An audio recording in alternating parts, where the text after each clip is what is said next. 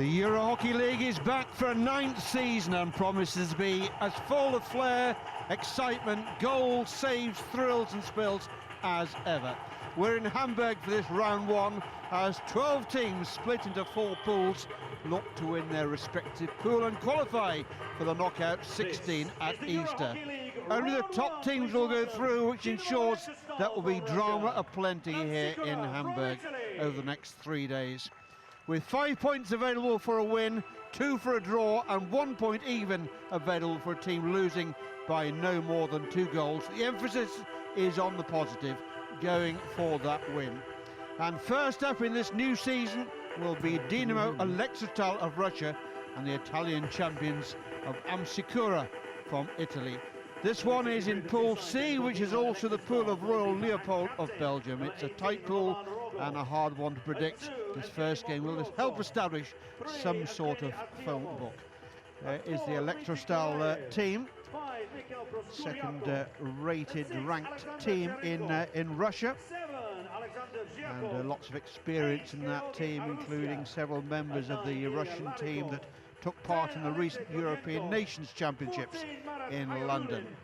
The Italians, again, little known perhaps about them comparatively.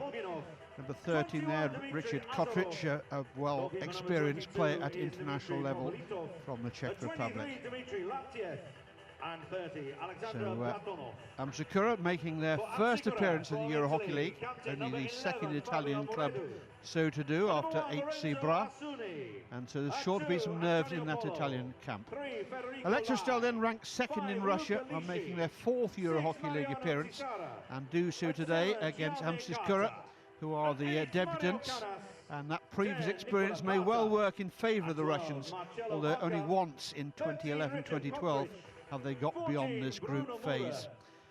Amsicura are perhaps only the second Italian side, I say, to reach this level, and they'll be pleased to get this game underway. The Russians today playing in the white shirts with the red shorts, Amsicura in the green tops. It's a grey day here in Hamburg, rain falling, the floodlights already on, and you will have noticed already that once again we're playing on the London blue and pink surfaces that first caught our eye back in the 2012 Olympics.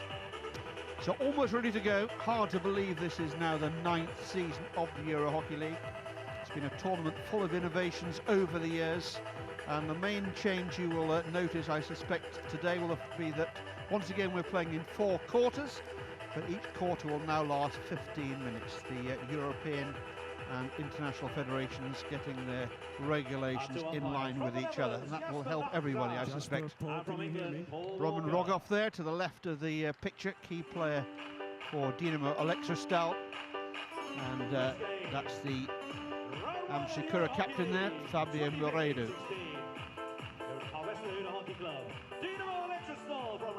So Elektrostal will be hoping their previous Euro Hockey League experience to be brought to bear here. And let's hope that the style of hockey that we enjoy is a little brighter than the weather conditions at the moment. Our host club here, Harvesterhude, they're in action later on today, and they put a lot of work into hosting this tournament. Away we go then. Elektrostal will be attacking the goal away to our right-hand side. Early touch here for Larikov, one of the more experienced of the Russian players, solid defender. Loginov there whips it out to the left-hand side. Here's Loginov again. Gets his feet around it and plays it on for Larikov again, who moves forward towards the halfway line. Asuni immediately working hard up front, cutting off the through pass, but escape ball there, and this is Azarov. Looks to have lost a couple of pounds since I last saw him. Over there on the left-hand side. Always been an exciting player, but a few question marks perhaps about his speed at times. It looks like he's put some hard work in the gym on that. Good chasing back there by Mokrysov. Through the midfield.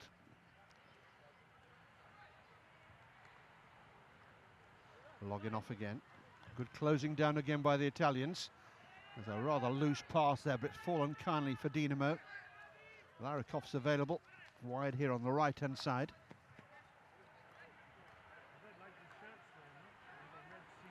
Zhirkov. Lots of space on the flanks at the moment for the Russian to exploit. Work down towards the baseline and into the circle for the first time. Ball's bouncing around, the goalkeeper's come out, and the ball continues to bounce. And the umpire there blowing up is Paul Walker of England on this near side. And his colleague today on the far side is Jasper Nagsam from the Netherlands.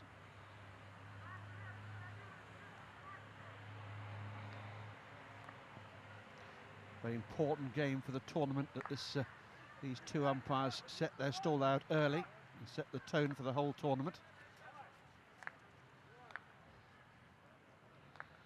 Kotric again.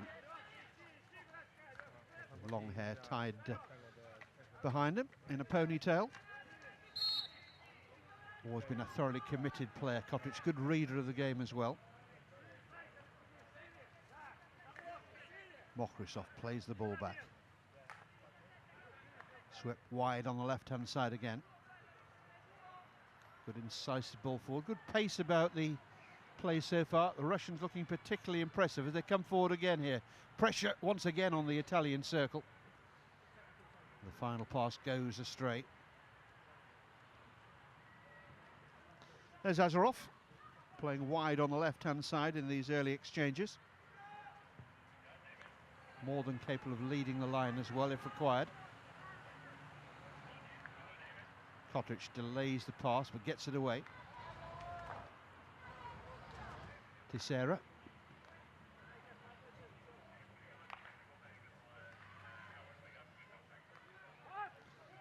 This Italian club side come from Cagliari. So what can the pride of Cagliari do today, I wonder, against this very experienced Russian side who are enjoying most of the attacking opportunities at the moment.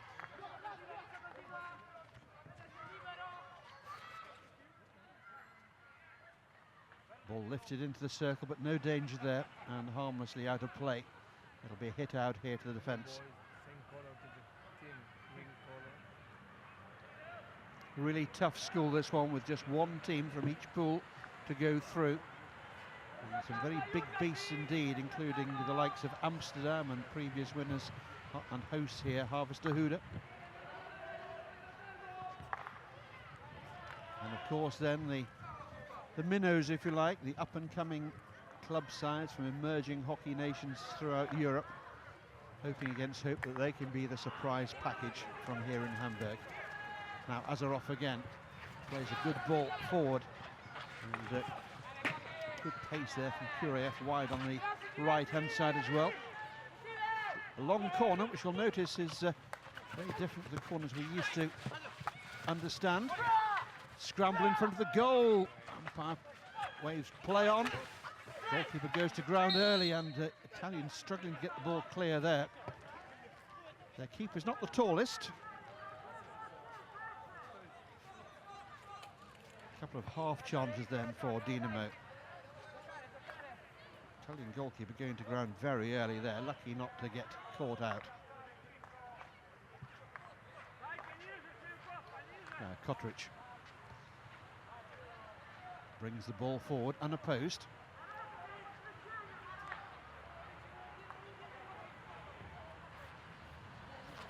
High ball thrown over the top into the corner. Difficult bouncing ball, and it's not taken cleanly, and so the Russians will start again with possession at the back.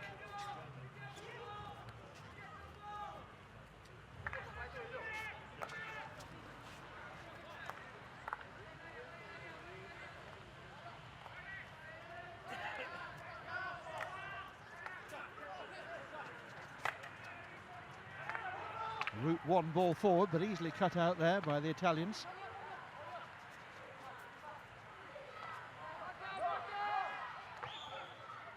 Again, there's a loose pass, but the Electrostal team can't pick the ball up, and Hamsikura come forward again.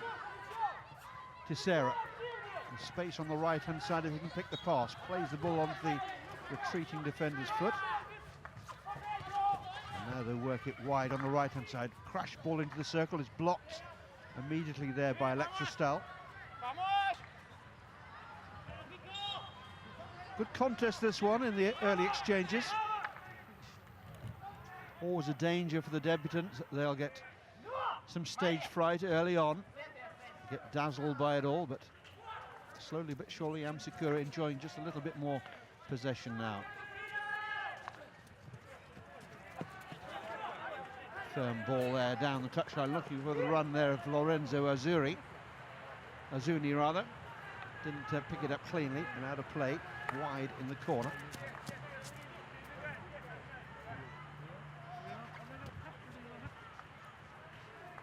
Dangerous ball, but it's worked out well there for the Russians. Almost presented possession back to Amsikura.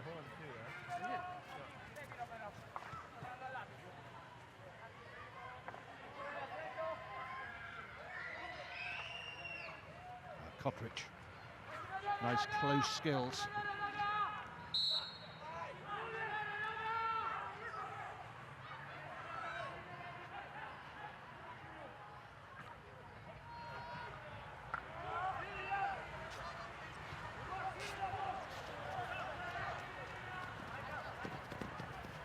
A Loginov tall figure, eating up the ground there with that long stride.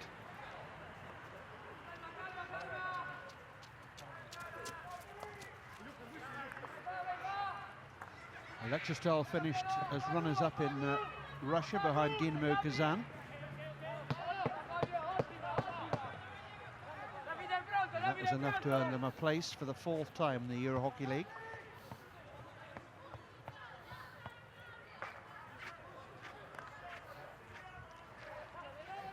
Last time we saw them was back in 2013-14, when they narrowly missed out on a knockout 16 place, losing out to Saint-Germain here in Hamburg as well.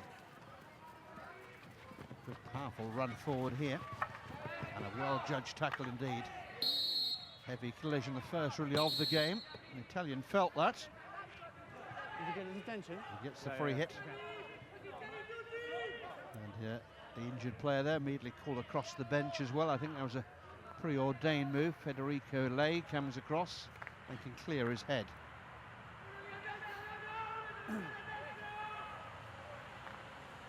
Kotric, he's got Teixeira with the bright green boots inside him.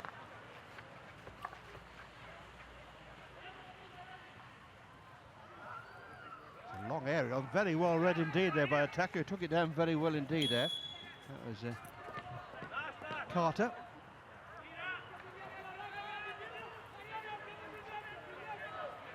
So no shortage of confidence being shown here by the Italians. A real cat and mouse encounter so far. Little slide and take there. Teixeira found that pass just a little bit short for him. Zirkov quickly in. Good pace around the outside, big defender's foot there, so it'll be a for Alexistel, taken quickly with the opportunity still there for another Russian attack.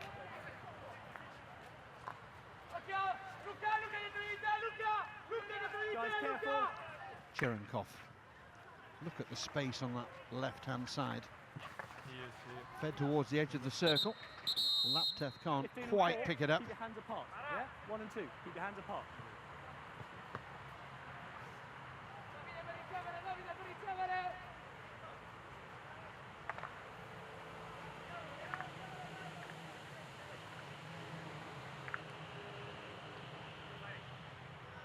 Just about 4.5 minutes left in this first quarter of play. We're still waiting for the first goal of the game. One of the great things about Euro Hockey League, and particularly in many ways round one, has been full of goals over the years. But so far, we have something of a drought, if not climatically, certainly down there on the pitch.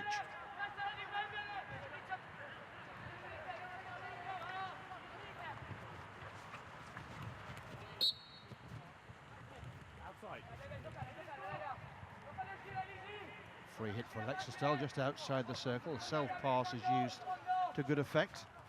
Now Loginov has got ample time now. Looks up, studies his options, fires one to the circle. There's a double deflection there, but it's played high from the first deflection into the body.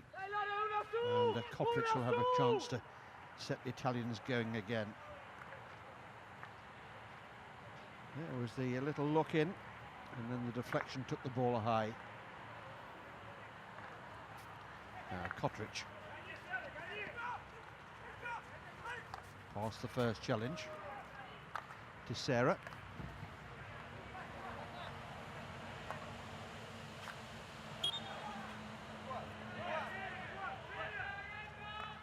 Good early ball.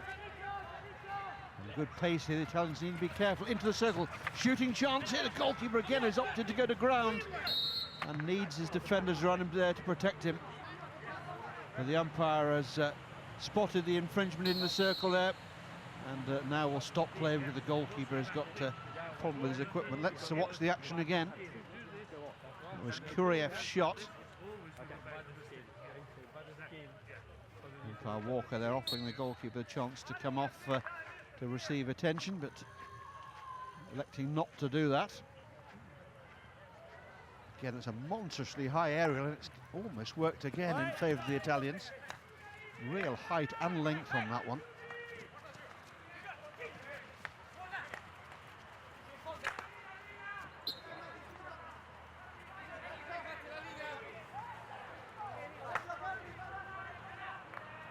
Top of the circle, swept wide to the left-hand side.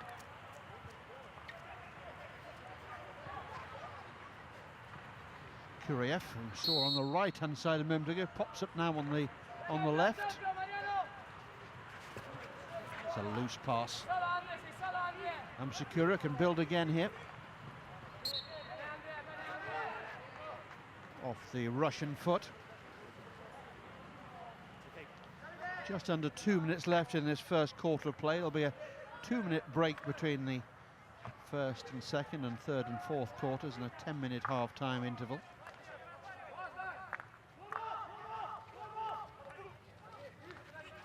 Teixeira takes it on the reverse stick side. A little ambitious there, and he's caught out of position here. Azarov running at pace. Goalkeeper's gone down again. They needed to get the ball over the top of him. Still not clear though. Shot comes in and wide. Well, Dinamo have now had several chances like that and haven't been able to get the ball past the Amsikura goalkeeper. Marcello Manca, a real jack in the box, but does like going to ground. Against some of the leading sides, he'll be made to pay, but that was profligate shooting there. It was Kurikov with the final shot, but well wide. Poor effort from him there. Needed to hit the target and didn't.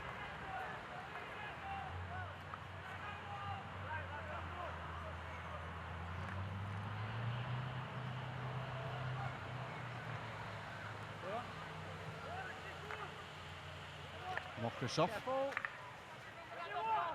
Is it to be a goal before we reach quarter time here? Electrostal still enjoying most of the possession and the territorial advantage. They've got a chance here because we've got the game's first penalty corner. And pressure now on the Italians to keep the clean sheet into the first break. Pressure was beginning to mount. Let's watch it again here. Good early ball in. And stick trap there. Almost a tired-looking tackle there. Poor one. And it's led to the game's first penalty corner.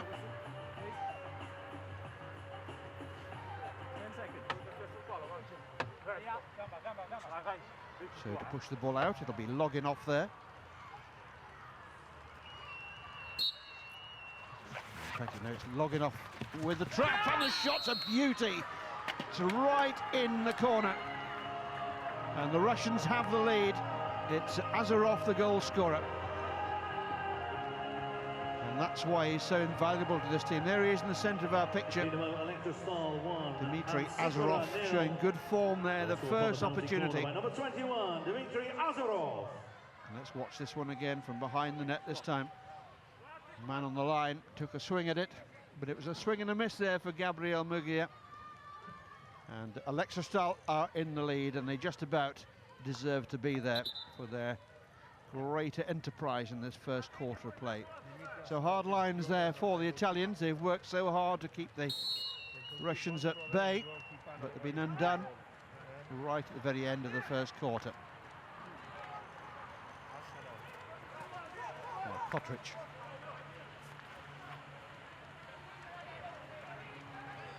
Just a handful of seconds, no time really to build or create. And there is the hooter. We reach quarter time here in Hamburg. And here in this Pool C opening game, it's Dinamo Electrostal 1 and Sikura of Italy 0. The goal scorer there, Dmitry Azarov. 2-minute timeouts and a 10-minute half-time. 1-0 to Dinamo Electrostal. The goal in our first quarter. Dmitry Azarov.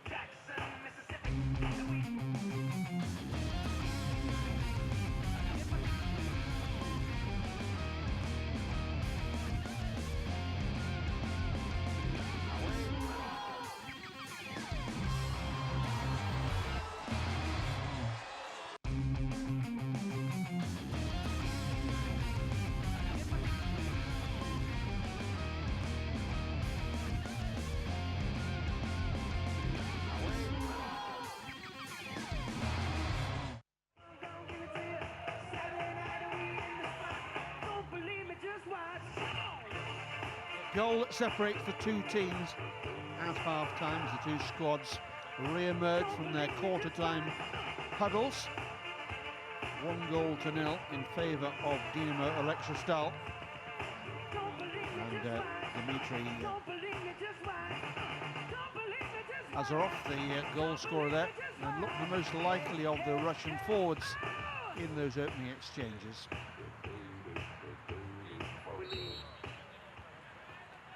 So away we go. You'll notice the teams don't change ends at quarter time. They'll do that for the second half.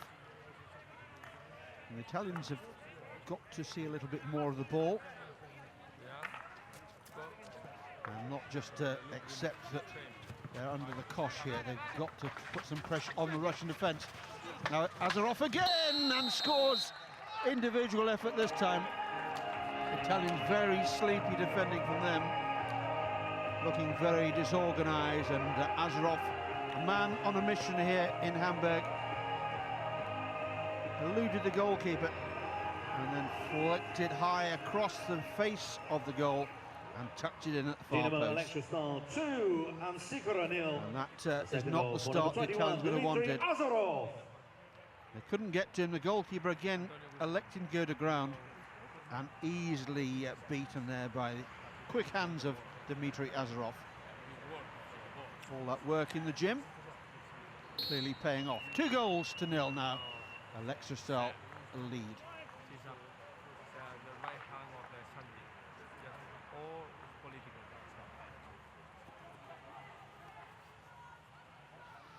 Well, the Italians' job looked difficult at quarter time. Looks a lot more difficult now, conceding that early goal, exactly what they would have wanted to avoid. Kisera runs away. not just away from his opponent, but away from a possible pass. But it's worked out well for him. And space down the right-hand side, looking to cut behind there. That was good overlap opportunity there for the Italians. It's just a long corner.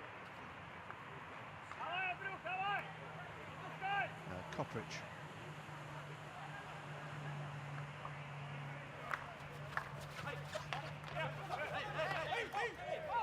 The Russians were waiting for a whistle there.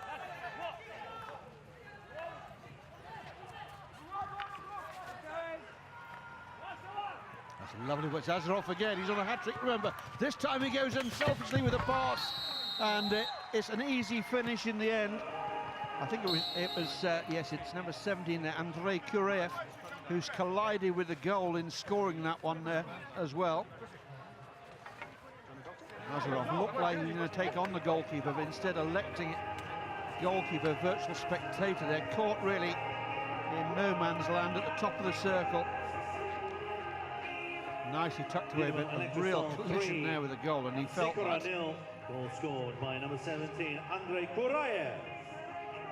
Kureyev sliding in bravely in the end, and he certainly felt that round about that left elbow. So things going from bad to worse here for the Italians, as the defensive work starts to fall away. Cottridge plays it wide to that right-hand side for Carter. That's fine, that's fine. Italians haven't been able to put the Russian goal under any sort of pressure at all in the opening exchanges here. 19, yeah, okay, And the scoreline now starting to build.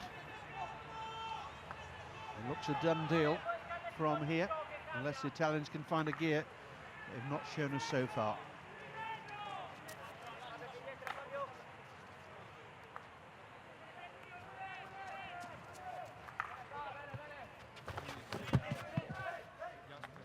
Larikov plays it. Easy ball.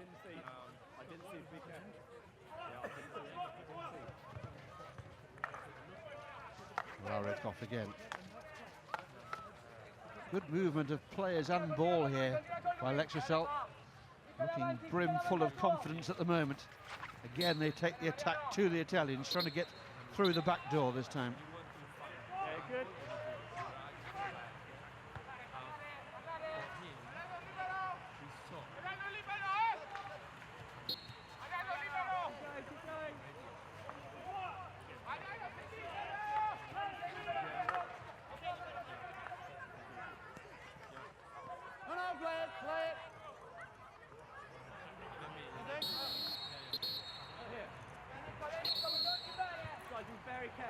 Big blast on the whistle. The Italians tackling, not pleasing the umpire at the moment. He's doing his level best to give them what advice he can. May not be too long before we see the first card. That's a better tackle though. Teixeira tried to deflect it forward. Came off a Russian foot. Teixeira goes high, but it's easy for Larikov. And space now for Kureyev. Logging off for Artemov.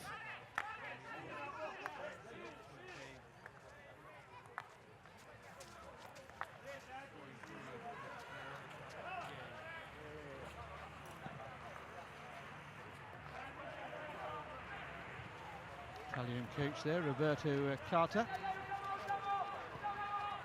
Got a big job on now.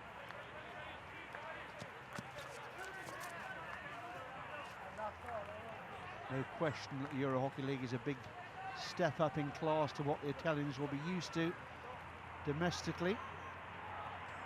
But it's such an important tournament. It's the tournament that all the European club sides want to be a part of. It's still a relatively new baby as far as the European Hockey Federation are concerned. But it's been full of excitement. And we have got our first card of the game, as I suspected wouldn't be too far away.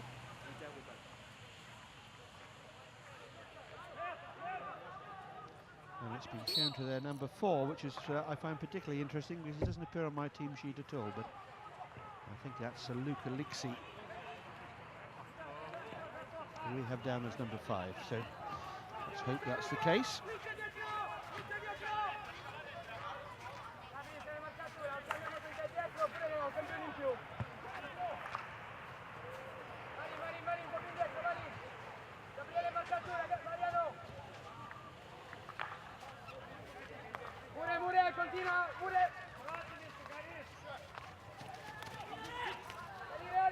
It's nicely worked by the 10 men. Now Zuni is into the circle, looked for the early offload, but the Russian got in his way. Electrostal have got players back there now, and Italians rather bullied off the ball. It's a lovely ball. What a super ball that was from the back. The fence splitting. Oh, well, it's bouncing around, including coming off the frame of the goal there. But a wild shot. A real opportunity here for Electrostal on the break. Here's the shot coming in, reflecting, I think, initially off the defender's stick. Kirillin's shot. A painful one there for the defender. For the attacker, rather. Sideline ball.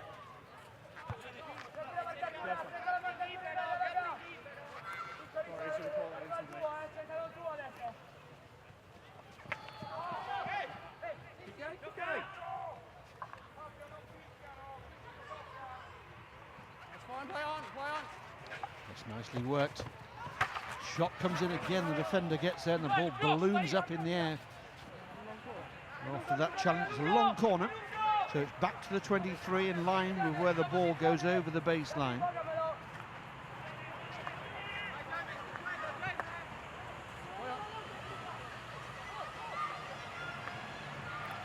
Nicely picked out there by Cherenkov.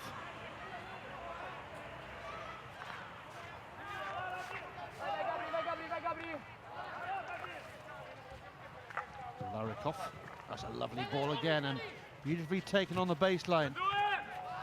Drifts past the first challenge into the circle, then rather spoils the good work. Italians hammering the ball clear, but there's absolutely nobody there. Rogov comes out, keeps the ball in play. Been a virtual spectator so far, Roman Rogov, the captain of the Russian team. Unusual but not unheard of to have a goalkeeper as the captain. They do have a unique view of the game from the back.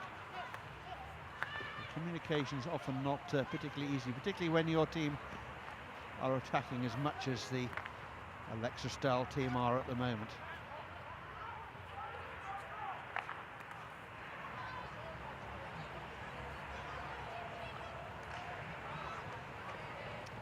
Must keep an eye out for Electrostal's number 30, Alex Platonov, who's on the team sheet, 41 years of age now. His benefits to the team include considerable coaching duties as well, but he's strict, ready to play if required. Always been an honest player, hard-working player, looked after himself over the years. Never sells his team short. This perhaps not the occasion when he's going to be required, though.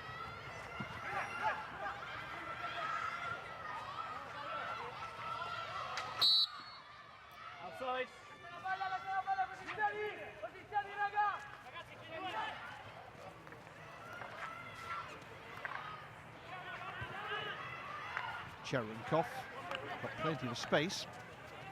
He'll need it as well with the quality of that first touch.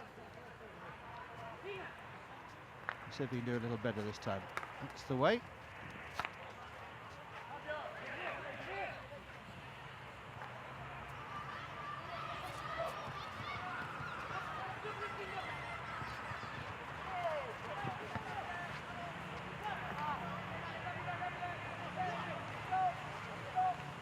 Kuriev.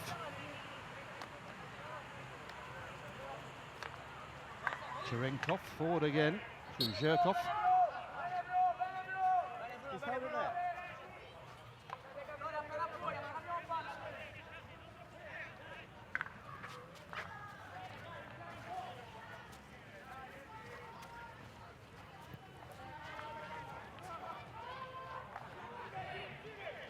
Larikov did well to work the ball the wide open space on the left flank.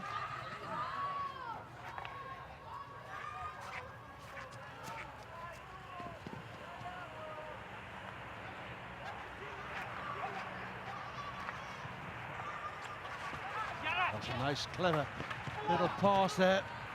Defender did well to keep his feet out the way of the ball. As Loginov found a little space.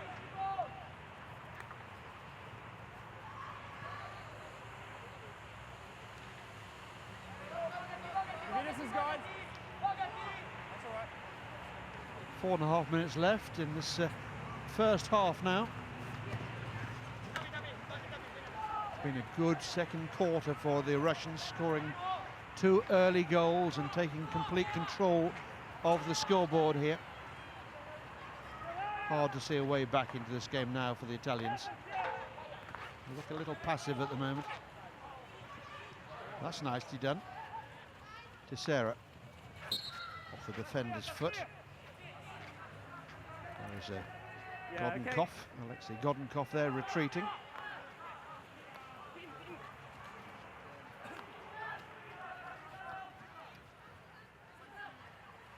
Sikura come forward, they could do the goal before half-time.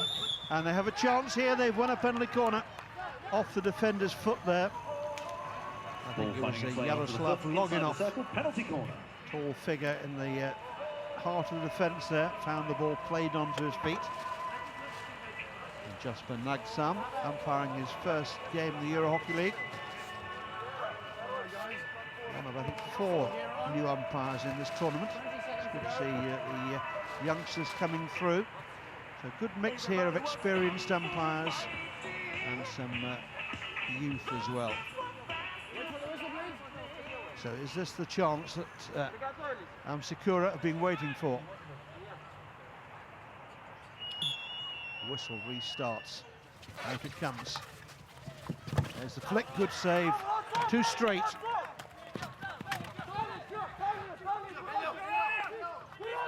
It was Gabriel Murgia with the shot, but he won't beat a goalkeeper of Rogov's experience with that angle. But a good sighter nonetheless. But troubles at the back here now for the Italians. Godenkov, rather slow to release. And that's given as a penalty corner for a deliberate foul within the 23-metre.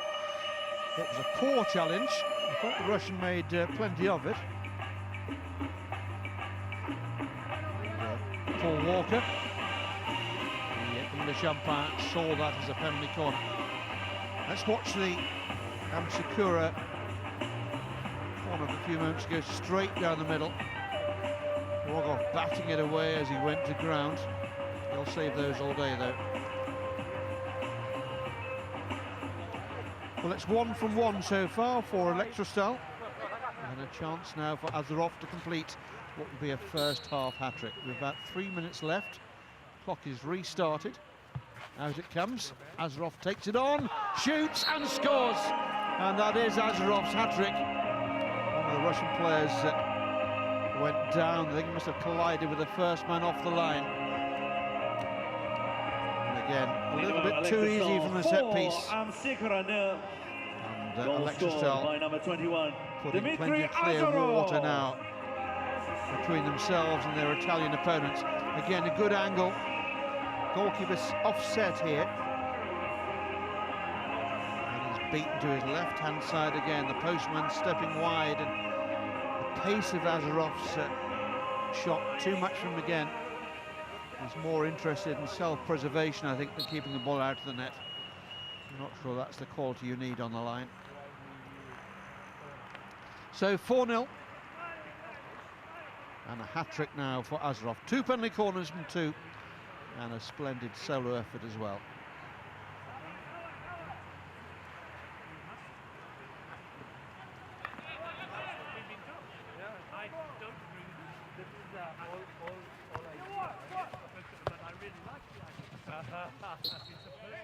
Italians need to dig in here, otherwise this could become an embarrassing scoreline. 4-0 so early in the game.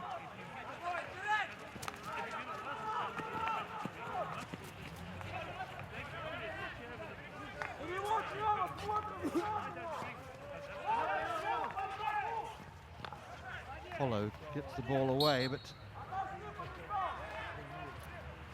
no real purpose about a lot of the Italian play at the moment. Rather disjointed.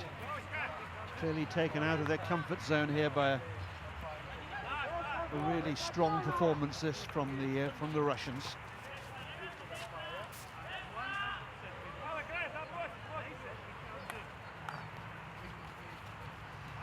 Royal Leopold from Belgium, the other team in this pool, so no easy games.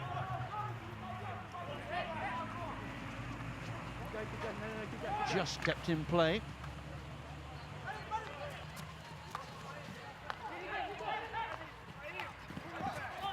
That's a good trailing stick there.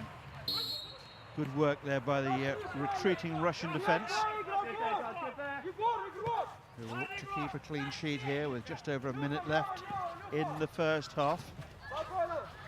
Mariano Teixeira again waiting a little bit too long.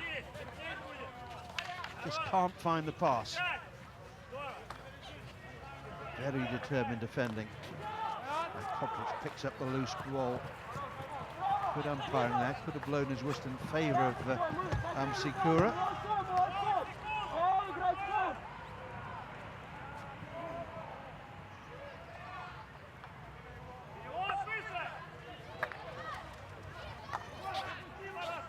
Well, given that Dinamo Electrostal left it to the very last few seconds of the first quarter to take the lead, they'll be delighted with what looks like now being our half-time scoreline of 4-0. And surely that's enough to secure the results.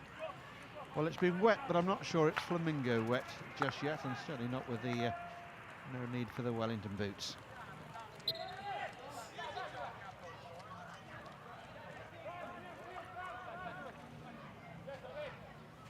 First half just petering out here with no time for another attack from either side, so a comfortable enough looking scoreline as it stands for Dinamo Electrostal. Dmitry Azarov's hat-trick and the other one there from Kureyev, the difference. Half-time then here in Hamburg, it's Dinamo Electrostal 4 for the Russian side. Sikura from Italy 0. Sikura 0. Players taking a 10-minute half-time break. A big thank you to our sponsors and suppliers, without whom, of course, the EHL simply wouldn't function. We're into our 9th season now. Big thank you to ABN AMRO, the City of Barcelona, Edelgras, KNHB, and Under Armour, and our suppliers Clifford Chance, Irma Sport, Pure, and Interten, and of course, to our fabulous host here at our Festehude in Hamburg. Players taking their 10-minute half-time break. Dinamo Electrostal 4 and Sikura 0.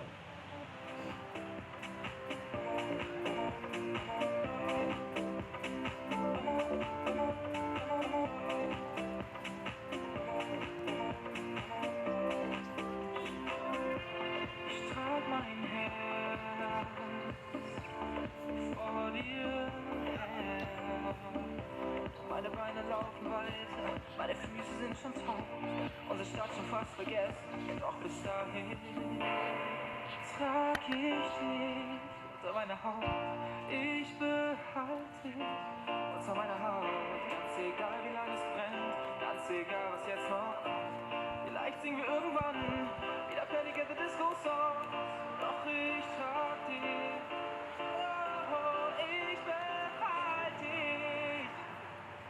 Und vielleicht singen wir irgendwann, vielleicht singen wir irgendwann, und vielleicht singen wir irgendwann wieder Panic at the Disco Song.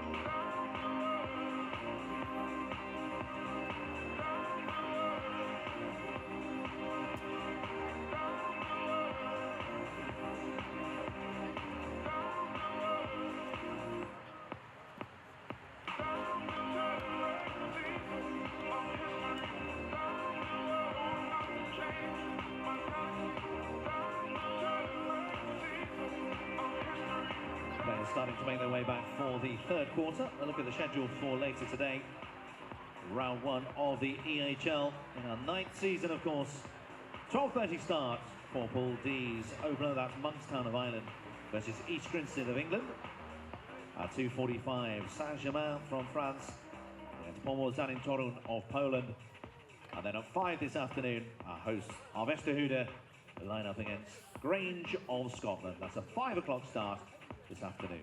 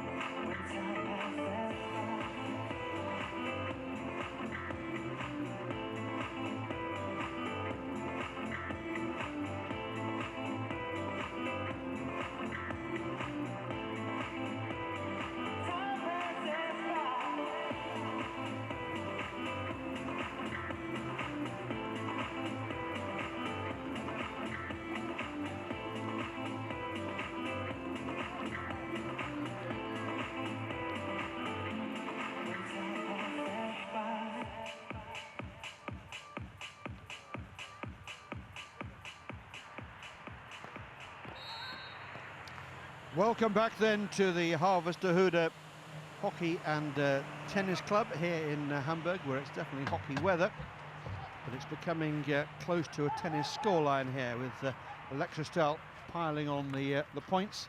4-love at half-time. And Amsikura from Italy finding the going tough here.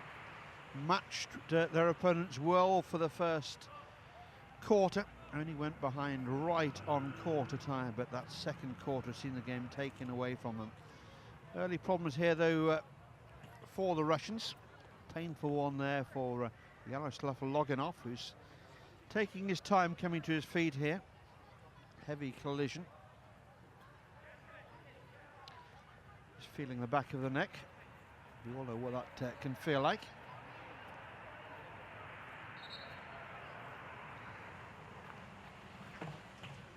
Played into the circle. So the first attack of this second half to Amsikura, and they will be hoping that they can put a few attacking moves together in the second half and put this Russian team, who look full of confidence at the moment, under some sort of pressure. Far too easy for the Russians, particularly in that second quarter. And 3 goals. Quite a punishing time that for the Italian debutants.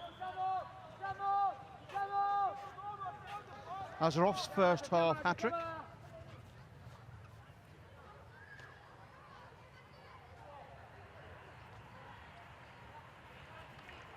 Play on, play on. Russians look very well organised and moving the ball around intelligently throughout the first half. The sternest test, of course, will come against Royal Leopold from Belgium. But so far, this has been a very good start to the European hockey campaign. Again, the energetic Italian goalkeeper coming quickly off his line, away from his goal. He made a couple of saves through that tactic, but also perhaps cost his team at least 1 goal by it as well. So it's mixed blessings. A little bit of showboating at the top of the circle. I'm not sure that was entirely in his team's best interest there. But Roman Rogov, the captain of Elektrostal, not sure his coach will be particularly impressed with that little bit of showboating. But he has been a virtual spectator.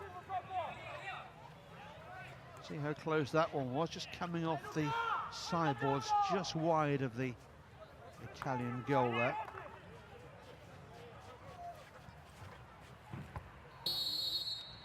Big aerial thrown and blown early by Paul Walker on this near side, coming down in a group of players.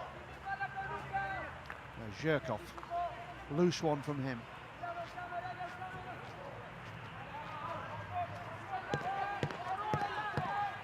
Poor pass out of midfield there. Look of disgust there on Murudu's face, the captain of this Amsakura team. Another lovely ball into the circle, chance on the reverse stick side. This time the goalkeeper's got in the way, and again electing to stay upright this time. Blocked the second shot, having also thwarted the first.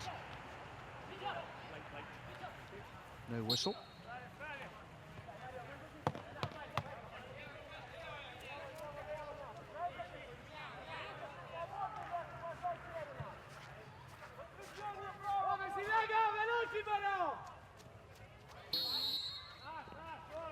Again, the ball's played high, but Larikov took up his position early there, right underneath it.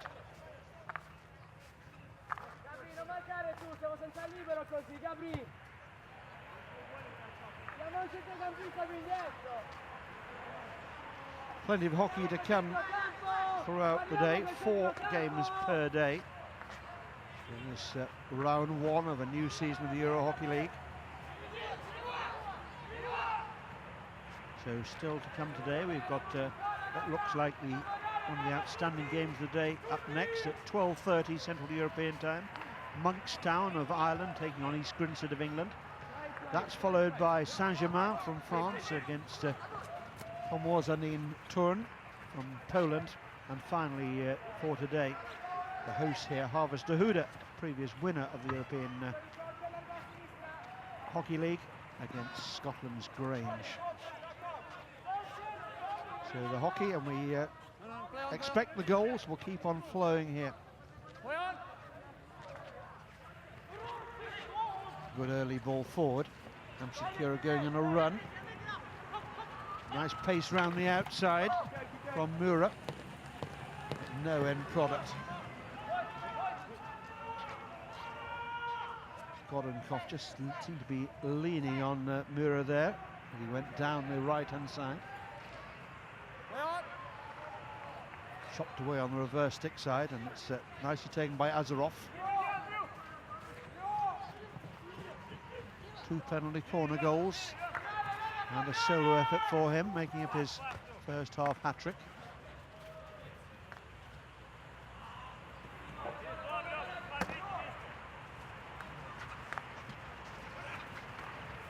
Nice spin on the ball, looking for the defender's foot, but it's just a long corner.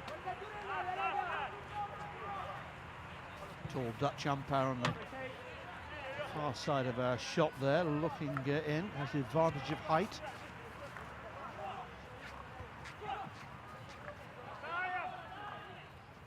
Cherenkov, wide on the left-hand side. Looks at his options and plays the ball back to his fellow deep defender. Cherenkov again. This time he makes a few yards forward. Slips the ball to the left-hand side.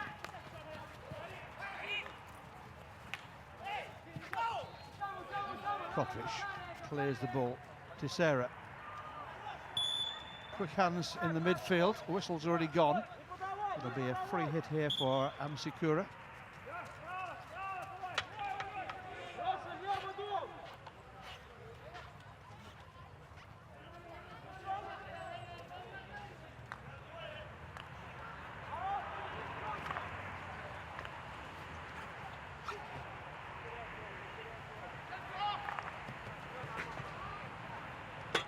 Early ball into the circle, but no great direction on it.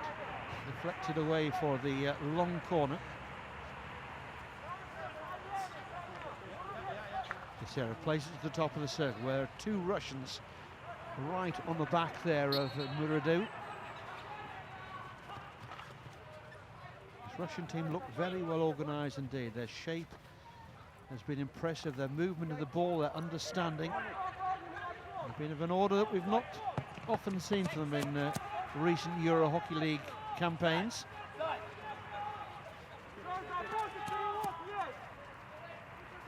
Perhaps it bodes well for their progress in this tournament, although Leopold of Belgium will be a very stern test.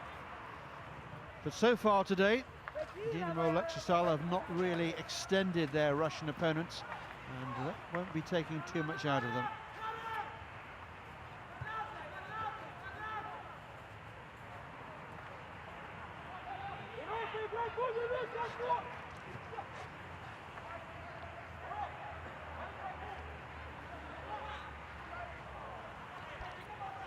Electrostal will have a rest day tomorrow and a chance to look at the form of Leopold, who will be facing Amsikura, who will certainly be feeling today's game in their legs.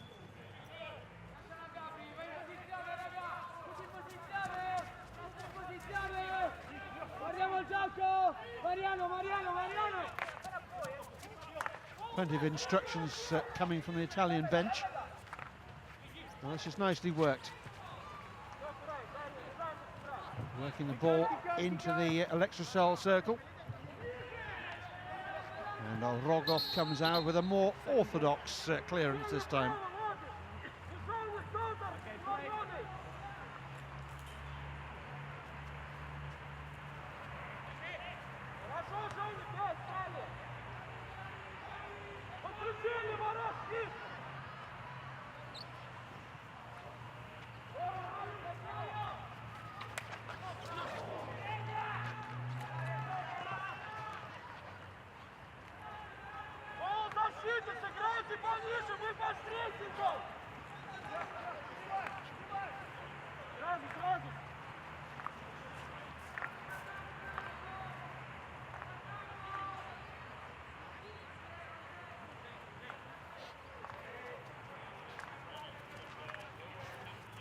Sikura very happy just to allow the Russians possession of the ball here. Only really start to take an interest when the Russians bring it to the halfway line. It's a tactic, but it's not one which is likely to affect the scoreline, which is sitting firmly in control of the Russians at the moment.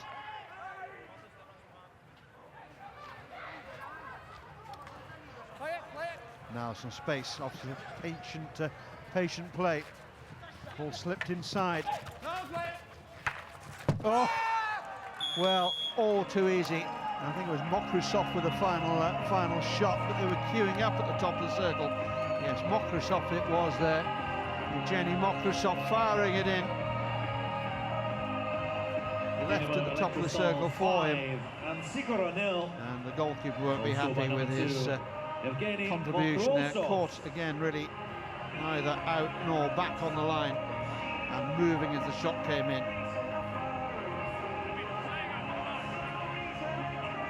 Italian defender perhaps wondering whether there might have been a little stick interference there.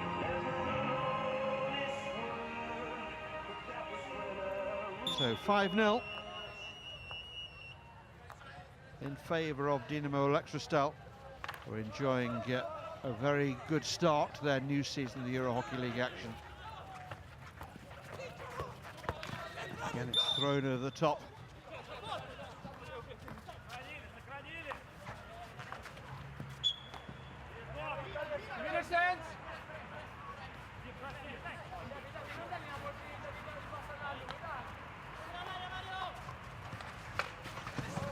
Worked along the baseline, the goalkeeper slides out to kick clear.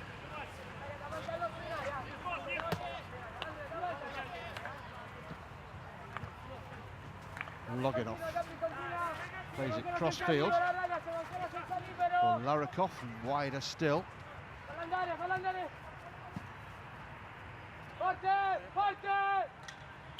5 points for a win, remember. So it looks for all the world as if Elektrostal will take all 5 points from this one and will deny Amsikura even the point available for a narrow defeat.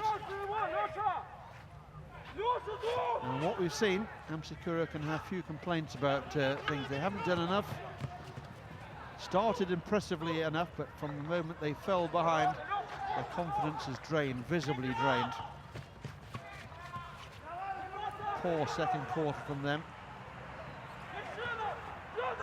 Saw the Russians establish clear water. And the second half following a similar vein here.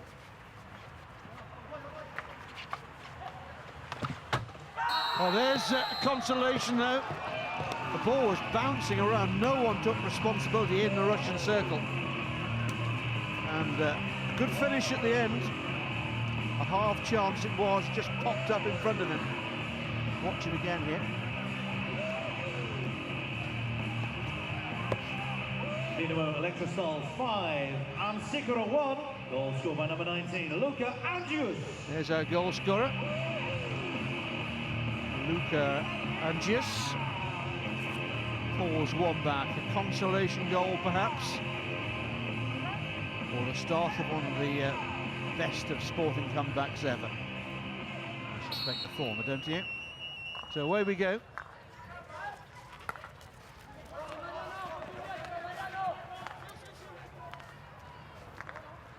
So the Russian defence is breached,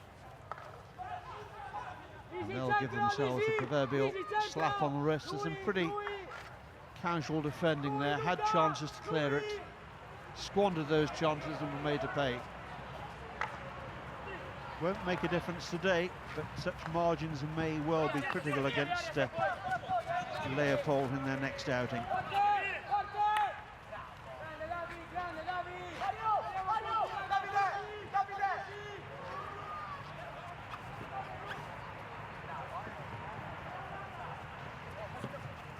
Well, having got one goal, the Italians rather like the feeling and going in search of a second here.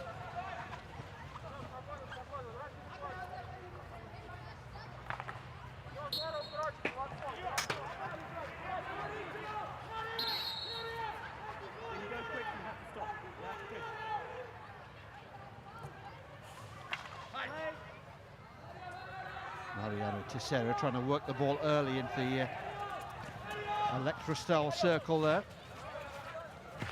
Good chasing down the left-hand side from Lepeshkin. But Kotric is across, works the ball to the Italian right-hand side.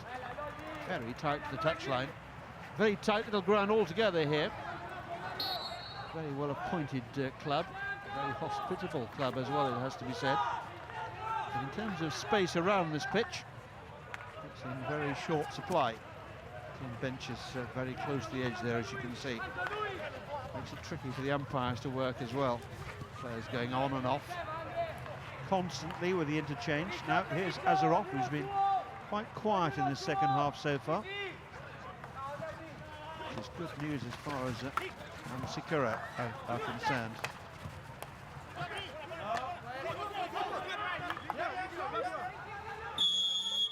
Big blast on the whistle. I think the Russians are asking for an offence here. Let's see if we can hear what the question is.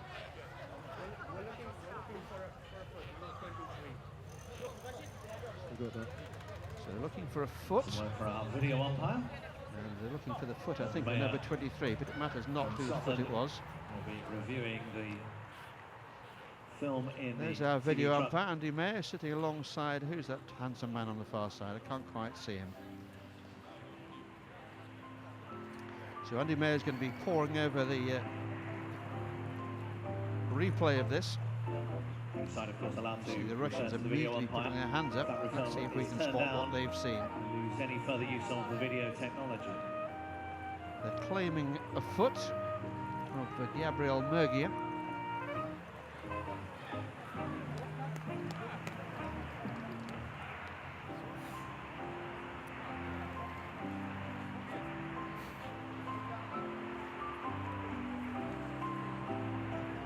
Did the ball strike an Italian foot in the circle? That's the question being asked. There's no advice possible there, Jasper. The angle is not good enough, so therefore your decision remains and they keep the referral. Okay, no decision possible? No decision possible. Okay, so we're going to... Still waiting for that decision to Ball come in through. open place. We start with the bully, Andy. Is that correct? The ball's in play still? Yes, that's absolutely right, Yeah, okay, cool. So bully at the top of the set. So no advice possible from the No angles. decision We have possible. limited camera options here, Flat. and limitations there No exposed. decision No possible. decision is Keep their possible. referral. Yeah, So that's inconclusive. So the Russians will keep their right to further It's a bully, right? It's a bully. referrals. And because the ball was still in play, we'll restart with a bully. And in the time-honoured fashion, the Russians step back and allow the Italians possession No of the ball. decision possible. So they're from our playing video nicely. umpire. So the game That's restarting important with as well. a bully. Both sides keep use of the video umpire for now. Zirkov.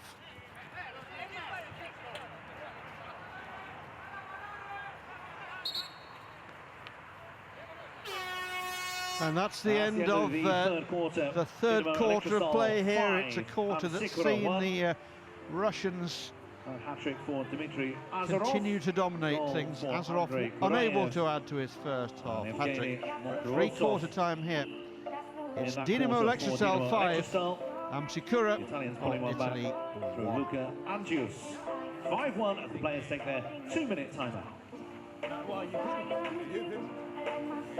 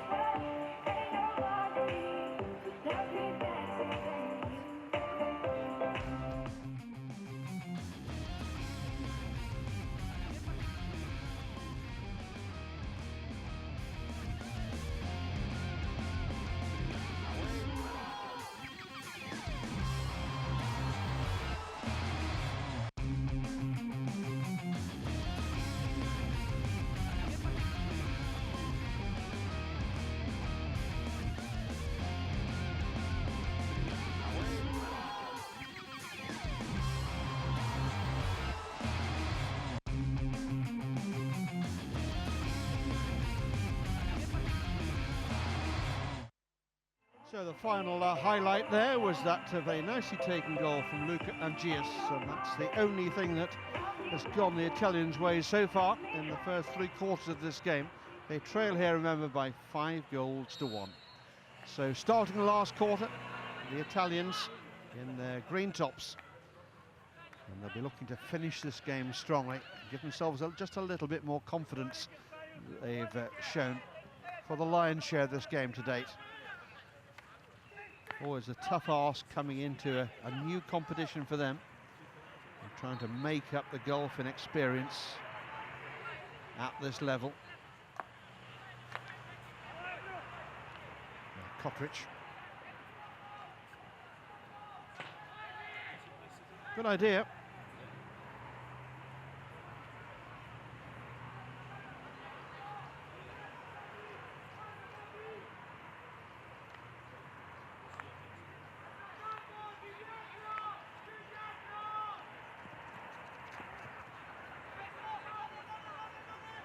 Ball played out of the field there by Mergia.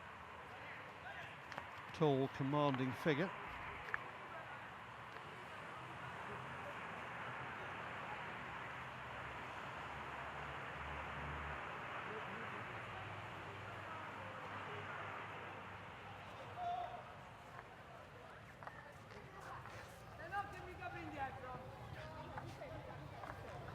That's nice work. Into the circle it goes. Problems here. Beautifully taken by Azarov, and he rolled the ball towards the goal there, and then finds the ball played rather painfully into the small of his back. There's Azarov, probably regretting he hasn't got a little more padding in that area. Penalty corner it is. Electra stop. Ball rolling very slowly towards the goal. Took the ball around the goalkeeper beautifully. Couldn't find the purchase or the finish, but he's at the moment he's on a 100% record from the penalty corners, 2 from 2.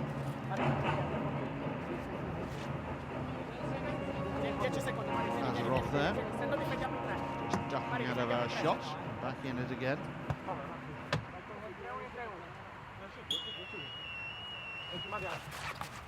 Azarov comes in again, goes just too high, a little bit too much adrenaline coursing through the blood there.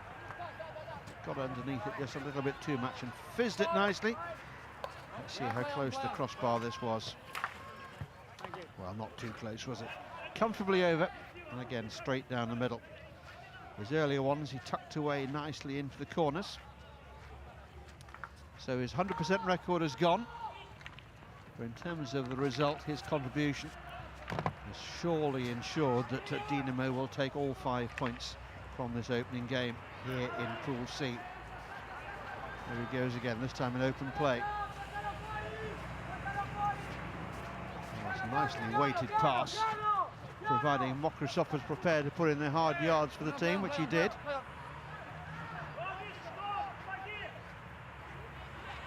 Now Italians with a little bit more space than they've been used to here. Oh, that's a good final bit of defending there. Stretching out with a stick in one hand, picking off their pass. Nicely worked. That's excellent. Now Azarov looking to put the finish on a fine personal performance. In the circle. Oh, it's another lovely ball back across. Chance over the top again. Evgeny Mokrusov firing it high.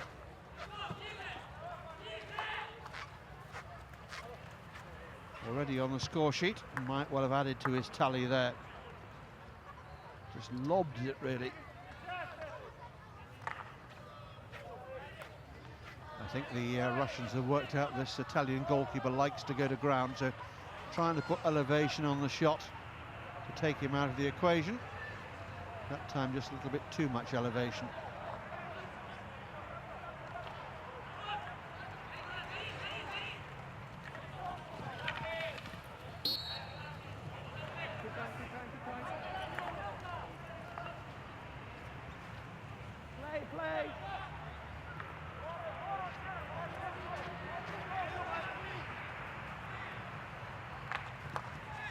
Well picked out by Teixeira, Argentine international, and his role in this engine room for Sikura, absolutely key. But it's been a real baptism of fire here.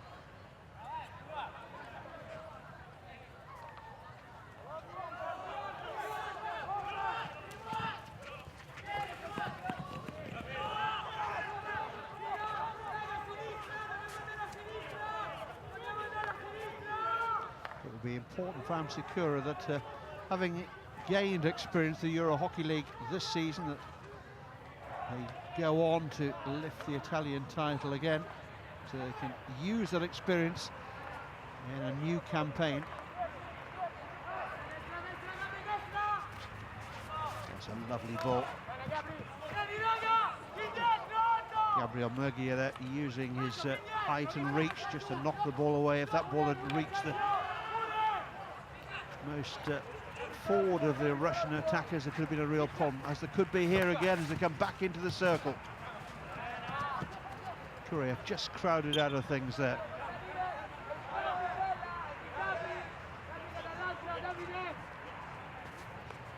Andrei Kuriev, who scored one of the earlier Electrocell goals and collided with the frame of the goal in the process. Showing good commitment, but also tumbling over the goalkeeper as he slid in to apply the finishing touch. Chance here, big wind-up. It was Kuriev again. Teixeira battling for the ball, but outpowered there by the Russians. Zherkov.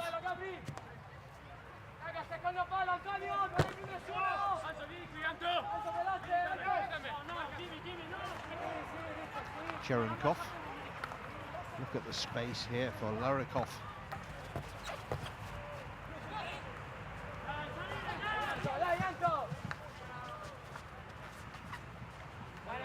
Godonkov loses out. Teixeira again.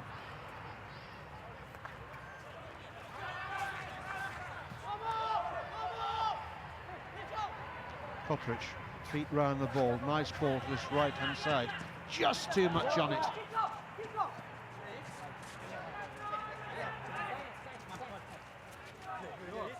Electrocell looking to make wholesale changes.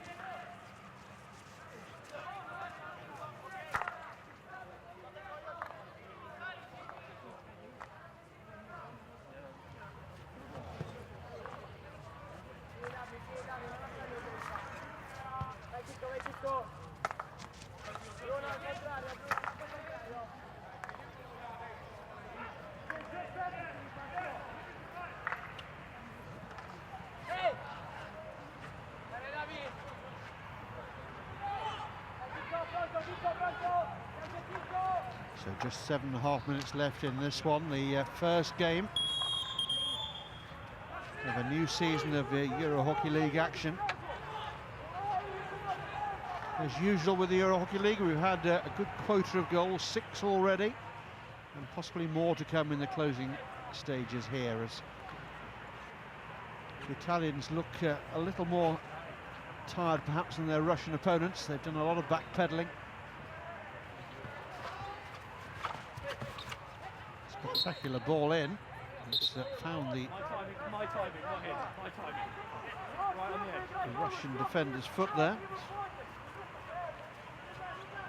So it'll be a free hit for Sikura.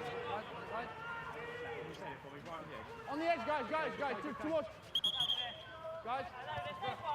the edge. Perfect, thank you.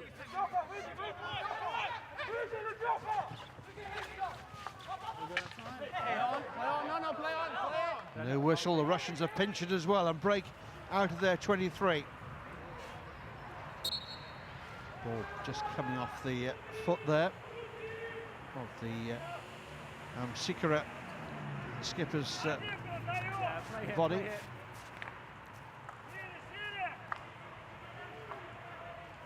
Space on the right-hand side to work in. Good lead.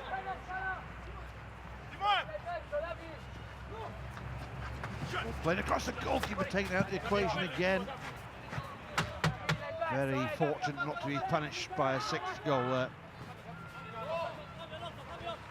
Azarov. Goalkeeper's off his line yet again, and the ball's played across and somehow it stays out. Well, it's been an unusual performance, shall we say, from the Italian goalkeeper there, number 12, Marcello Manca. Very much an indoor style of goalkeeping. Certainly entertaining, unless you happen to be one of his defenders or his club coach, I suspect. Russia's trying the look again. Both players going to ground there. Free hit in favour of the defence, and Sikharev taking it very quickly, bringing it up to a halfway line. And they've got numbers here. Clever little early ball. Heavy first touch there from Mergia, so renders possession again. The first time you hit a stick. Battles for the ball, but illegally so. Just catching the defender's stick there.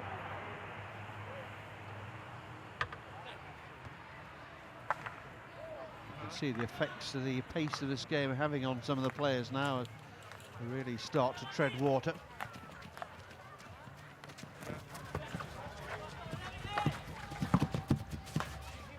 That was well defended by the goalkeeper, kicking it clear. Good powerful block with the right foot.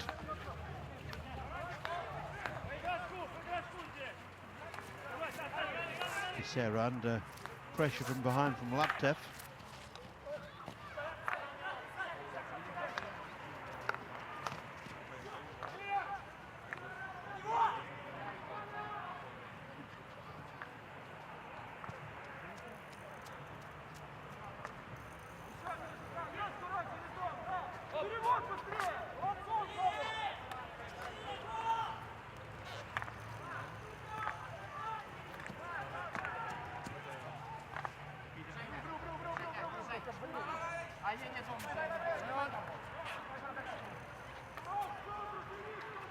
Kisera, who's not stopped running throughout the game, but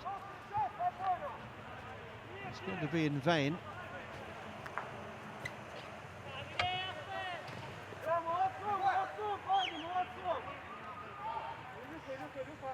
Just 3 more punishing minutes to go now for the Italians.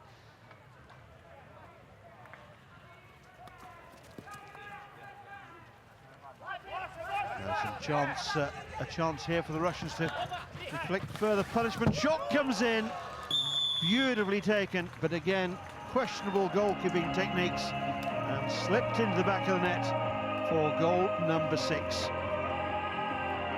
High fives all round there. There's our goal scorer, Andrei Kuriev, getting his second of the game. A second for number 17, Andrei Kuriev. Goalkeeper again, just going down, just dropping his right hip, and can't be surprised, look back to see the ball just rolling over the line into the backboards in a very central position. So thoroughly good day at the office as far as Dinamo Alexistal are concerned, but Amshakura will be thinking, well, we started well, but our game is rather fallen away, and they've lost their disciplines in defence, and they've been too easily undone. And tomorrow against Royal Leopold, they could again be really up against it.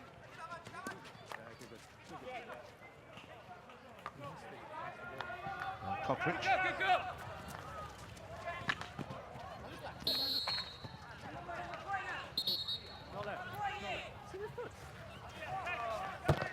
Zhirkov.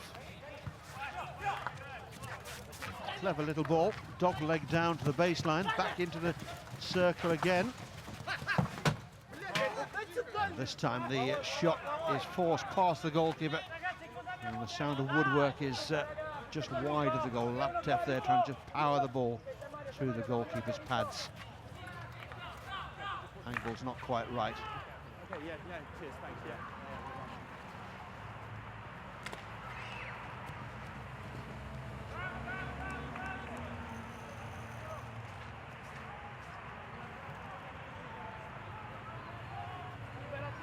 Liberati, Chicco, liberati!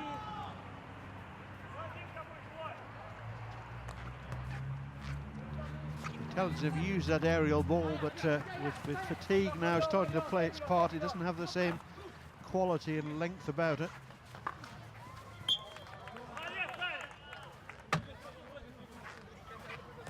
Into the last 90 seconds. And the pressure mounting again. Another penalty corner here for the Russians.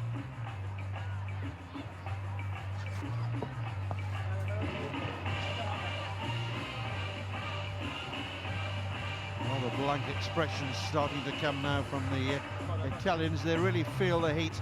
Defender going to ground there was always going to concede the penalty corner ball. Played easily into the body. The defence are ready.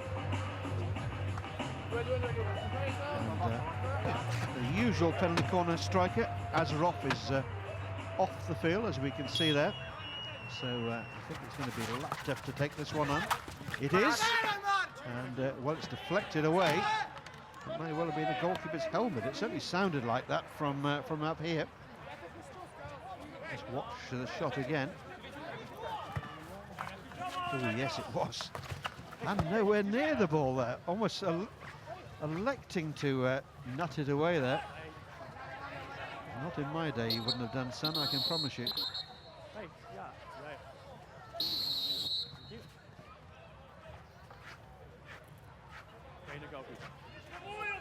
And the Italians going to change their goalkeeper there. He's probably still ringing. Roman Romov, replaced by Dmitry Popolitov.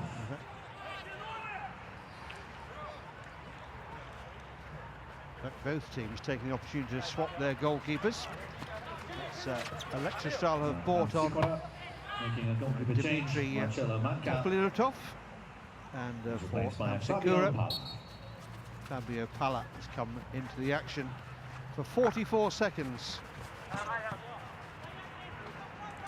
Not sure it says to your second goalkeeper when you're 6-1 to the good and you feel that the game is safe, you can entrust your second goalkeeper with the last 40 seconds or so, assured that he won't let in 5. But you couldn't give him a couple of minutes. Strange message, that one. Anyway, he gets a chance to feel a part of it and to qualify for paying a match fee into the bargain. So the last handful of seconds here, the last rites in this opening game. As Alexistal come forward again they bypass the goalkeepers. The time for a shot. He's taking his time, and he measured it, but rather like some of my suits, the measurements weren't particularly accurate. Full time, and it went wide of the goal. So full time here in Hamburg. Our first game in our opening game in a new season, the Euro Hockey League action, and it's in Pool C, and it's finished Dinamo Alexistal 6, Club Amsikura from Italy 1. 5 points then for the Russians. Azarov with 3 goals there, a couple for Karayev as well, and Mokrosov, in Pool C. And GS there, a solitary consolation goal for the Italians. So plenty more hockey still to come. Next up it's Monkstown of Ireland against East Grinstead of England. But just to clarify the situation here, in Pool C, it's finished Dinamo Alexistal 6, Amsikura 1.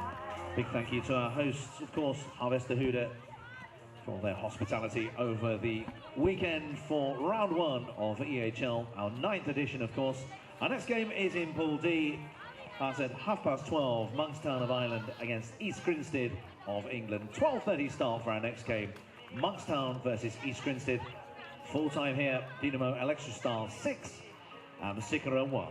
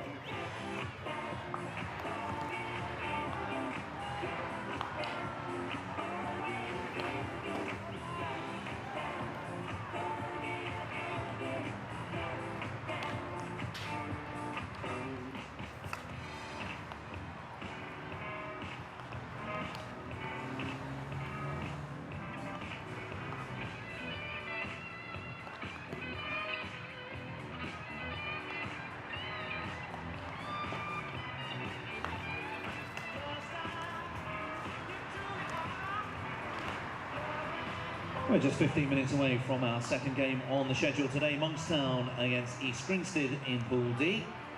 Monkstown from Ireland, East Grinstead from England. Earlier on this morning, Dynamo Elektrostal of Russia 6 and Sikora 1. A goal-scoring performance by the Russian side, 6-1. We're on top of Pool C at the moment. Later on this afternoon at 2:45, Saint-Germain of France against Pomorzanin Torun of Poland. And we wrap up the action on day 1 of round 1 with our hosts Harvesterhude against Grange of Scotland. That's a 5 o'clock start in Pool B.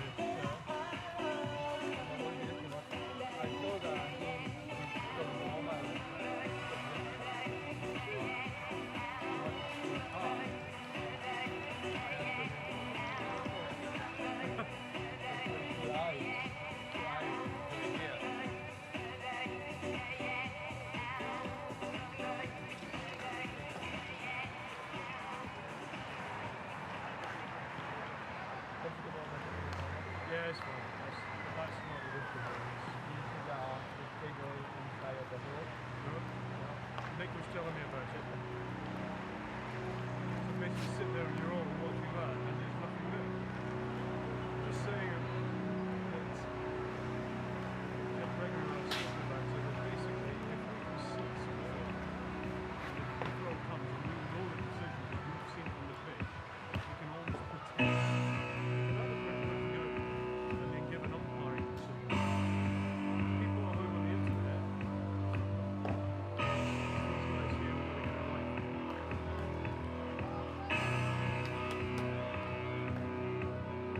Yeah, no.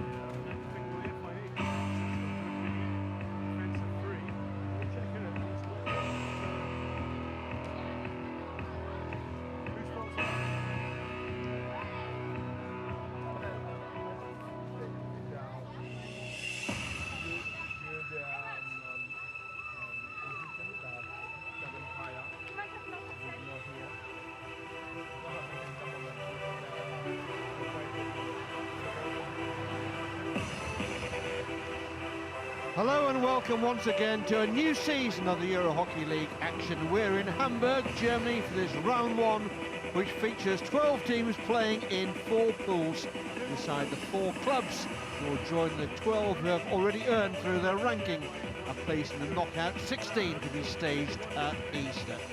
So lots to look forward to here at the home of the famous Harvester Huda Club, and it's going to be fiercely competitive in each pool, and every match has plenty riding on it. In today's opener, we saw Dinamo Electrostal of Russia get the better of Amsikora of Italy by 6-1, and in this upcoming game, it's in one of the toughest pools of all, Pool D, which comprises Club Igara from Spain and today's 2 contestants, Monkstown from Ireland and England's East Grinch. It's a tough, it's as tough as it comes, just one team to progress. Monkstown can name 4 Cole brothers in their lineup today, and hockey often boasts about it being itself being a family sport, and no clear indication of that. Also 4 members of the Irish team that won bronze medals in the recent European 13, Nations Peter Cup Caruth. in At 15, London. Ziggy de Bo Agnew. East 16, Grinstead, Guy lots Scarrett. of new faces, 17, new Jeff names to Cole. me in the East At Grinstead 20, lineup Richard after Sykes. many changes. 23, Kyle Good. Back for their In goals, 7th number European 30, Hockey Max League Maguire. appearance as one of And England's goalkeeper, 2 representatives, 32, David Wimbledon being the Fitzgerald. other. And coming up For against East Grinstead, captain Monkstown, number 5, who Tim are Irish Deakin. champions for a third In goals, consecutive number time. 1, Patrick Smith. Monkstown then playing in And their 4, second Glenn season Kirkham. of Euro Hockey 7, League, Adam but still Seckel. looking for their first 8, win Andy in this Piper. elite competition. 9, Wesley Jackson. Monkstown At 10, buoyed Don by a Burden. recent 5-2 11, win David over Coleman. Lisnagavi back 12, home in Will the Arthur. newly formed 13, Joe EY Nolte. Irish League. At 14, And Yannick East Schwebs. Grinstead too can point 15, to a Simon victory Faulkner. last weekend 16, from a Niall stirring Stotts. 4-3 win 17, over Ross old Shelley. rivals Reading. That 18, was a Mark much Galloway. needed win for them 21, after Sam 3 Driver. straight defeats 22, to Holcombe, Ross Stotts. Wimbledon and And Beeston. goalkeeper 29, East Grinstead Jack have a new Edgerton. look about them with Ashley Jackson having moved on to Holcombe. Mark Leghorn has gone to Beeston. Andy Ball will be plying his trade in the Netherlands with Pinnacle. And Mark Pern, such a wonderful servant That's to one players from Austria, the East Michael Grinstead club, has Almer. called it a And day. from Germany, Christian And will Blasch. playing his club hockey a little nearer to home in Richmond All set for after this Pool D a game truly in the stellar Euro Hockey career. League Round 1. So a new look, a chance for Monkstown some new versus East faces to Grinstead. emerge. So East Grinstead in the white shirts against Monkstown in the all-red strip. And this is one of the standout games of this round 1. Irish hockey on very much a high at the moment after that terrific performance in London. And they'll be looking to lift another English scalp here, this time in the shape of East Grinstead. So away we go. East Grinstead wearing the white and blue will be attacking the goal away to our left-hand side. It's a grey day here in Hamburg. The early morning rain thankfully has given way, but still heavy cloud, but perfect playing conditions down there on the pitch.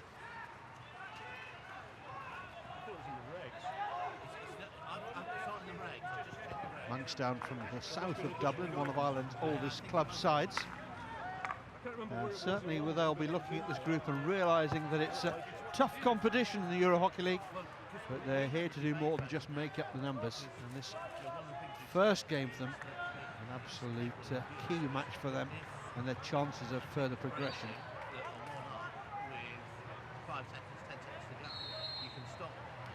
And we've got some detritus on the field, which the East Grinstead goalkeeper, young Paddy Smith there, just clearing up a couple of training markers on the pre-match shuttle runs. Poor clearance there from normally reliable Simon Faulkner. Now one of the Coles there, that was Stephen Cole, the captain of Monkstown, getting that ball wide on the left-hand side.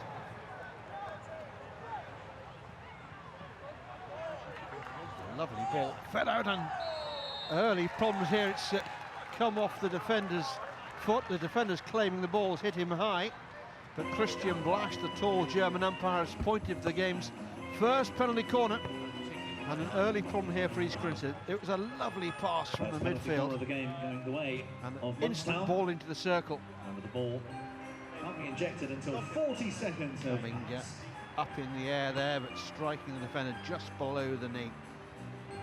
So we've got our first penalty corner, and a chance here for Monkstown to settle their pre-tournament nerves. Peter Caruth there, number 13, will be one of their go-to players. One of the veterans, if you like, of the game. Great shot. Well defended this time by East Grinstead. Still not clear. Smith did well to drop down and deflect that ball away. And East Grinstead now can turn defence into attack down the right-hand side. But the Monkstown threat there clear for East Grinstead to see. They'll need to tighten up at the back. A couple of unforced errors, putting themselves under early pressure. Now Faulkner goes cross-field.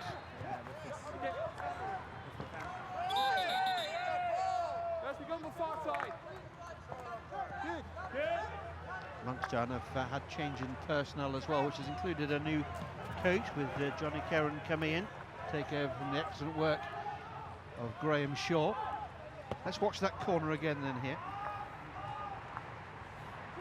Smith taking just a pace away and getting that big left hand up for the block. That'll do the youngsters' confidence no harm at all. Now, East Grinstead with a chance to attack themselves, and that's found the defender's foot. He was turning his back and the ball rolling onto the foot. A very soft penalty corner to concede. And a chance here for East Grinstead to open their account from the set piece. Fitzgerald's save, and then the clearance onto the defender's foot. There's the left foot save. And Nick D unable to keep his feet out the way of the ball. Glenn Kirkham there, great stalwart of East Grinstead. Huge responsibility on his shoulders now with this new team, this new look East Grinstead. Now options for East Grinstead: Adam Seckel, a recent import from Australia, takes it on, and that's blocked. Christian Blash on halfway, signalling that's come off the defender's foot, so it'll be another penalty corner. Watch Seckel's effort again here. He's got a growing reputation. There he is. This game may be a close shave, but there's the nearest of a close shave many of these East Grinstead players will have had, as you'll see as we go on. Kirkham's shot is hard and low, but too straight there, and Fitzgerald saves it with a confident-looking left foot block.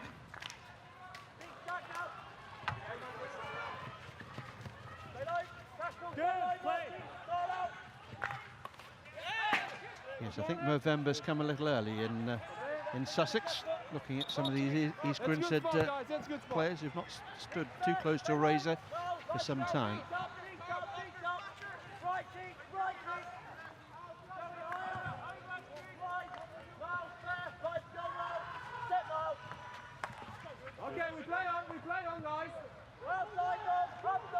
Good communication there from Christian Blash, the umpire, on our near side. And I've not mentioned his colleague, which is remiss of me, but Michael Elmer of Austria over there on the far side as well. As we look back on the East Grinstead corner here,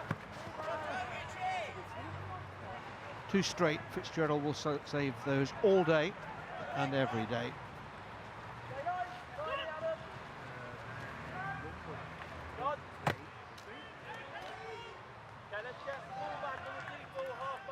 These two sides look well matched in the early exchanges here. Huge amount riding on it.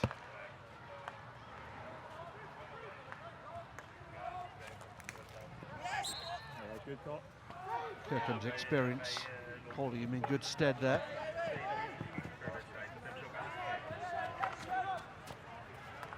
Now D just allows the ball to roll underneath his stick. There's his last action for a little while as is interchanged. Very tight ground here in Harvester-Huda. Team benches and technical table very close to the edge of the pitch.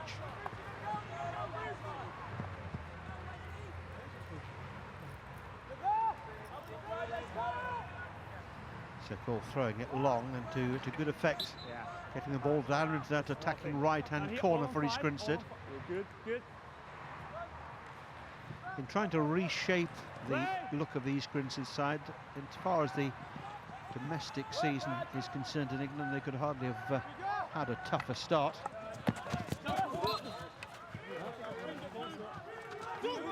But the win last weekend against Reading shows there is still hope and ambition within this East Grinstead side.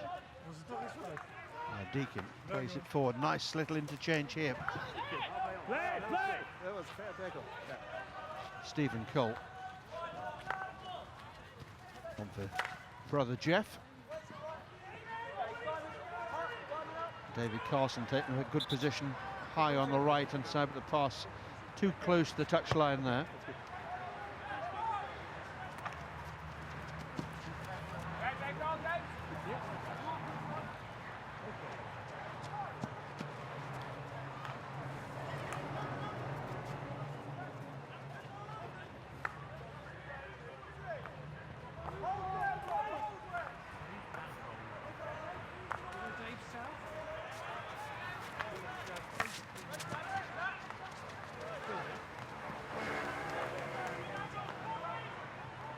Sykes plays the ball to the top of the Monkstown circle.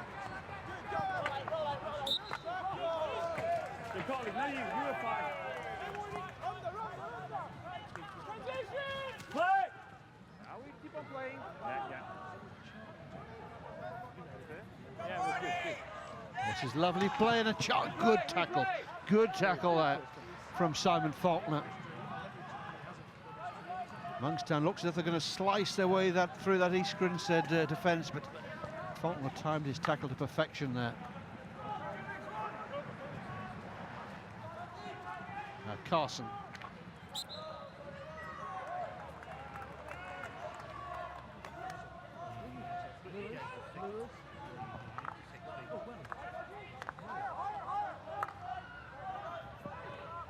Monkstown pouring forward, ball played into the circle. Play. Real battle for the ball there. Adam Seckel just about winning out. Good tackle. Leave the ball out. Carl Good there, who's rejoined Monkstown after a spell with the Dragons in Belgium. So no shortage of Euro Hockey League experience from him.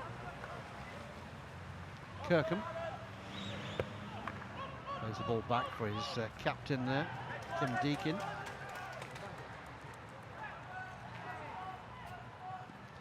Carl Smith inside for Lee Cole, takes into the circle. Kirkham with him every inch of the way there.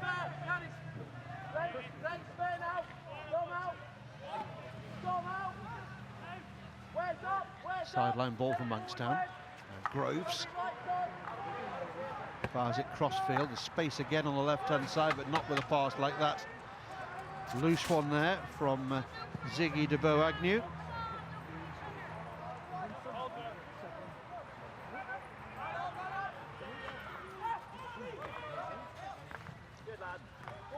Now, Janis Schwebs, German junior in this East Grinstead side, joined this season. Good push from the back. Christian Blash spotting a little push in the back there.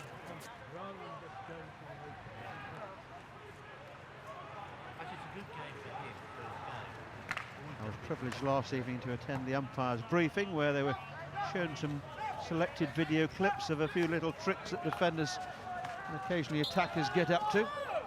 Very illuminating viewing it was as well. Christian Blash had just been named as one of the umpires for Rio. Always the pinnacle of any umpire's career, but for Blash, no stranger, of course, to Olympic umpiring. He'll be one of the seniors out in Rio in a few months away now.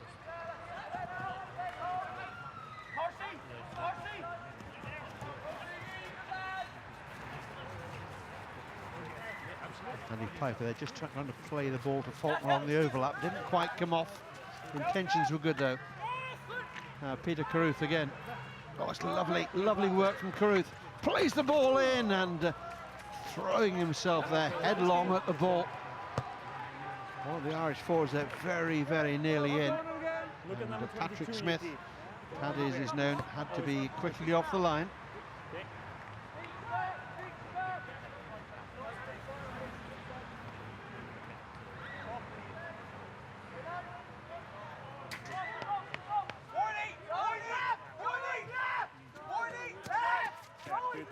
Both sides trying to affect changes. They pushed the tackle into the goalkeeper.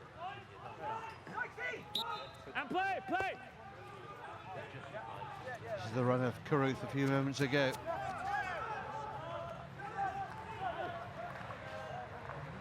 Good effort, and probably the closest either side have been to a goal so far, with the exception of the penalty corners, of course.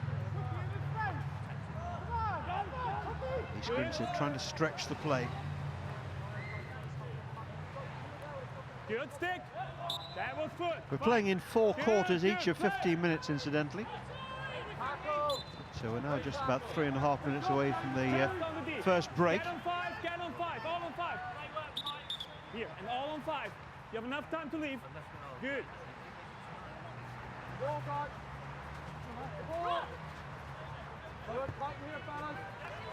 East Grinstead forced away from that Monkstown goal, but crucially keeping possession. Ball's whipped across and just a little skip off the damp turf here took it away. Joe Nolte was the closest to it there, not far away.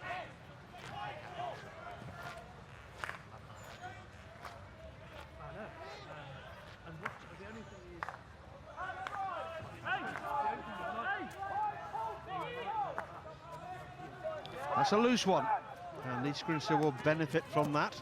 The sideline ball here. Condon shaping to shoot, but instead pass it. Oh, that's a brilliant save.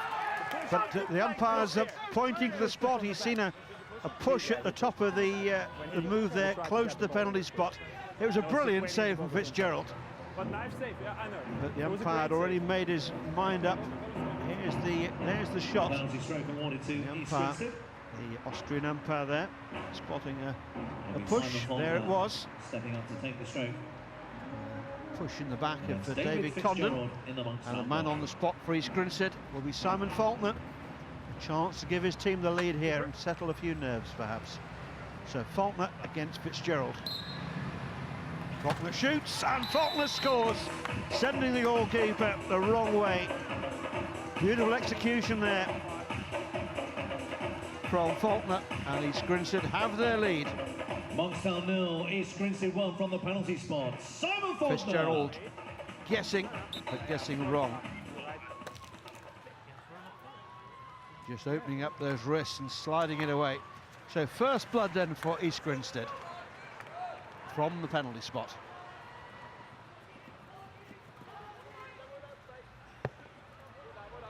Well, that's hard on Monkstown, who've more than matched their opponents in the early exchanges here. But go behind to the penalty stroke.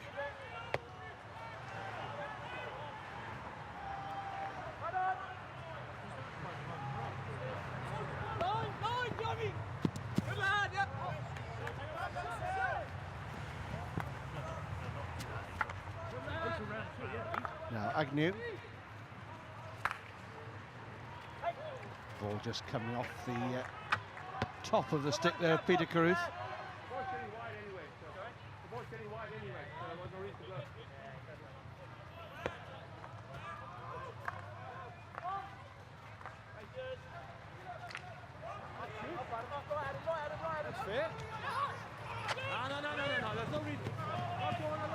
Irish attacker there, just trying to manufacture a penalty corner, but it's given us a long corner only. Defender made no move, he just stood his ground and was run straight into. Faulkner gets the ball out of the circle, now Niall Stott. He'll be moving on to play some club hockey in Australia after Christmas, so this may be the last Euro Hockey League campaign for a little while for much travel Niall Stott, and he'll be a further huge loss to East Grinstead.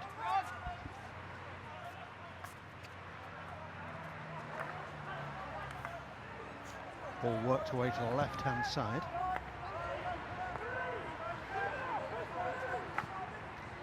There's a Route 1 pass, if ever there was. Niall Stott suggesting there might have been a whistle there. There's no whistle coming though. Big tangle in front of goal, and Monkstown looking plaintively there towards the umpire, but no whistle.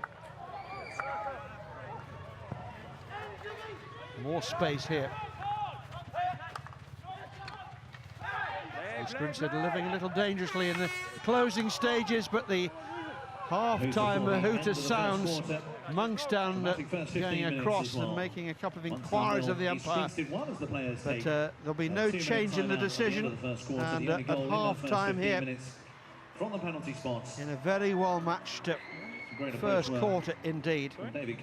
It's East Grinstead who have the narrowest of leads. Scored from the penalty stroke. It's Monkstown 0, East Grinstead 1.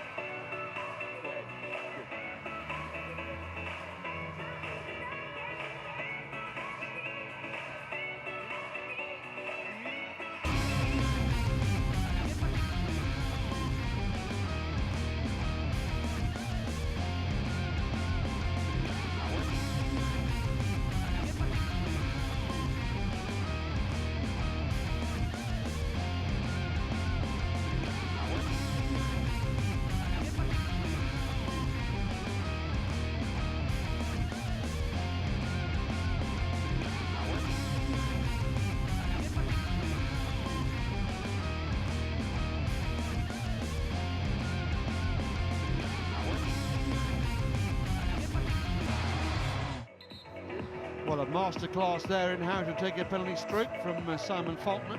But that's the only goal to show from a well-contested first quarter of play here.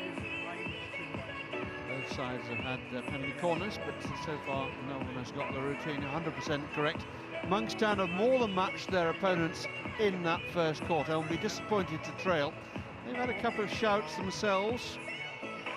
Tested Paddy Smith in the East Grinstead goal, and a little disappointed perhaps not to get a decision out of Christian Blash late on there. Okay. And East Grinstead will be delighted to lead, but they'll know they are in a real battle here, and this one could well go to the wire. So away we go in the second quarter. Kirkham plays the ball back for Sekul. Deacon tries to power one through there, but Monkstown too good to let that one through. Stott sensibly leaves the ball alone and backs off, but never took his eye off the ball even for a split second.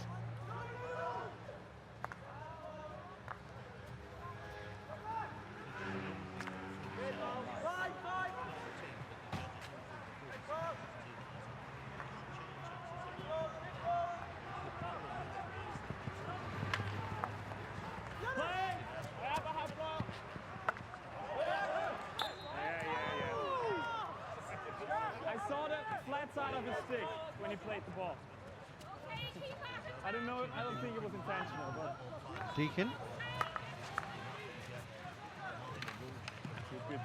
When we get that angle, you can see just how tight the team benches are to the side of the pitch here. Good. Some of the coaches, particularly the less disciplined ones, will find it very hard not to step over the white line.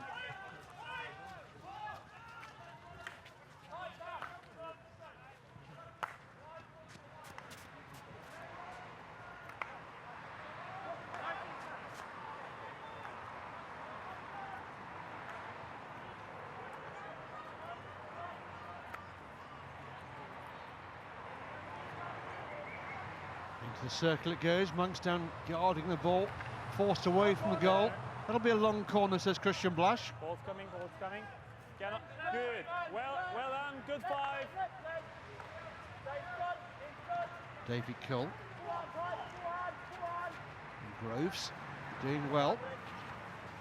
Carl Smith into that East Grinstead circle. Again, the ball's bouncing around, but Andy Piper there securely for East Grinstead.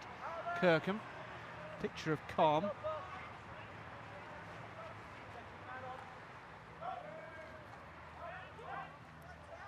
Faulkner comes powerfully away. It's on the line, it's on the foot. Condon. Okay. Umpire playing a good advantage there, allowing it to go. And now Piper. Ball played across, and the deflection took it wide. It was on the free hand off the stick. That's why I said he played it with his hand. Oh yeah. You mean that one? Yeah. Kirkham with a long corner, takes it quickly.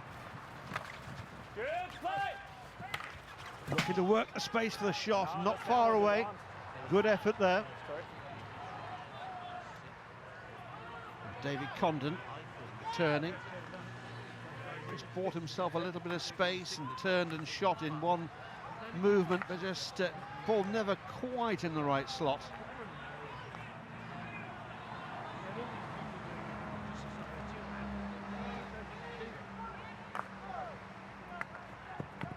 One of East Grinstead's standout players, Chris Griffiths, missing from round one action here. Back home injured. It's a big loss. But so far, East Grinstead doing okay without him. Yeah, it's up here,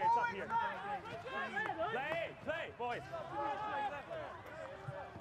There's Carl Stagno, the East Grinstead coach. I did the same 6 years ago.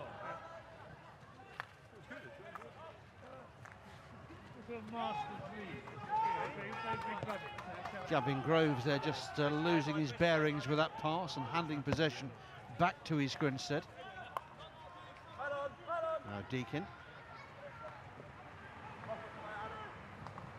Stick, play. Good tackle. That's Wesley Jackson over there, brother of Ashley.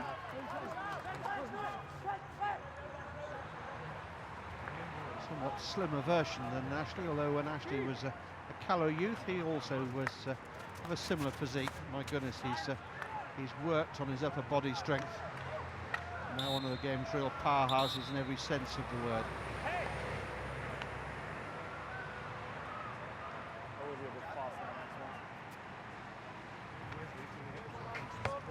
Just deflected out of play there by Adam Seckel, taking no chances with the attempted stop.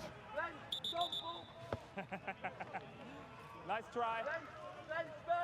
Long corner has to be taken level with where the ball goes over the base line.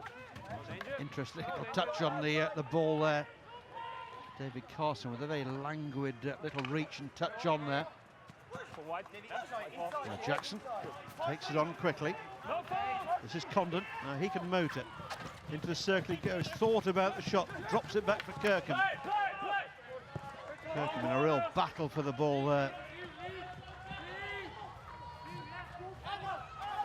Dave, you're still free. Track, Jeff.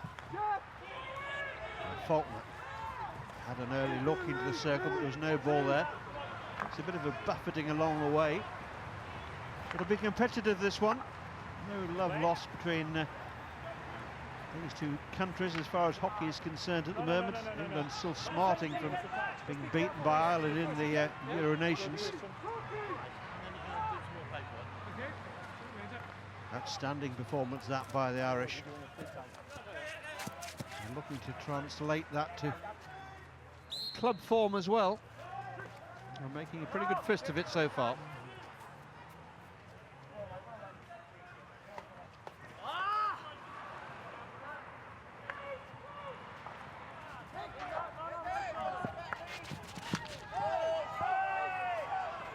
I get number 9.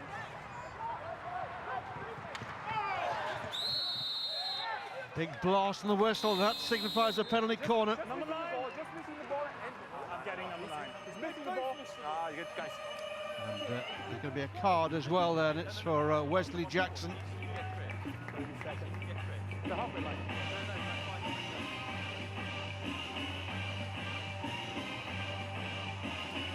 I think blast. Yeah. It was just on the back in the second time as well. And they're going to go for a video referral here. Some work for our video umpire here. We can listen in. Referee Altenhover checking the video in the TV truck. Green card was also changed to screened Wesley Jackson during that play. He'll be sitting out for 2 minutes. As long as it's foul, it's fine. Well, Don Bowden went to ground. The question really is, why did he go to ground? Whether that collision is deemed to be an accidental coming together. He's cutting behind the defender.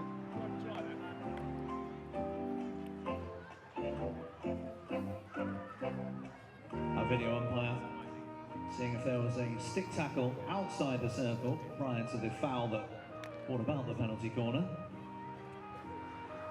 Each side allowed to refer There's to our the video umpire sitting Of course, if the alongside referral me was in the commentary rejected, box they'll lose any further in use rare comfort. of the video umpire. So was there a stick tackle outside the circle? Gregory Oudenhover from Belgium. Christian, And the decision's I have coming. a decision for you. There is no clear reason to change your decision, but I will say no decision possible on my angle. Just no decision possible. They keep the referral. Okay. There's no advice possible, so we start with the penalty corner, but you will keep your referral, okay? Definitely push, right? It's definitely Yeah, but you keep your referral. So something for everybody in because that there's no one. decision possible, okay? There's no decision possible on the angles that we can cover. No decision possible from So the there video are start umpire. time when you're ready, okay? the umpire's penalty initial corner decision, the stands. penalty corner stands, Both but he's sides. going to crucially keep their their video right to referral. further referrals. Penalty corner.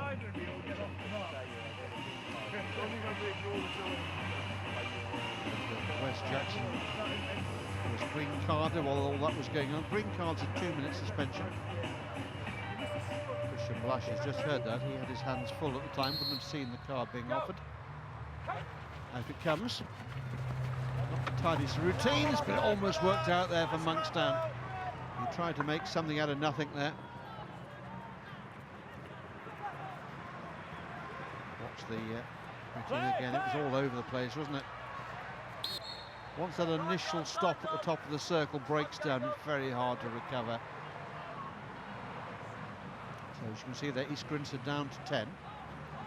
2-minute suspension. Hockey operates the 3-card system. Yellow is the next step, a minimum of 5 minutes, and a rarely seen red card ends the players' entertainment for the day, and possibly further repercussions as well. Now this is David Cole. You weren't with us at the top of the programme. One of 4 Cole brothers playing in this Monkstown team. What a wonderful family occasion it is. 3 of those brothers have played for Ireland.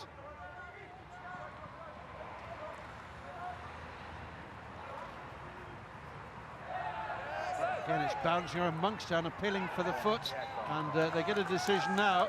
It is another penalty corner, and Monkstown's pressure just starting to build now on East Grinstead. We're finding this anything but easy at the moment. Good work there. It's Lee Cole pointing out to the umpire exactly where the offence was. Christian Blash has only been to 3 Olympics as an umpire, obviously needed the help. Rio will be number 4. That's a huge achievement by the tall and immensely likeable German umpire.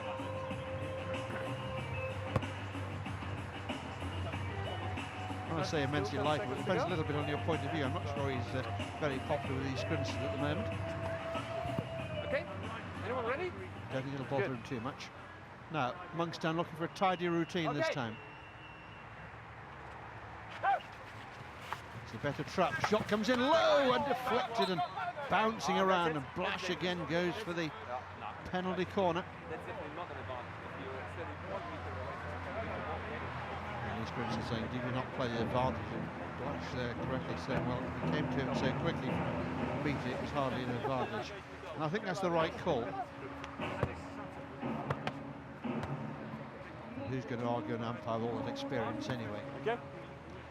Blash, the second most Euro Hockey League experienced umpire, behind Hamish Jamson. Play. Out it comes. There's the shot. Oh, that wasn't far away. Just missing at the angle there. Paddy Smith will tell you he had it covered. The East Grinstead goalkeeper, I'm not convinced. This will tell us. Yeah, it's probably wider than it looked on the first viewing there. And Smith would need telescopic arms to reach the ball where it ended up. Now Piper. That was a lovely ball. Lovely ball.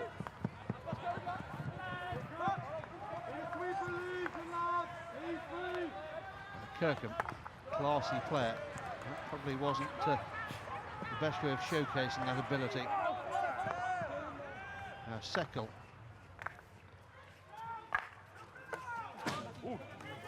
Got a couple of goals last weekend against Reading in just his second appearance in the English League. Here he is again. Defensive role this time. Tried to loft it over the head there of Guy Surratt, but Put out the second ball. wasn't able to do so. Inside, inside, inside. Good. All fire to the top of the circle, but Monkstown have won it back. Jackson's got to be careful taking Carruth there. He's already been shown a green card.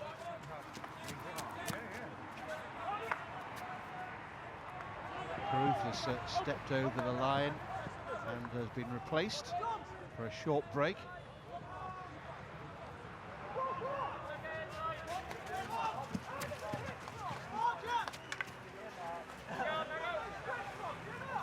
Schweppes. This group's got plenty of players wide on the left-hand side, almost too many there. Nice work from Bowden.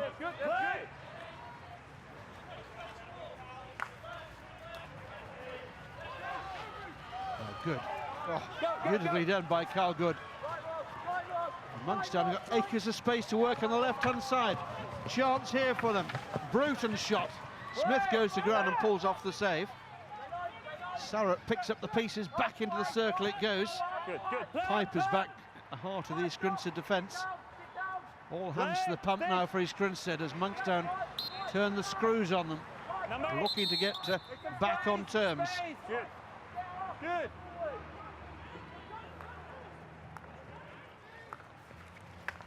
Fired through the packed circle.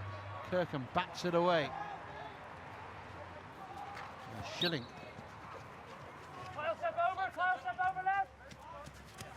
Good work there by Condon.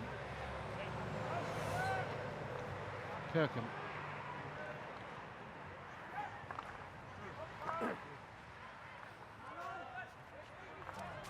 Deacon. Seckel again. Long hard look and then fires the ball straight onto a Monkstown stick.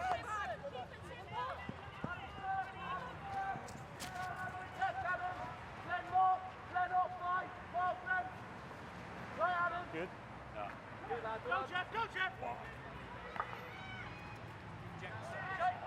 Good. Firing the ball long just to relieve the pressure.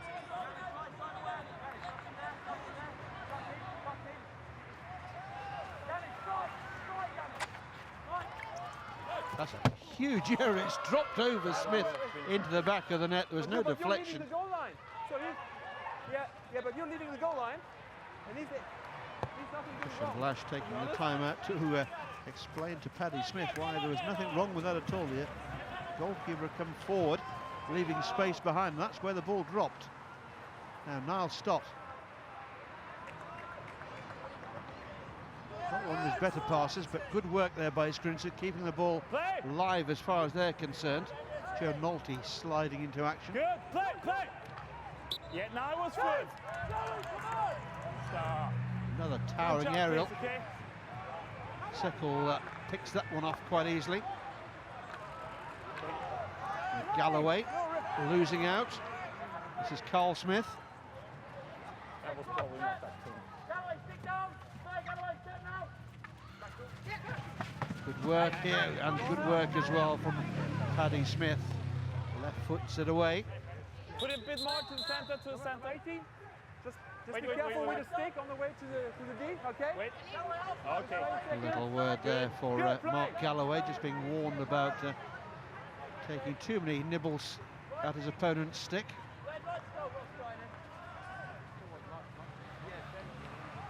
Yeah. One of the great things I think over the years with the Euro Hockey League is listening to the umpires, communicating with the players and realising, if we didn't before, just how hard the umpires work to keep the players in line and on the field. Cards very much seen as a last resort when communication's broken down, and that's the way it should be, of course, if the players are prepared to listen and learn. And the Euro Hockey League, generally they are. So just about 30 seconds left in this first half here, in what we thought was going to be one of the standout games of the day, and it's proving to be that. Really tight, competitive stuff. Nothing between these sides, apart from the one goal scored by Simon Faulkner from the penalty corner. Kirkham fires it in towards David Cole there, who gets down low and knocks it away. Kirkham again. Good. East Grinstead coming strongly, but the half-time hooter beats them to it. And a very, very competitive first half comes to an end. Now goal scorer there walks away towards the team bench. Simon Faulkner's penalty stroke, the only goal to show for a true endeavour from both camps.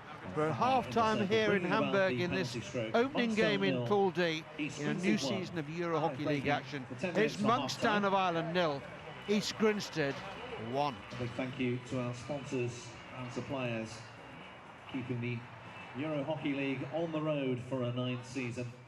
ABN AMRO, City of Barcelona, Edelgras, KNHB and Under Armour.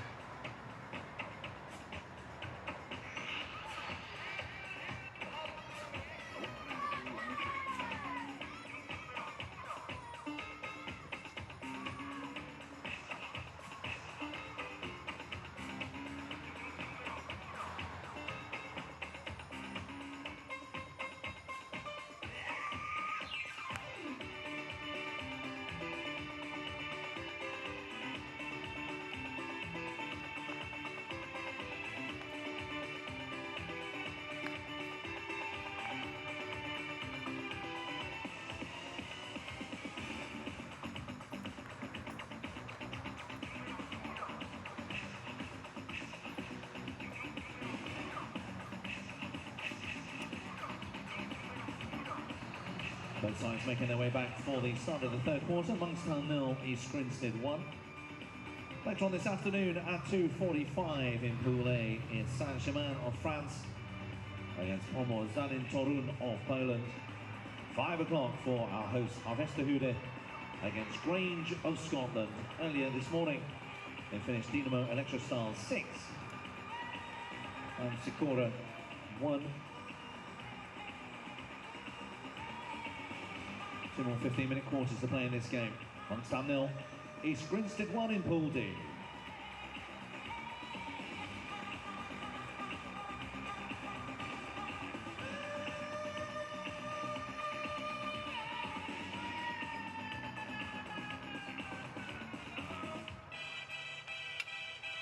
Talk is cheap.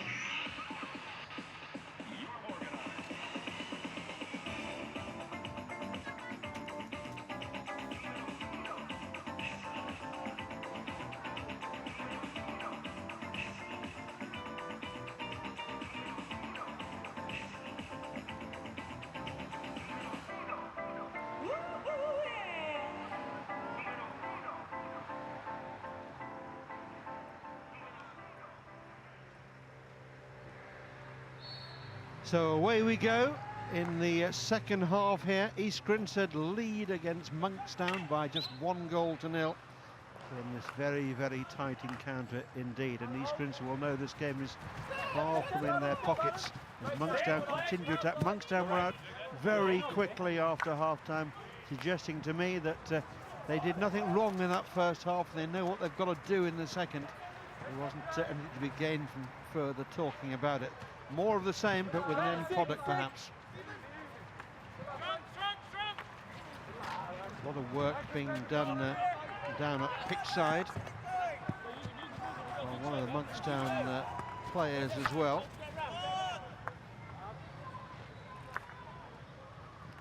Picked up a bit of a niggle. East Grinstead need to guard the ball carefully and try and get a second goal here and just make the task for Monkstown that little bit harder.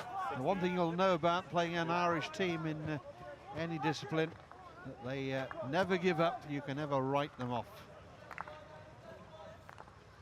Now Lee Cole plays the ball back to the centre and it's thrown over the top. Yeah.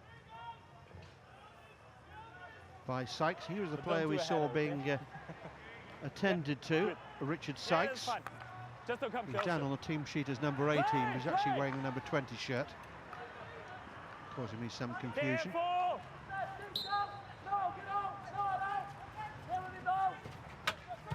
Lovely work, and well deflected away there by Adam Sickle before Paddy Smith was required.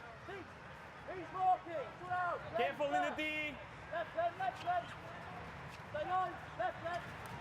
Ball back into the circle, kick clear and onto the foot there of Faulkner. Had a little time to see it and react to it. So a really soft corner here, won by Monkstown.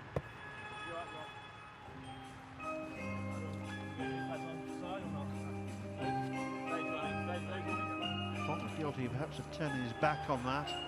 Smith did well to keep the ball low, but rattling into the Achilles heel there of Simon Faulkner. So an early second half penalty corner here and a chance for Monkstown to get back on terms.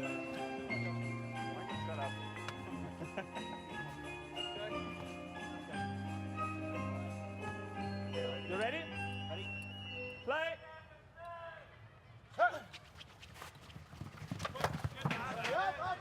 Good diving save there by Smith. Sykes' shot on target. Play! No problem at all, guys. Hey, stick down number 4. Down number 4 to leave the stick down. Yeah, thank you. Just down when you're passing. Cole. David Cole getting the ball crossfield there for Richard Sykes. Play! And I'll stop hurrying away behind.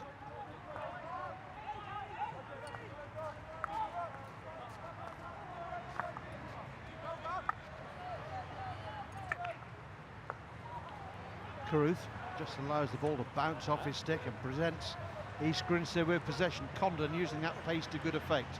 Now Kirkham linking well with Piper. Piper on the reverse stick side. Tries to get the ball to the Monkstown circle, but just crowded out there by a weight of numbers from Monkstown.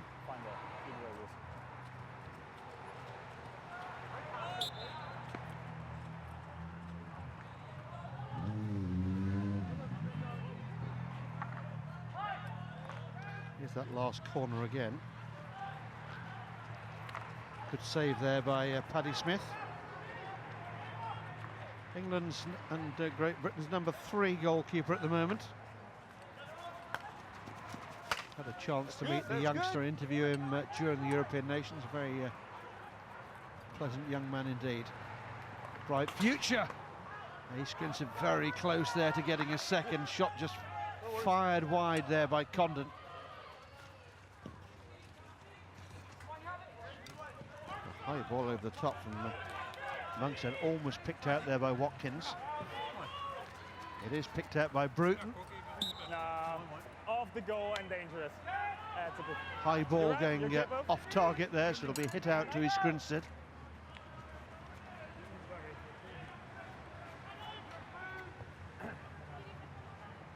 Good determined run that by Johnny Bruton. You see the ball always going across the face of the goal. No chance of that one being a shot on target. Yeah, I got it. I just waited for advantage. Outside. Outside. Good. Monkstown using the width available on the right-hand side. Play. Play. Just beginning to look a little frustrated, the inability to really carve out any genuine scoring opportunities at the moment. But they're certainly giving it everything here. Another long corner here. Perfect. Now Sykes, big wind-up, deflected initially by Stott. Deakin flicks the ball out of his defence. Jackson can't get there. Stott might have been eased off the ball there a little. Now Lee Cole. That's a lovely ball forward. Carruth very nearly in. That's come off the chest of Kirkham, off his own stick. And it'll be another penalty corner here to Monkstown, who continue to ask the questions here of East Grinstead. And so far the English representatives just about coming up with the answers, but it's a close run thing. Carruth playing the ball onto the stick initially of Glenn Kirkham, then off Kirkham's stick, up into the air and off the chest, and that's why we have another penalty corner here. 15. So Sykes, with what we think is a sore back, shaping up again. You good? Ready? His teeth aren't really that white, but a well-fitted gum shield, so important to the hockey player these days, and in fact every day. Now Carruth took just a little bit too long. Tried to get the better there of the first runner, who was David Condon. East Grinstead on the break here. Chance, oh, what a miss hit, and somehow kept out by some last-ditch defending there. Very, very nearly a second goal. Goalkeeper was beaten and took a rare bit of individual bravery on the goal line to get that one away.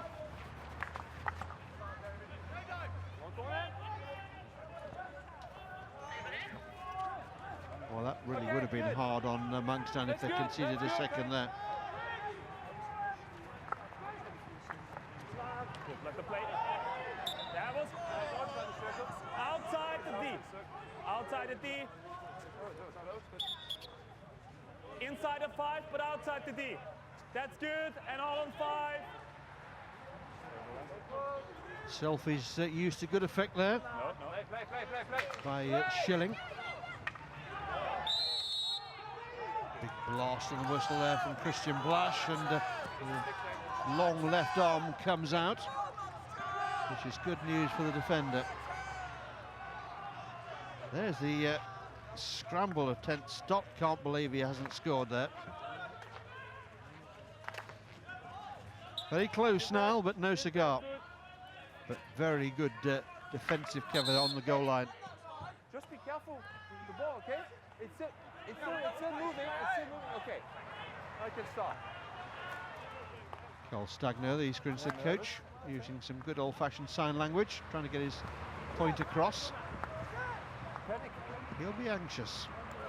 His team lead, but by the narrowest of margins here, and haven't looked particularly convincing against as we might have expected, a very committed and very talented Monkstown team here. Far from out of this one with just over 7 minutes remaining. This the third quarter of play. And how East Grinstead would have loved a second goal, and how close they came to getting it.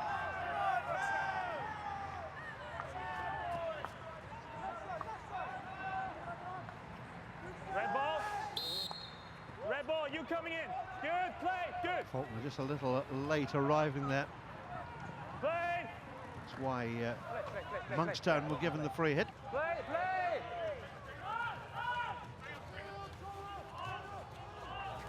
Galloway, surely too many red shirts around a bit. It's a free hit in favour of East Grinstead, which is a good result from there. Mark Galloway seemed to be penned in.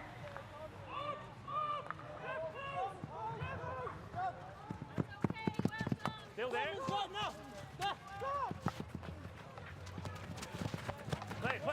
Play. You touch it. Yeah. Good, play. Play.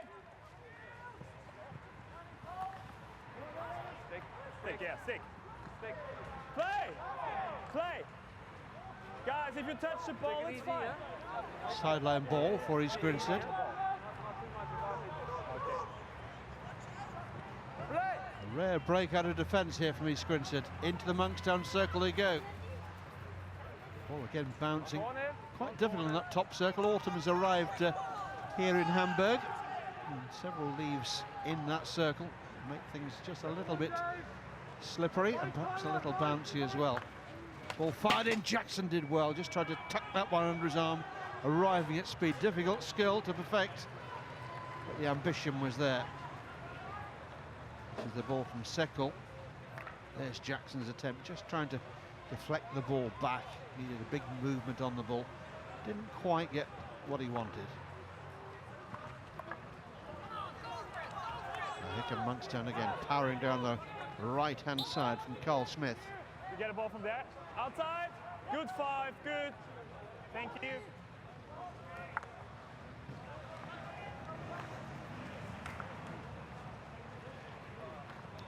Good work by Lee Cole, but Niall Stott, real street fighter of a player, Niall Stott. They've been great value for any club that he's represented, and he's had a few. Not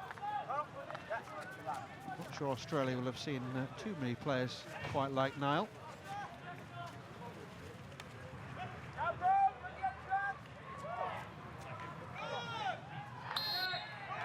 Big blast on the whistle there from the Austrian umpire, and he points for a penalty corner.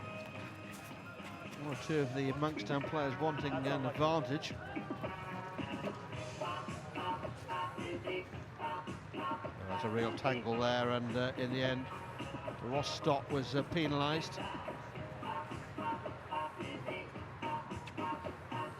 So more anxiety here for East Grinstead, and Ben Kirkham just wipes the sweat from his brow. Number 4 there for East Grinstead. Vastly experienced player. Yeah, I just need to wait till the clock is down, and then I can stop. Coming towards the end now of his playing career, but he really has been a standout player for club and country. Perfect. Thank you. For so many years. Play. Movement at the top of the circle. Shot goes in, and again Smith's able to get down and with a strong right hand knock that one away. Monkstown ringing the change at the top of the circle. Half chance here, big swing of the stick from Carl Good, who tried to find a bit of purchase there, but unable to get the ball past the defender. Let's watch that last corner again. And Smith did well, driving right hand there, knocking it away. There we go.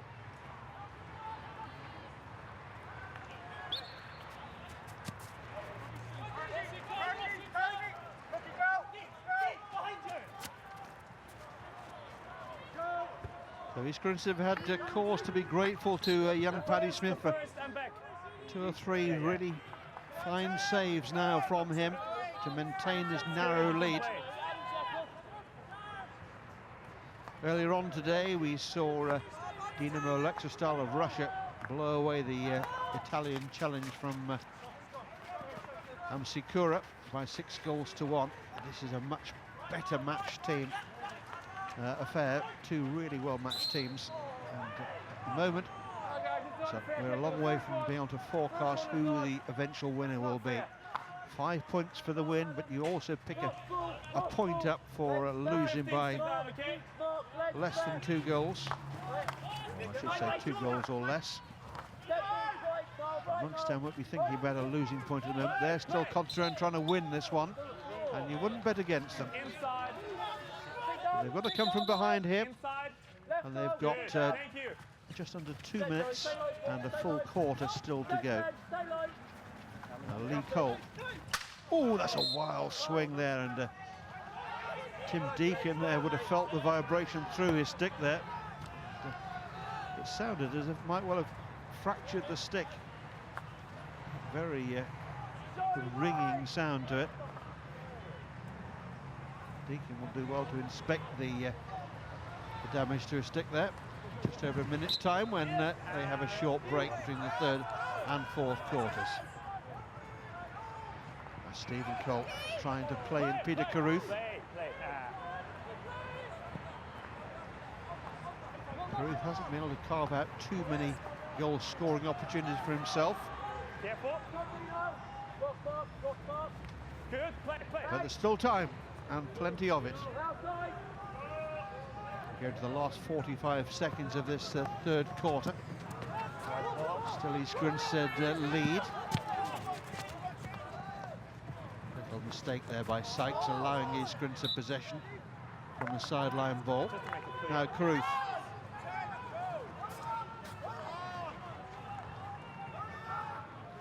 Lee Cole throws it high. Nicely taken out of the air there by Galloway.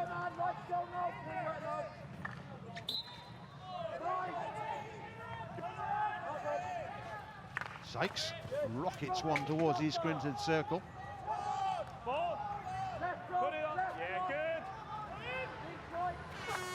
And that's the end of the action in the 3rd quarter here.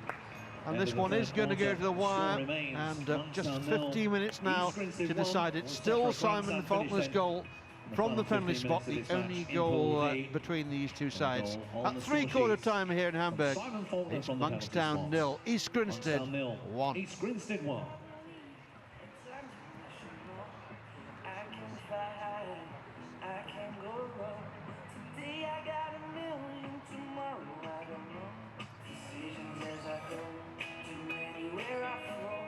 Sometimes I believe that time is wrong. I can't fly high. I can't.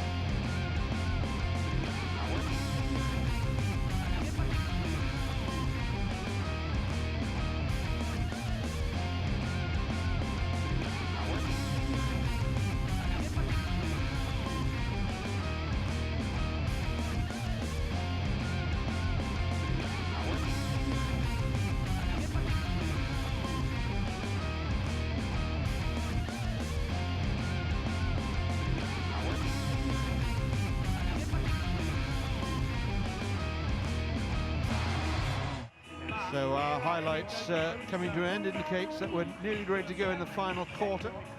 And, a look there at the stats show that Monkstown now had 5 penalty corners, and that's becoming a bit of a problem for them. 5 corners and no goals. Not good enough. Can they put it right in the final quarter of an hour here? With Club Igara the other side in this group. Club Igara, of course, from Spain, the champions of Catalunya. No small fry them either. So Monkstown have got to go for broke here. And I wonder if you offer the Monkstown boys the draw now, whether they'd snap your hand off. I wonder. If Grinsick could get a second, they certainly would take the draw. It would be quite a comeback from 2 down. But 1-0, of course, is a very dangerous scoreline, as we well know. Monkstown have done plenty right, but their final pass perhaps has let them down, and of course the penalty corner routine has not yet found the magic formula to get away past Paddy Smith in the Grinstead net. Smith coming quickly off his line here, taking charge of the situation, but the umpire blowing his whistle early before that became dangerous. Kirkham digs out the pass now for Bowden down in front of our camera position. Cole across, and just a little bit of an elbow there along the way as well. Good. Just hold on. Okay, good. Well, there's not been a deluge of goals in this game, but it's been full of entertainment. A real contest between 2 committed sides.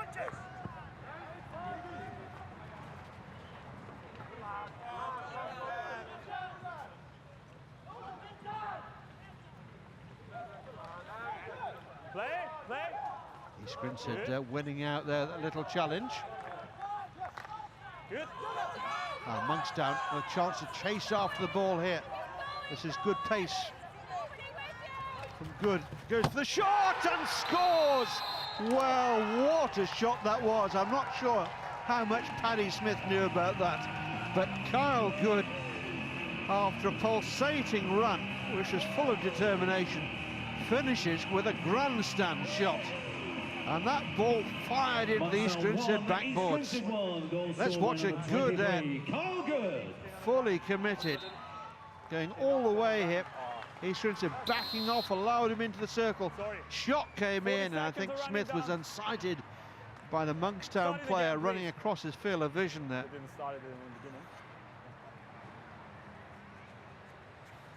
What a finish. Can I start? And away we go. So 1-1. And well, you'll be a hard commentator indeed to deny Monkstown the right to be on terms here. They've certainly matched East Grinstead and have had perhaps the better of the goal scoring opportunities, which, it has to be said, have been few and far between. So 1-1. A result that will perhaps please Igara more than it will please either Monkstown or East Grinstead. Well, a few moments ago I wondered whether Monkstown would settle for a draw if it were offered to them. I suspect now they wouldn't, because it's very much game on again here. And the win and an English club scalp well within their grasp.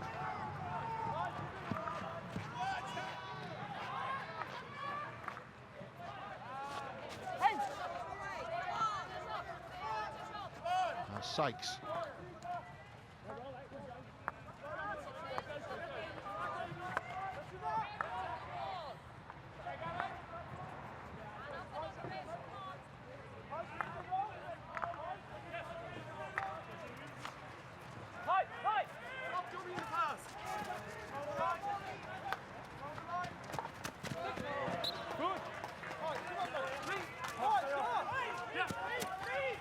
Real festival of hockey this long weekend here in Hamburg. 4 matches a day.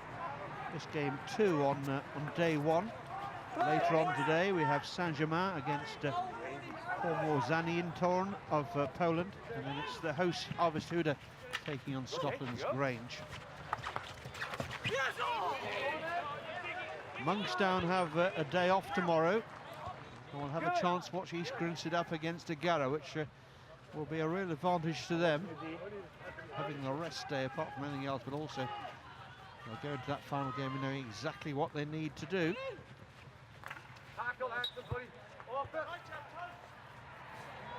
That's good, that's good. Okay. Good lad. We play on. The draw in the pools, but also the order of the games in which they're played can hand one side a big advantage over another. Lift the ball.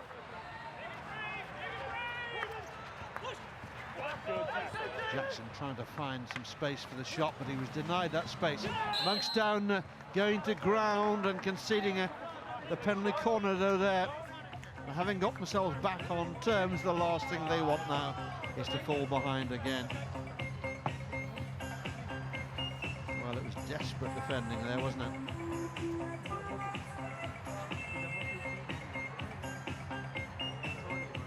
Desperate in the last ditch rather than poor, sense of the word.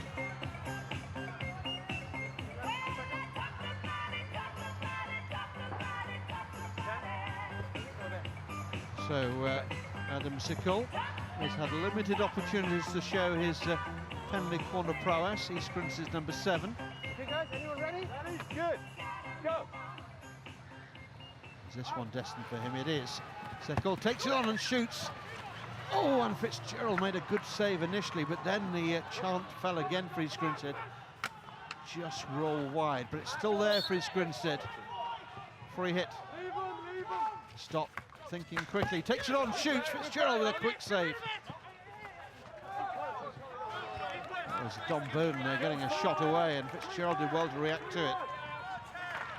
Good. Play. Rostock feeds it forward. Schilling goes on the reverse stick side, gets the ball across there.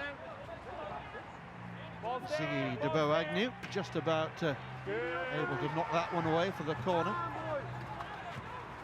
Deakin fires one and it's taken a deflection along the way. It took a last deflection there, was off an attacker's foot, says Christian Blash, and I've no reason to doubt it. No appeal there from East Grinstead. Here's the ball fired in again. It was dangerous. Finished in the back of the net. There's that last save. Fitzgerald missed the swing for the second, but fortunately for him, the shot was going to be off target. That was Jackson. It was Jackson. I think I credited that attack to somebody else. Jackson's shot saved very well. Quick feet there from David Fitzgerald in the Monkstown net.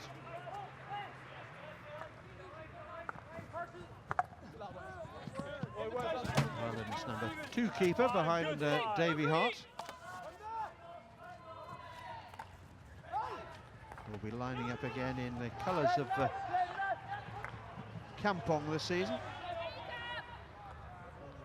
Making a big name for himself in the Dutch league.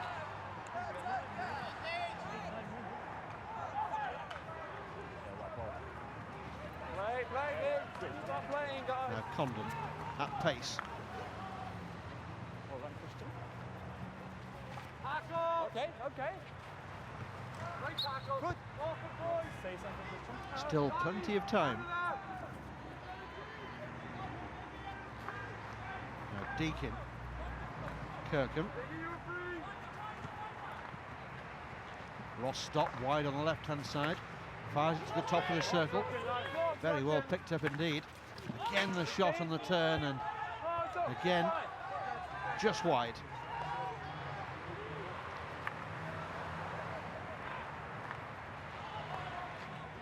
Condon there spinning on a sixpence or its euro equivalent, but just not able to find the right direction with the shot. Just pulling it wide of that defensive right-hand post.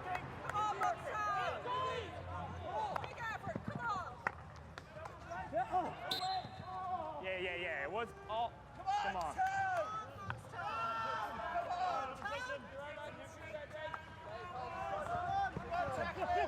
And Niall Stock digs it out. Plays it for his brother.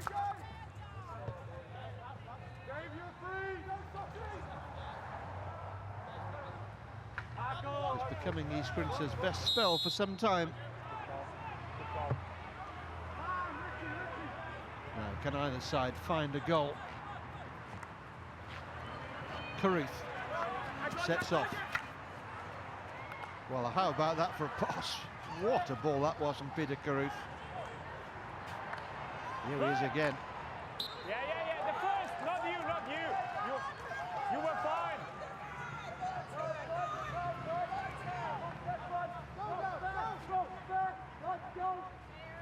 Monkstown trying their luck on the right-hand side, now coming back through Sykes again. Doesn't look particularly comfortable. I suspect that back still giving him a bit of jip. More work for the physio back at the team hotel. And he's got tomorrow to recover as well. Just looks a little stiff in the upper body. So much energy goes through the body at the penalty corners. Hardly surprising players pick up muscular problems.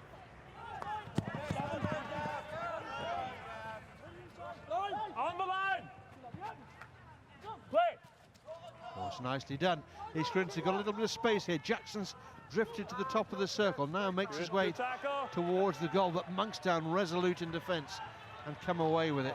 Sykes throws it over the top. No shortage of ambition in this Monkstown team. Watkins putting in the hard yards, getting back to a useful position. Two tired sides down there at the moment. They'll know that a defensive mistake now and conceding a goal will be the game up as far as any comebacks are concerned as we go close now to the last 5 minutes of play. Kirkham lays the ball off, looking particularly commanding, Glenn Kirkham at the moment, holding the midfield together for East Grinstead.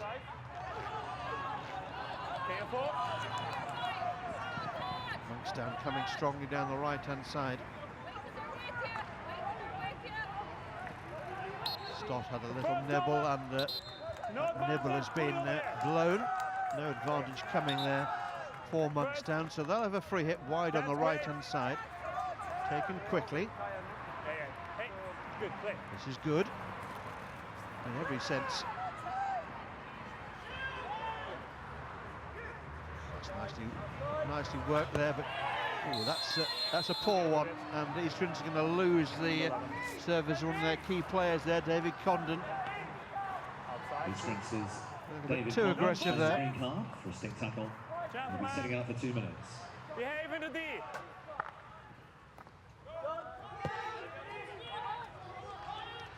So East Grinstead down to 10 for approximately half of the remaining time here. David Condon breathing heavily down there on the sin bin. Trying to get his act together for the last 2 minutes, which could well decide this game. Just getting a little bit fractious down there. The umpires will need to keep a lid on things. Never looked like getting out of their control, but it's very tense now. Good again. Kirkham knocks the ball away from him.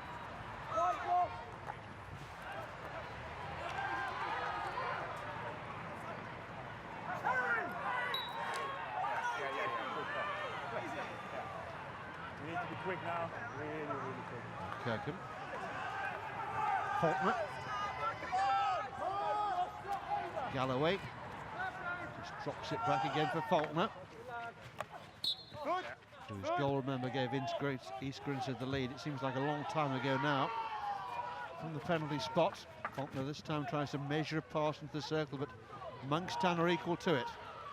Now Monkstown have got space here to break down the left-hand side. Kirkham comes across, as does Ross Stott.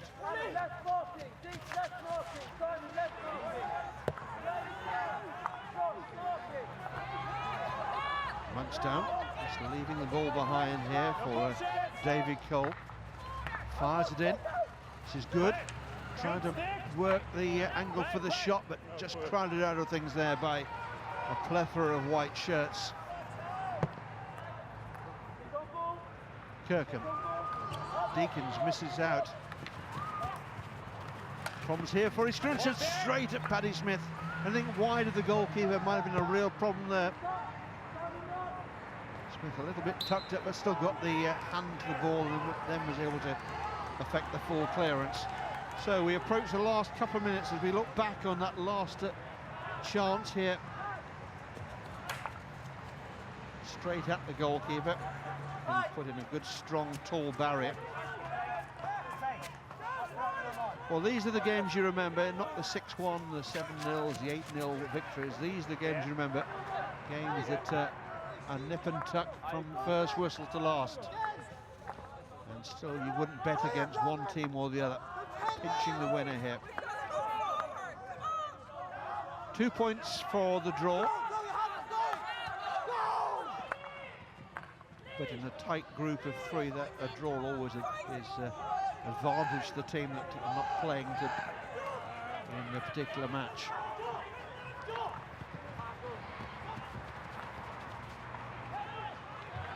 Lee Cole plays the ball instantly out to the right-hand side.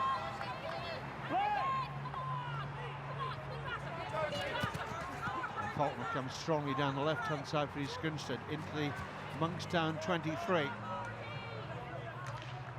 Just short of options there at the critical moment.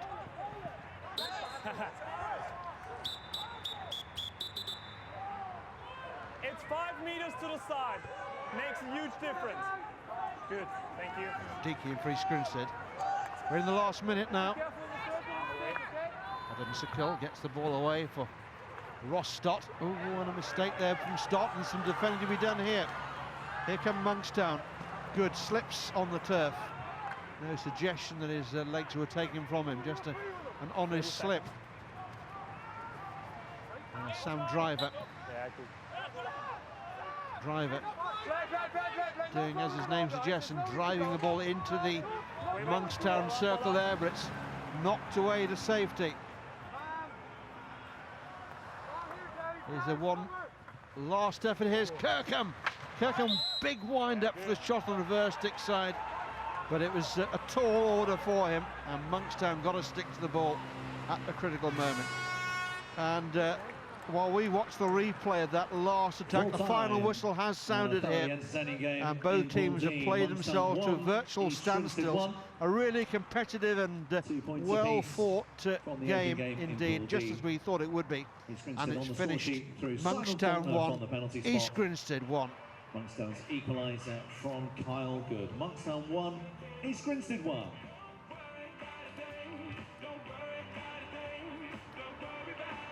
So to come on the schedule today at 2:45, Saint-Germain of France against Pomozan in Torun of Poland. That's the opening game in Pool A. And in Pool B, to round off the day at 5 o'clock, Harvestehude are hosts against Grange of Scotland. A big thank you to our sponsors and suppliers, without whom, of course, the EHL wouldn't happen. ABN AMRO, City of Barcelona, Edelgras, KNHB, and Under Armour. Our suppliers, Clifford Chance, Irma Sport, Pure, and Intertent. A big thank you, of course, to our hosts, Harvestehude, for looking after us so well over this weekend. Full time in the opening game in Pool D. It finishes Monkstown 1, East Grinstead 1.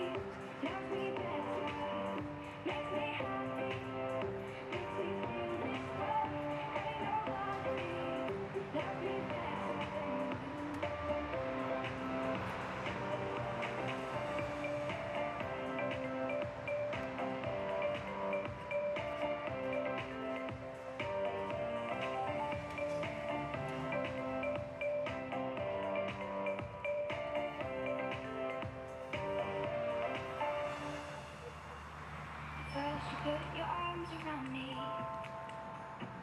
Then you put your charms around me. We stare into each other's eyes, and what we see is no surprise. What a feeling, what a treasure. Love so deep we can't measure. Ain't nobody love me better. Makes me happy, makes me feel this way. Ain't nobody love me better than you.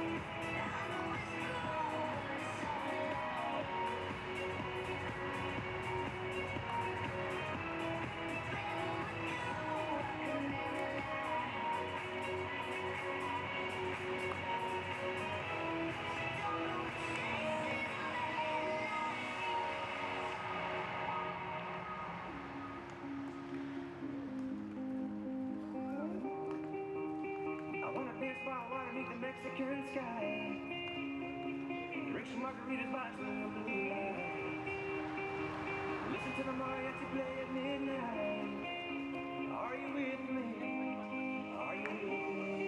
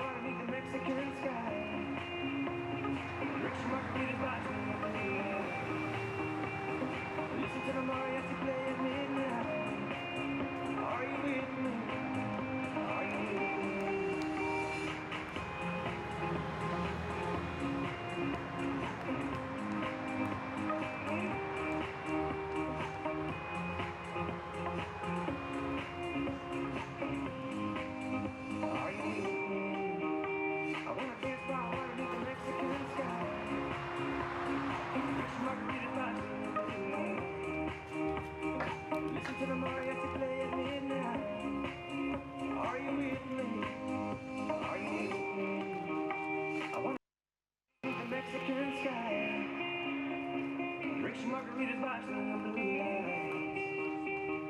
Listen to the mariachi play at midnight. Are you with me? Are you with me?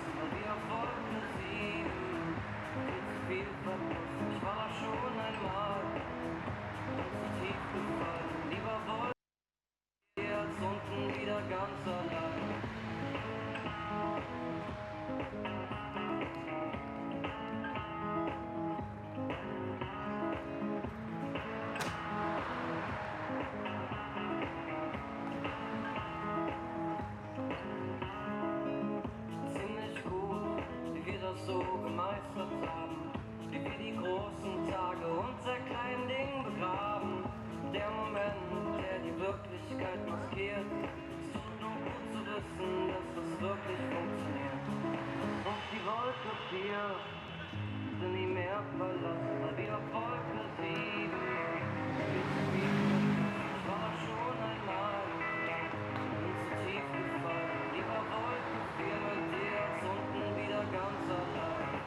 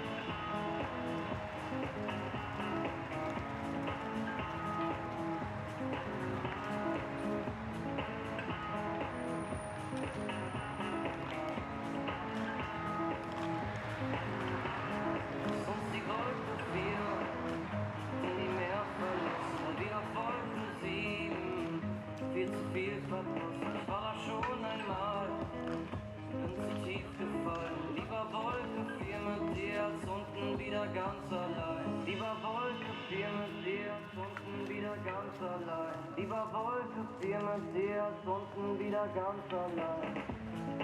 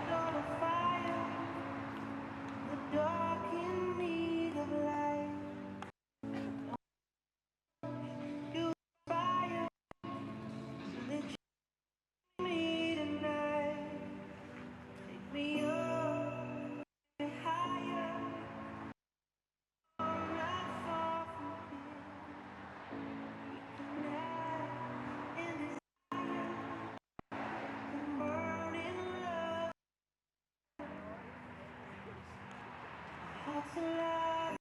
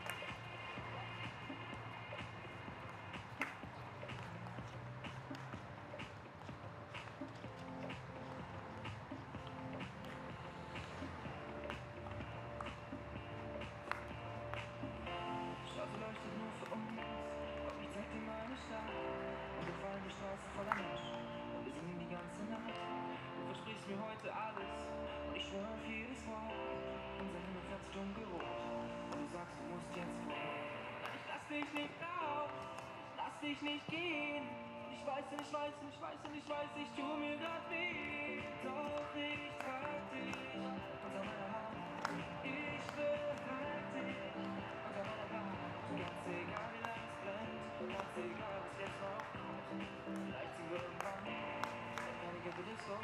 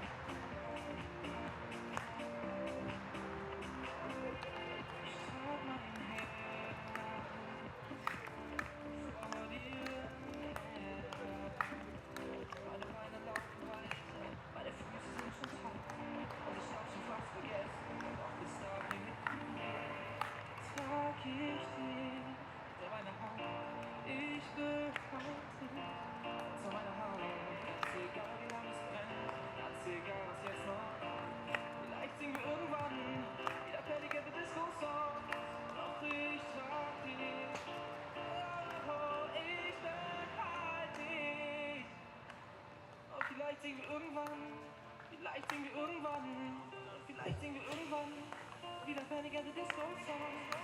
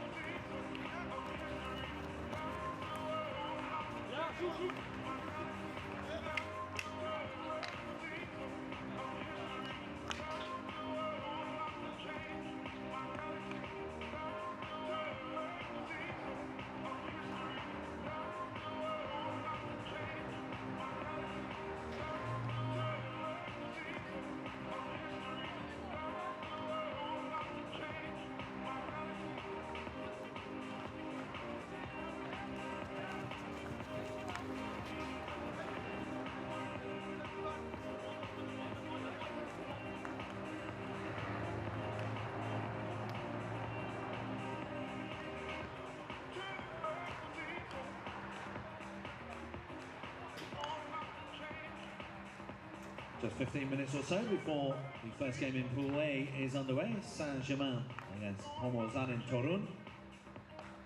Earlier today, Dinamo Electrostal 6 and Sikora 1 in Pool C. Hat-trick for Dmitry Azarov for the Russians. Dinamo Electrostal 6 and Sikora 1. In our second game of the day, very tight affair. Monkstown of Ireland 1, East Grinstead 1, sharing the points in the opening game in Pool D. East Grinstead taking the lead from the penalty spot. Simon Faulkner with that goal equalised by Kyle Good late on in the match. Monkstown 1, East Grinstead 1. At 5 o'clock, our host Harvestehude line up against Grange of Scotland for just 15 minutes until the first game in Pool A in Euro Hockey League Round 1. Our 9th season now, Saint-Germain against Homozan in Torun.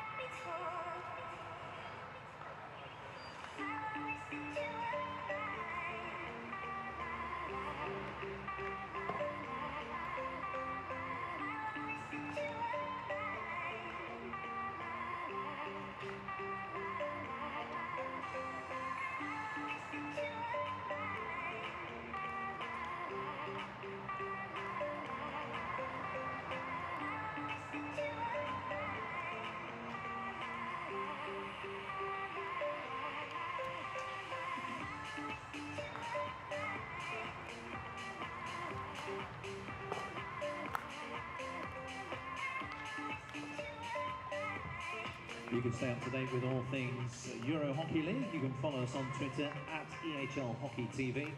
Like us on Facebook, facebook.com/Euro Hockey League. Instagram as well, if you use the hashtag EHL Hockey. Don't forget the website, ehlhockey.tv. Download that app to your smartphone.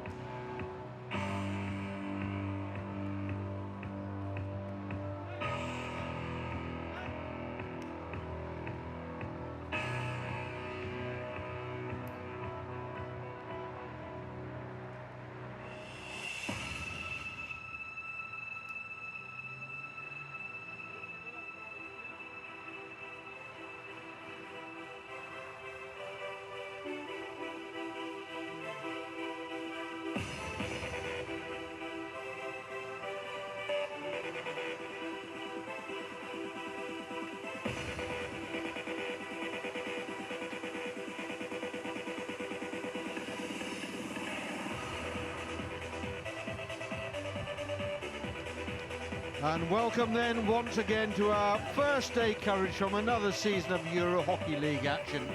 12 teams playing in 4 pools and looking to top that pool come Sunday evening to secure the place in the KO16 at Easter. This is the 3rd game of the day here at the home of the Harvester Club in Hamburg, and will feature 2 sides who know the EHL well, as French side Saint-Germain, playing a 7th season in this competition, face Pomorzany of Torn in Poland, who make their 4th appearance here. The Polish side from Torn, one of Poland's oldest cities and a World Heritage Site, are Poland's 2nd ranked team behind Grunwald Poznan, who they lost to by 7 goals to 1 in the final build-up game. 7 in the final of last season, and recently 5-0 in the league, only last week in fact, that one, suggesting that they could find the going tough here in a pool that also sees Amsterdam lining up, one of the really big beasts of the Euro Hockey League, of course, Amsterdam. Saint-Germain from Paris and ranked 2nd in France, made it to the knockout 8 in the 07-08 season and have reached the KO16 in each of the last 2 seasons. They'll do well to match that again here this year. They will start as favourites perhaps to take their 5 points on offer here for a win in today's opening game in Pool A. Well, last season Saint-Germain's run came to an end in a shootout against Club Agara, and they still have to look back to 2007-08 as their best ever season. They've got some good quality players though in their ranks, including Julien Tamin, their goalkeeper. And up front they look for Jean-Baptiste Pochet to provide the goals. You won't have any difficulty spotting Pochet. He stands at 1 metre 93, a very tall player indeed. Pierre-Louis Verrier and Fred Verrier there, 2 seasoned competitors. But this a very tough pool, skewed perhaps with the presence of the mighty Amsterdam. Let me take you through the 2 lineups then. Two teams out there on the field now, and they're high-fiving before the start of this game. The Poles in their all-red strip today. 4, Guillaume Samson. 9, Pierre-Louis Verrier. At 10, Frédéric runners up then. At 11, Louis Goyer. 3 previous entries into the Euro Hockey League. We've yet to see them gaining a victory. 16, William Eike-Jamot. That is some size of the task facing them here in Hamburg. 19, Gregoire Samson. 21, Oliver Rocco. At 24, Xavier Storm. Not easy to see where the goals are going to come from this Polish outfit. But this their best chance to win today, because surely Amsterdam will have too much firepower, not just for the Poles, but for Saint-Germain as well. Although Saint-Germain over the years have often sprung the odd surprise, and will this new season, the 2015-2016 season, the 9th season of Euro Hockey League, goodness me, where do the years go to? Will this be their year to spring another surprise? Well, almost ready to go here. Grey skies overhead in Hamburg. The lights are on, as they have been pretty much from the first whistle of the first game today. At 16, Rafael Schreiter. 18, Lucas The game that preceded this one 22, saw Monkstown and East Grinstead 23, sharing 2 goals, and very, very well matched teams they were as well, in a group that also contains Club Agara from Spain. They will be the main beneficiary of the drop points from both of the teams.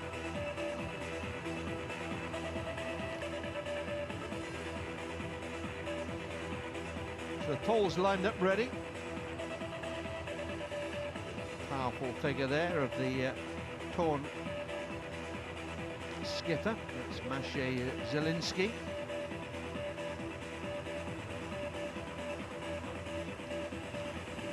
Saint-Germain's captain there, Baptiste Rojo.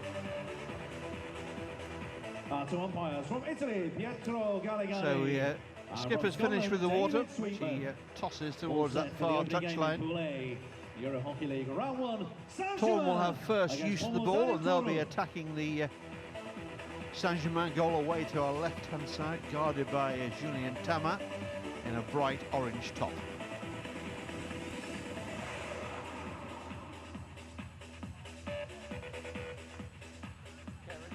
Our two match umpires for this one. David Sweetman of Scotland on our camera side, and on the far side, Pietro Galligani. Fred Verrier, first chance for Fred to get going. A real competitive spirit. Just seems to grind out performance after performance. Often accused him and seen him with something of a short fuse. Very emotional player, and sometimes those emotions get the better of him. But never doubt his commitment. Two balls on the pitch there, says umpire Sweetman. Make sure you're 5, please. Young boys and girls here in Hamburg have enjoyed, I'm sure, having a day off school to be part of this opening day of the Euro Hockey League. And a pretty good job they've done as well so far. Rojo keeping the ball live for Saint-Germain. Poor trap there, and it's turnover ball for the Poles, who come powerfully towards this near touchline. That was a Rukowski.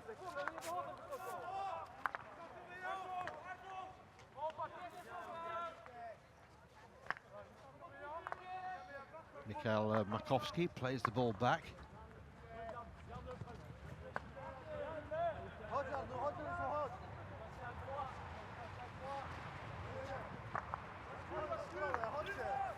Markowski again. Has a look, fires it high. Verrier there playing a little bit of aerial tennis with Mikhail Rashinevsky.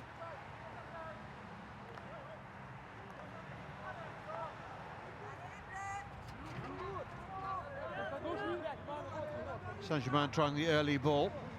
It's Pierre-Louis Verrier out there with the beard.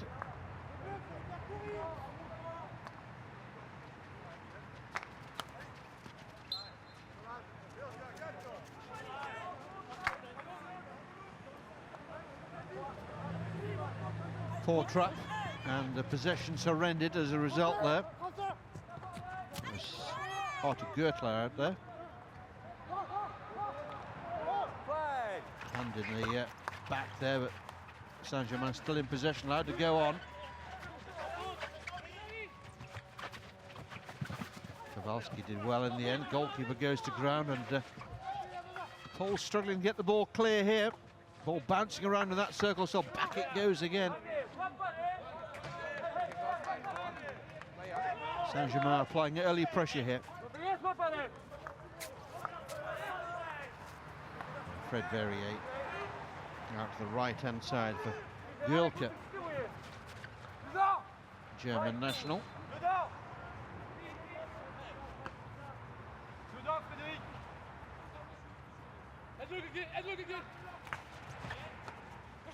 Well, half trap in the Polish defence there, and problems here for the Poles, and it leads to our first penalty corner of the game. Saint-Germain celebrating the fact. The ball was bouncing as it went into the circle. The Poles never really got to grips with it, and getting themselves into a little bit of a tangle there. A bit of a toppy one there from Frederick Gülke. Poles very much at 6s and 7s. So first penalty corner for the French here. Yeah, that's fine. You go there, and I'll worry about the ball. Yeah, that's fine. What's the ball? Okay. Penalty corners we've seen in the first two games, they've been something of a curate's egg. Some good, some less proficient. Out it comes. As the flick goes low, goalkeeper did well. It was Gregoire Samson with the shot. The goalkeeper dropped on it skillfully, and that'll be another penalty corner, says David Sweetman. Mikhail Slavinsky in the torn goal. And we'll watch again his action here, getting down low. It wasn't as wide as I think he was at first expecting. No, it's, yeah. Probably made it more difficult for the keeper to make the save. So, second corner in quick succession here.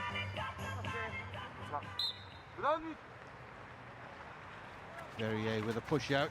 A missed trap at the top of the circle. Played onto the defender's foot, is it? Yes, it is. There'll be corner number 3. Difficult late adjustment there at the top of the circle. Seemed to come out quite flat. Trap wasn't very good, and it put the drag flicker off his routine. Saint-Germain in the end quite lucky to gain another corner.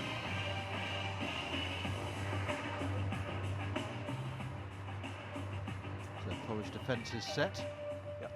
Fred Verrier again settles on the ball on the baseline, whips it out to the top of the circle. It's a better routine this time, and a good firm shot, but it's deflected away for a long corner. Corners ain't what they used to be, are they? Back to the 23-metre line these days. Nothing, play!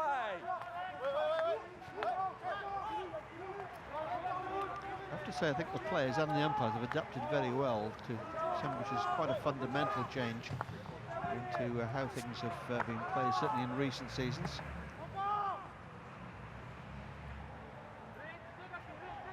Many incarnations and reincarnations of the long corner over the years. I can even remember hand-stop long corners in bygone years.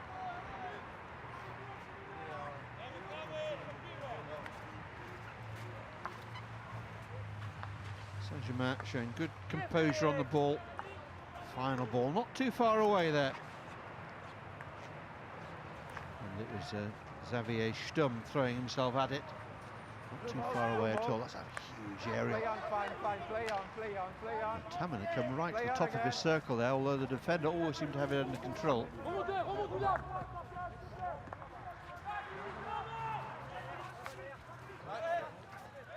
Kowski fires one forward, but not enough accuracy about it. Now Fred Verrier coming forward for Saint-Germain again.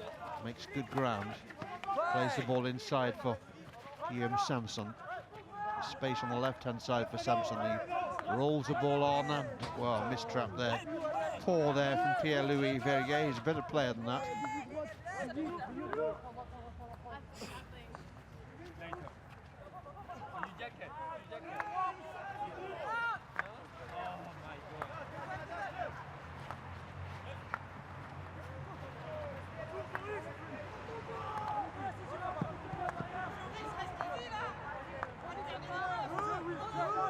Just playing the ball around stick to stick, trying to get some confidence into their game, which has been pretty short supply in the first few minutes here.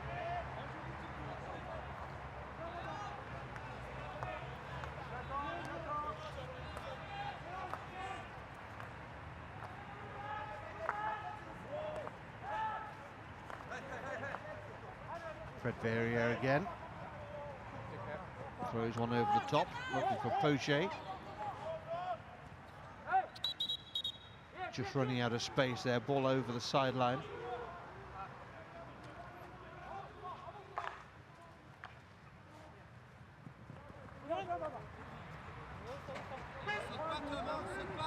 This tournament being hosted by the city of Hamburg here at this Harvester Huda. Hamburg, let me remind you, a candidate city for the Olympics of 2024.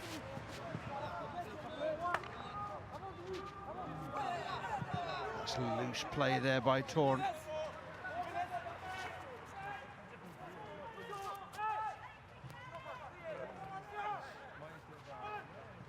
Both sides looking for a little bit of elusive quality at the moment.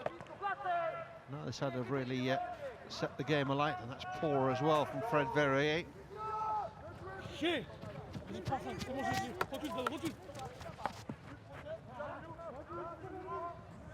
Another aimless ball forward. That was one for Konglevsky to run after.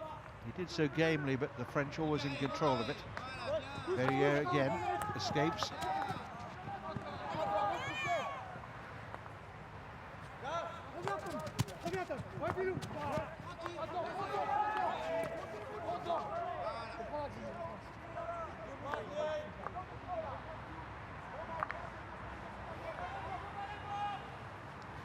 Samson.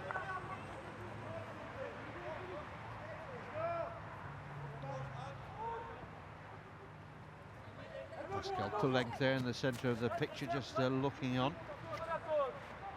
Hasn't really seen his team settle into this one yet. Both sides making too many unforced errors.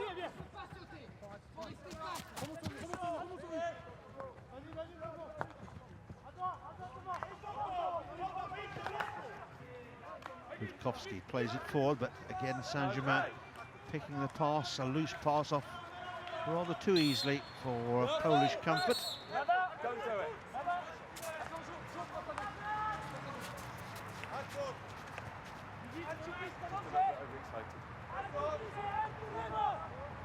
Samson again into the midfield.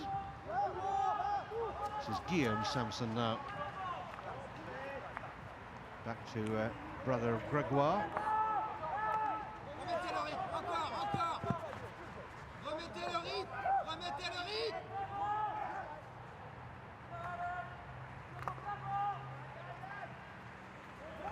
That's a nice take. That was better from Oliver Rockel, Australian, in this Saint-Germain lineup. Massive curly hair.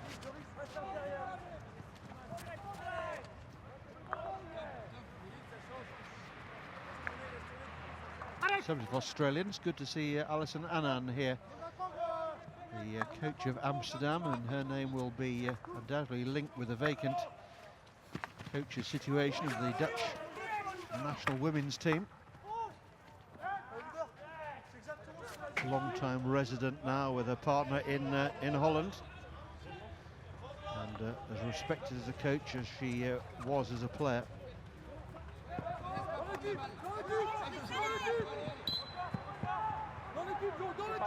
Taken quickly by Joris Haru. Very casual, not like him at all.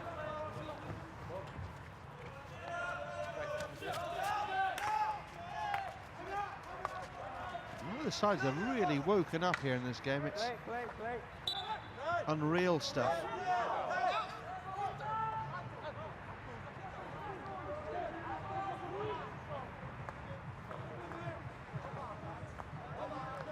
Fred Verrier, he's often the catalyst for energy from this Saint-Germain team, but even he today is just struggling a little bit to raise his game.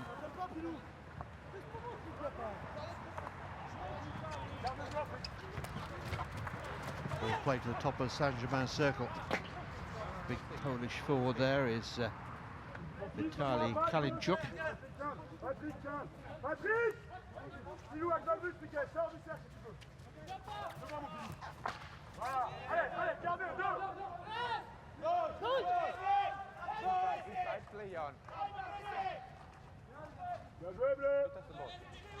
The host club, Harvester Huda, will be in action in the final game of the day when they take on Grange of Scotland. Crowd expected to bill for that one. Harvester Huda, who won the Euro Hockey League crown on debut. That's quite an achievement. And looking to win a place in the KO16 stage by emerging from this hosted event as the top dog in their pool. They'll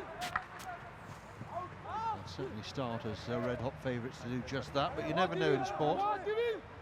That's why we keep coming along and watching.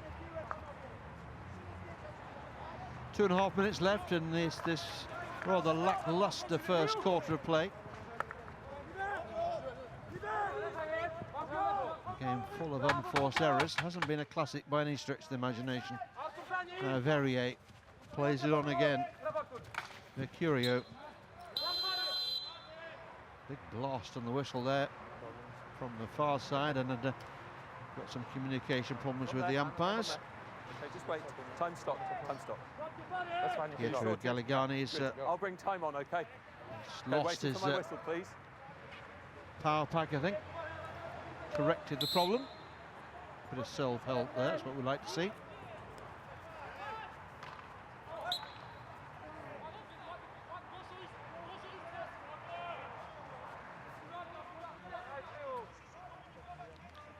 So into the final 2 minutes of this first quarter.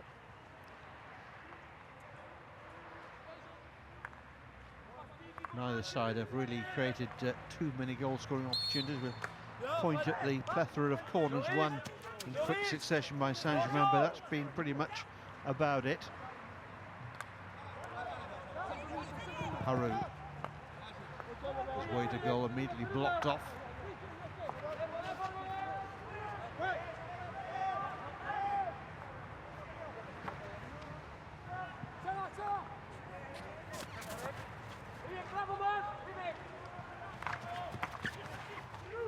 Good solid ball into the circle, but equally well trapped by the Polish defence.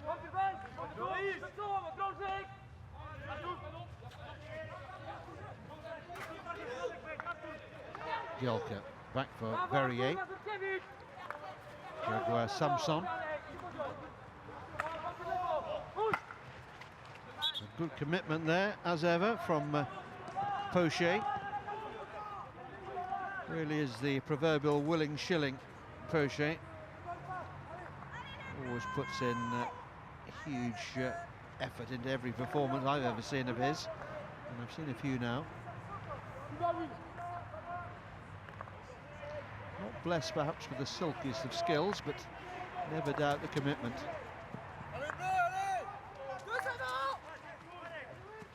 Makowski.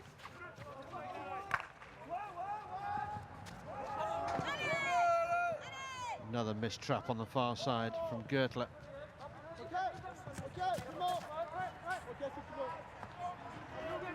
Verrier needs to go route one. Is there time for something here from Saint-Germain? Trying to force the way into the circle. Pulls clear the ball out, and the hooter beats both sides to it. So pretty poor fare, I'm afraid, in that first quarter here.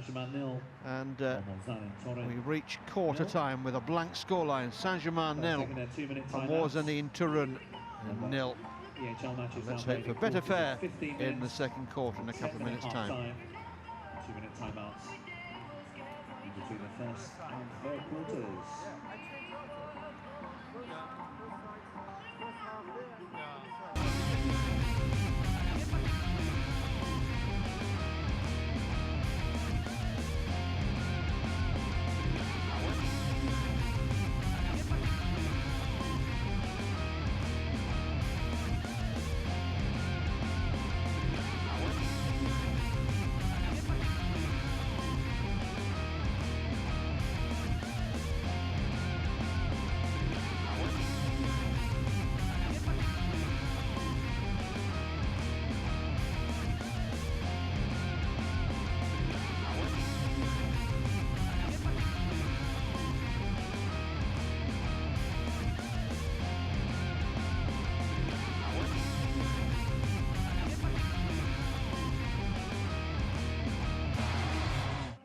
I think our very excellent television production team deserve some sort of award for producing highlights from the quarter when, frankly, there were very few indeed. Penalty corner count shows in favour of Saint-Germain, but precious little else to show. A young supporter there, doing battle with what looks like a bread roll. Good luck. Good luck. Hours of endless fun in a bread roll.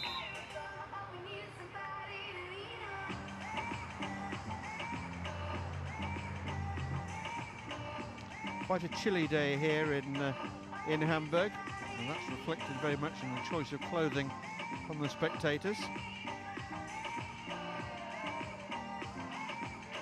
Important lesson in life there from Granny, how to eat a pie. A lesson I learnt quite early, and I've never lost the knack, I have to say. So, two teams coming out for the start of the second quarter.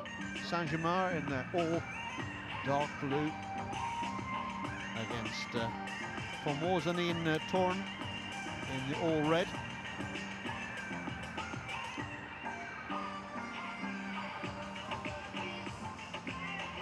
Julien Thamin, the Saint-Germain keeper, largely in trouble in that first quarter. In that perverse way that goalkeeper sometimes think he might be hoping to see a little bit more of the ball in the second quarter. Chance to showcase his skills. Let's hope for better from both sides after that something of a non-event of a first quarter of play.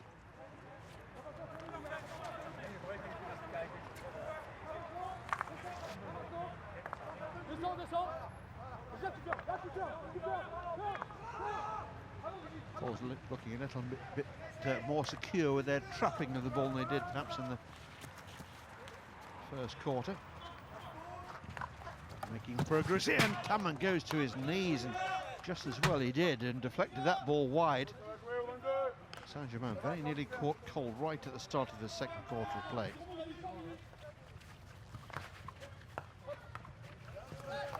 Kowski tries to force the ball in.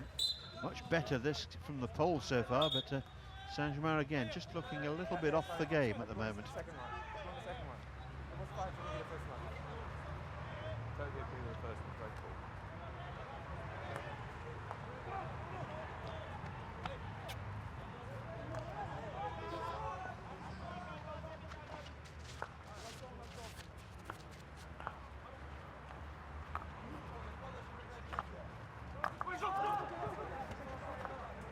Good work from Haru. Fred Verrier. Samson losing out there. That was Guillaume Samson. Whistle's come to his rescue. Just need to raise the tempo of things a little bit, the French. One of those sides that once they get into a rhythm, they're highly entertaining, but at the moment that rhythm is proving elusive. Chance here though, scrambling bit of goalkeeping. Worked out well, and Arthur Geertler gets the ball out of the circle.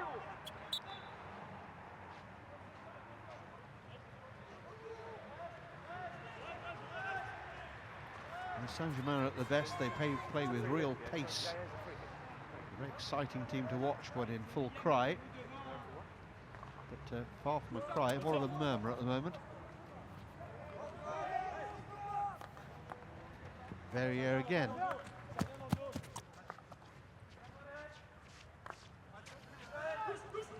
Samson. Never really in full control of the ball, but he's won a sideline ball here. Taken quickly by Rojo.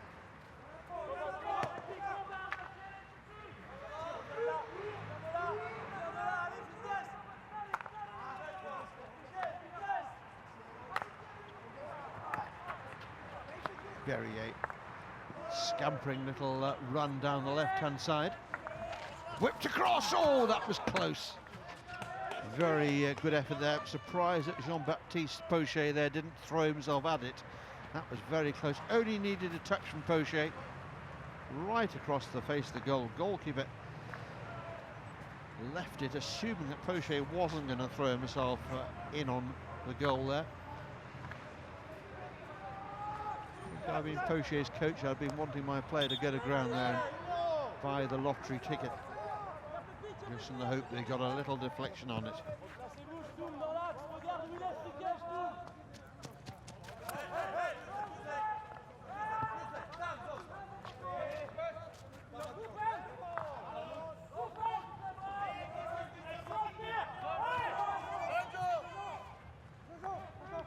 We now have two Pochets on the field as Thomas Pochet has come on to join with Jean-Baptiste.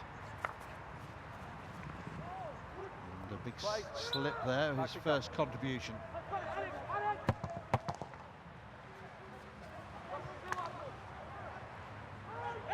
Almost knocked the top of the ball there, did Frederick Gulke.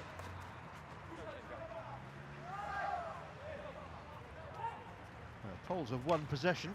Chance to attack the Saint-Germain circle here. Ball pulled across. Good defensive work there from Guillaume Samson.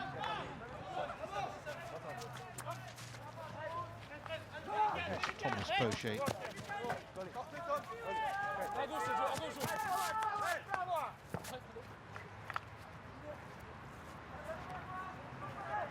Nicely timed interception there from Guillaume Samson.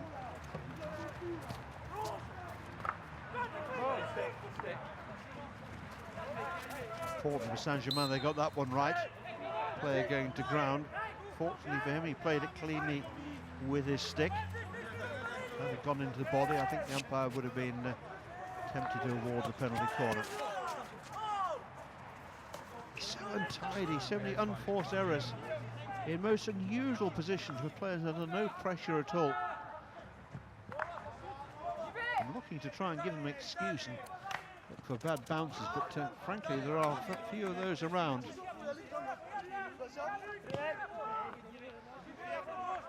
Just basic skills that are not quite up to the mark. With Amsterdam are watching, as we've already discussed, Alison Allen certainly here.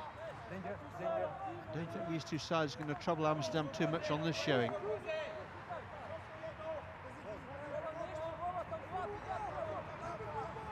(31, 25), behave. Back stick.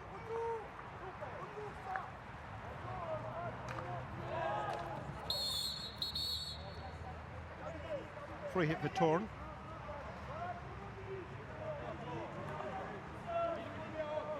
Budkowski comes forward to take control of this hit. Big wind-up, plays the ball into the circle. Met there by Pierre-Louis Verrier, and deflects it away.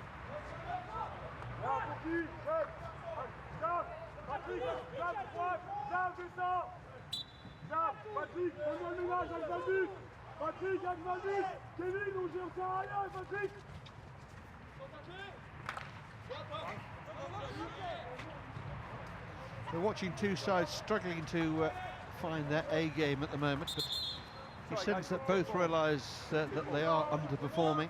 Just trying to find a little bit of individual and collective inspiration, a little bit of quality.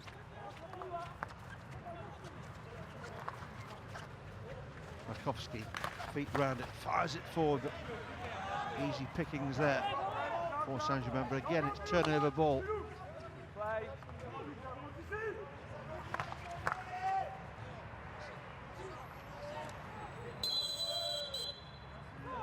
And the umpire's going to bring out a card here. It's a green 2-minute suspension. College player making his way quickly across.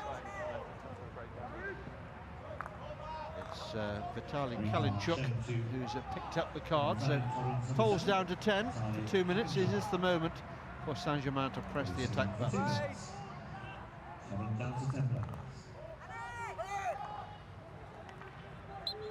Not the tidiest bit of defensive work, but it's come out okay as far as Torin are concerned.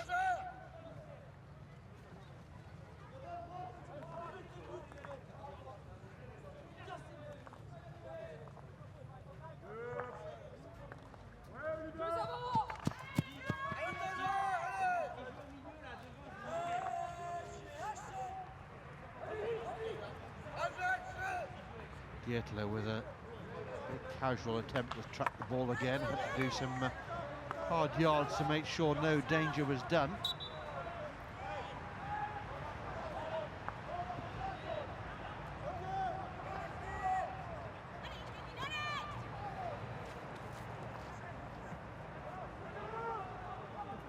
One of the judges there just explaining the meaning of life. Michel Brunning from the Netherlands to the Polish player who has to sit out on the sin bin for 2 minutes.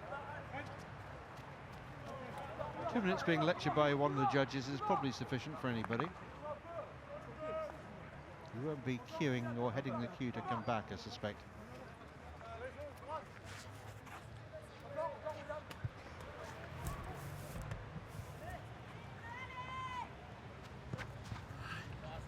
One for Stratovic to run after, but the ball's got too much pace on it.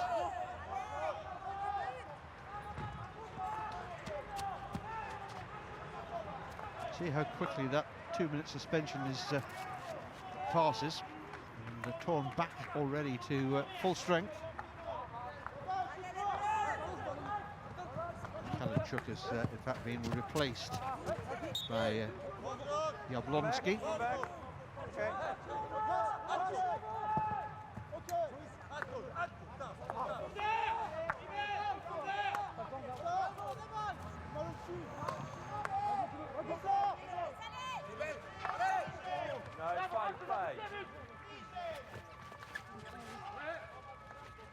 Verrier, oh, clumsy collision, but more than that, a deliberate collision, and there'll be a penalty corner. Verrier going to ground, feeling the love here as the Polish defender came across. Kowalski, and it's Kowalski there. Poor challenge, and no surprise that the umpire awards the penalty corner. 20 seconds.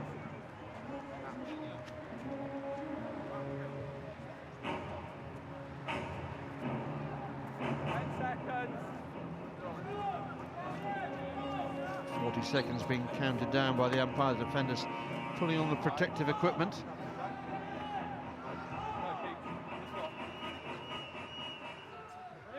One, two of those defenders' gloves are getting bigger and bigger. The first runner here for the Poles, huge glove on his right hand. That'll be a long corner.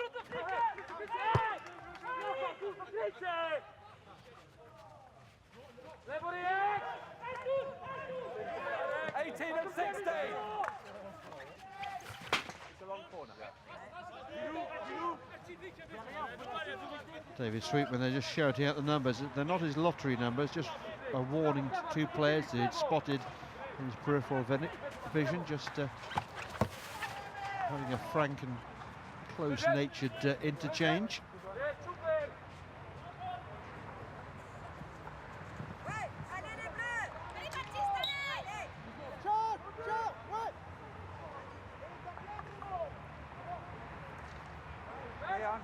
Play on.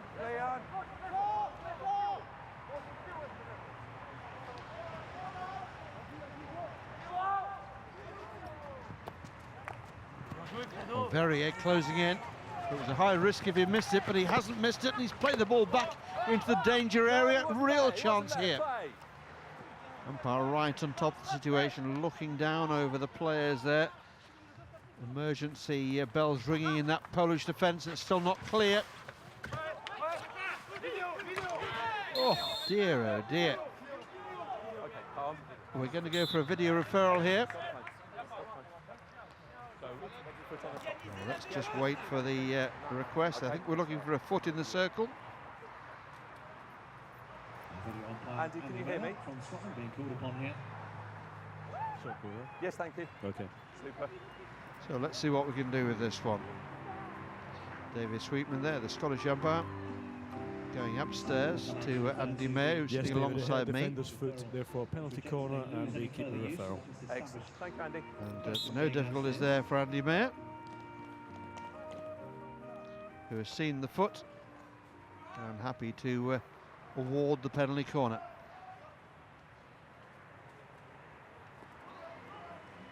Yes, I think corner number 4 for Saint-Germain. Right, come on boys, let's go. Yeah, on my whistle. Yeah, on my whistle. Number 10, let's go. Gregoire Samson, the main man, with the red headband, number 19, but two castles set up. And it's gone to the other one, as it were, and it's deflected wide. Well, it was William Ike Jameau with a shot in the end. The goalkeeper got the end of his stick to it and knocked it wide. Into the last 3 minutes of the first half, still we wait the first goal. Verrier on again through Guillaume Samson. Back for Mercurio.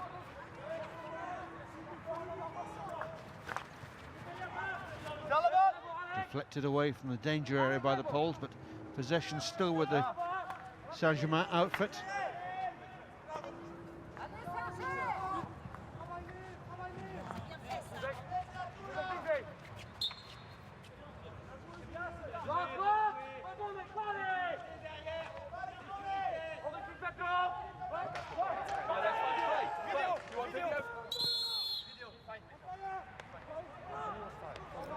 French are going upstairs again, I think, here. You're saying it wasn't 5 when the ball was played? Okay. Andy, can you hear me? Andy Mayer, the video umpire. Got it. Excellent, thank you. So we're looking for whether the defender was 5 metres from the free hit. Checking back from the various camera angles we have around the pitch. We need to go a little earlier than that.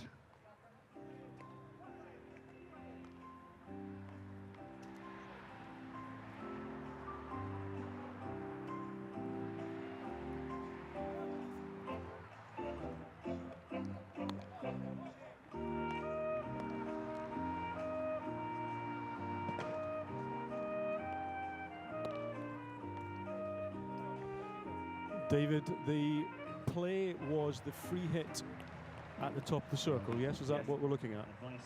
Yeah, it's where the boys just rolled the ball back a couple of inches. Yep, and then what's happened is the player who was at the top of the circle defending ran out and played the ball, so therefore that should be a penalty corner. Okay, thank you, Andy. So Andy Mayer has sorted that one out for us, and it will be another penalty corner. And the very weary looking Polish team trudge back to defend the penalty corner. You were inside the D. David Sweetman doing his best to explain the decision now to the Poles.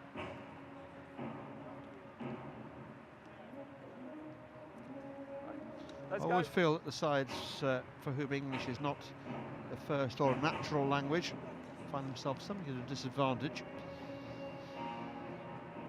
So Fred Vieri sets himself again to push out this penalty corner, the latest edition.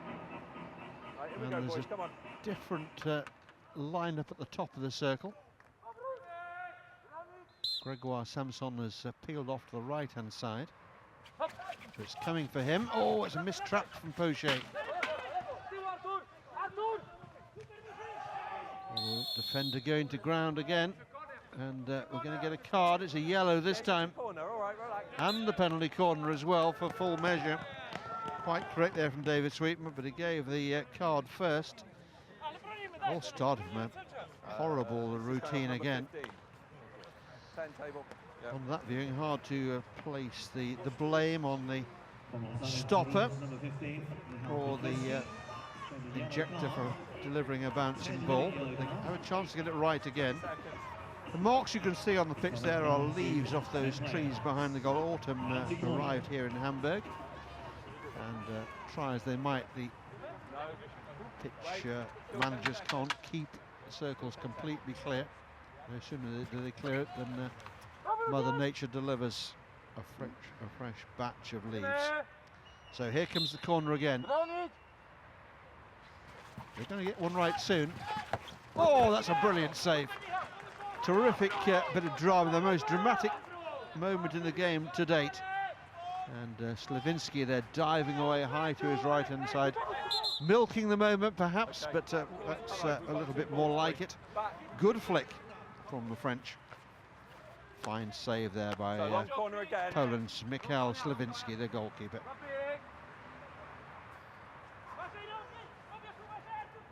Fine there, play.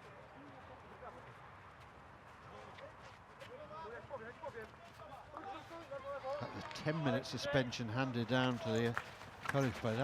That's a big one. Yeah, very good. Just outside. Minimum of 5 minutes for a yellow card. And that one seemed sufficiently physical for a 10 to be handed out.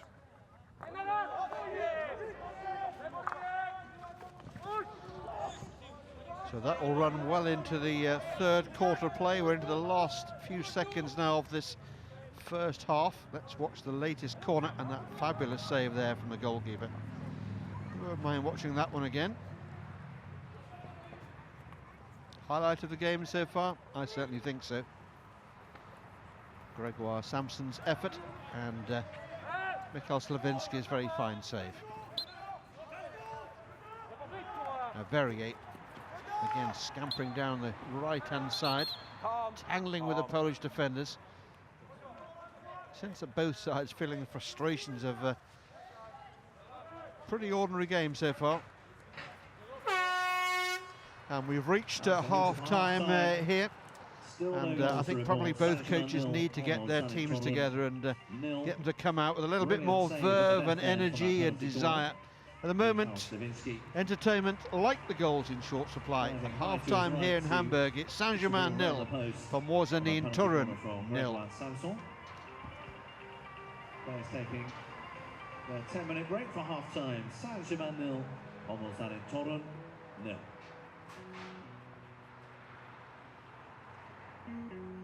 As a kid they told me love was made up, but I used to tell them they were wrong. The blue dot got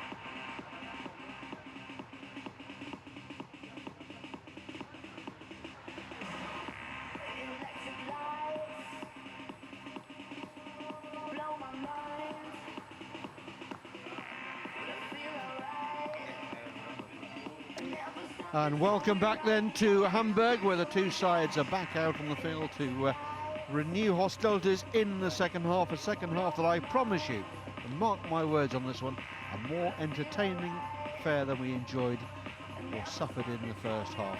Two sides who are better than we've seen so far must surely come out now and play some hockey and get the scoreboard moving. 0-0 at half-time. The Saint-Germain team with a handful of penalty corners, producing one flying save from Slavinsky and a couple of missed traps at the top of the circle as well. And we saw very little, I have to say, from the Poles as an attacking force. Now, where will the inspiration come from? As far as Saint-Germain concerned, they must try and play this game at a higher tempo and try and hurt this Polish team.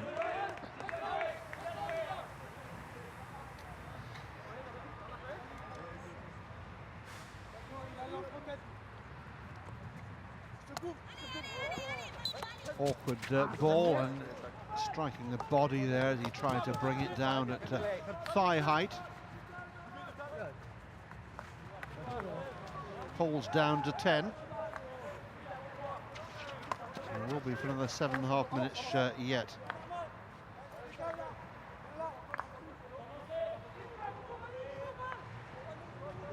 Always going to be problems when you go to ground with a sliding tackle if you don't take the ball cleanly.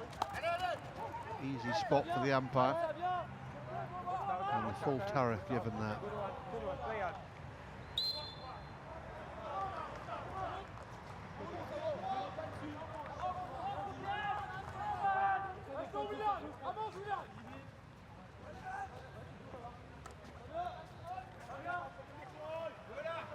Rojo sets off for Saint-Germain, leaves it behind for Fred Verrier. Rojo again drills it in, off the frame, the goal! And that's meat and drink for Pochet, who rolls the ball into the net. And Saint-Germain have the lead. Pochet coming across to this near side for some sort of preordained goal celebration.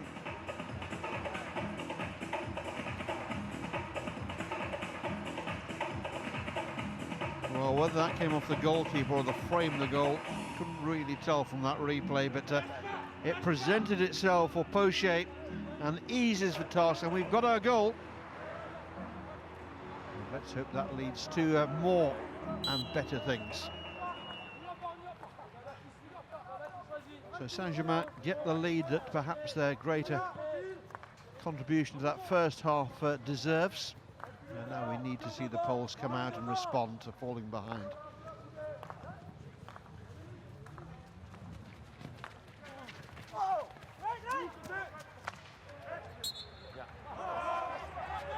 And immediately the Poles come forward on the attack. Come on, boys, from where it was.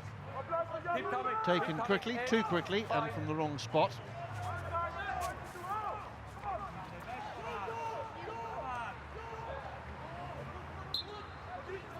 Certainly the Poles trying to put a bit more zip into it. That was Mazurkiewicz there with a little spin at the top of the circle. Clever stuff, didn't quite work out for him.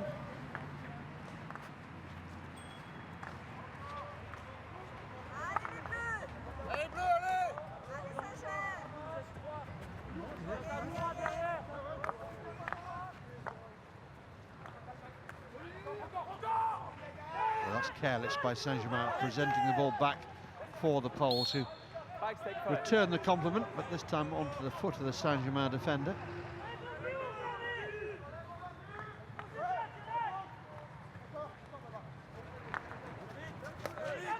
Here, Louis Verrier.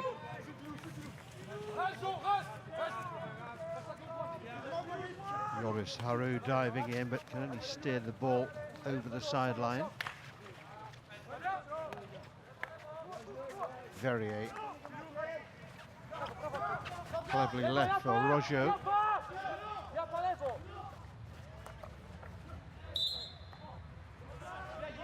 Off the back there of the Saint-Germain stick.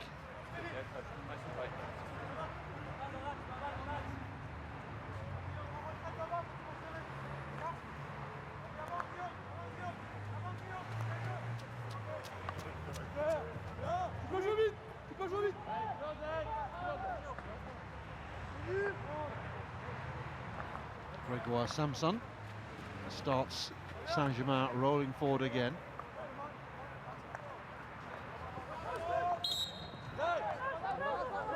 Guillaume Samson there playing the ball dangerously above his shoulder.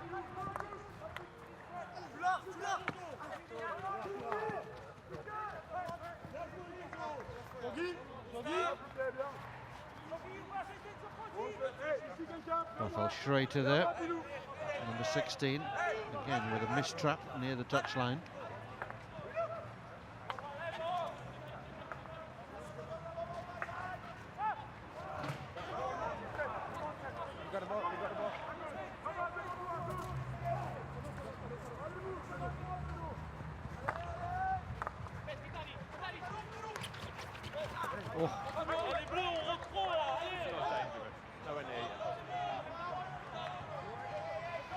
Well, I wonder whether the Torren players are suffering a little bit of a backlash from that mauling they took at the hands of their old rivals Grunwald Poznan last weekend, losing out by 5 goals to 0 in that one. And maybe this is some sort of backlash and after effects.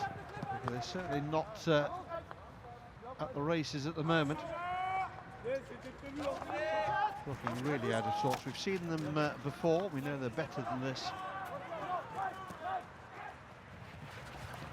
Stick.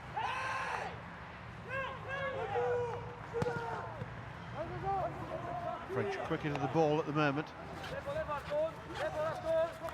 It's hardly a swagger, but it's a little more confidence we saw from them in the early exchanges. That'll be a long corner, taken very quickly. Stick.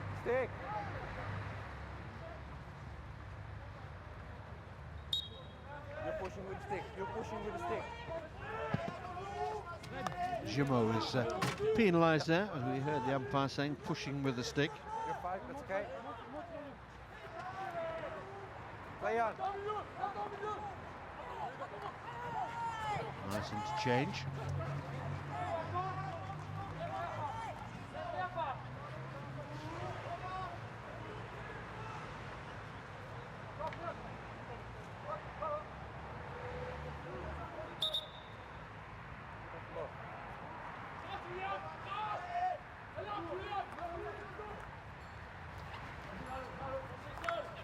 Good, play on.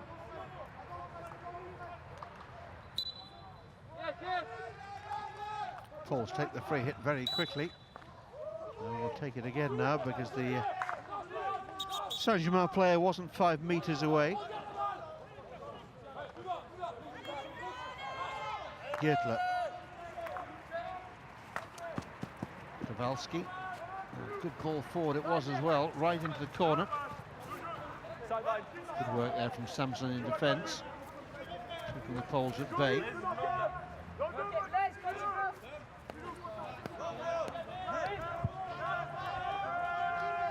The Poles yet to win a penalty corner.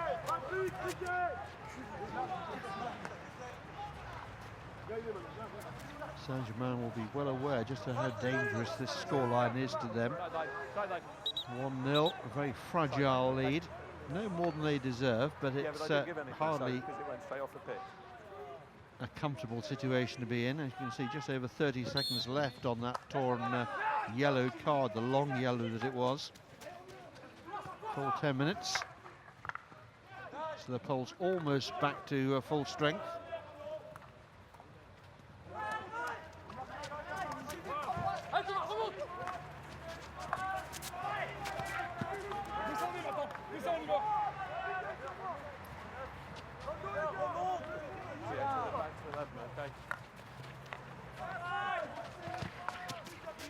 Nice turn.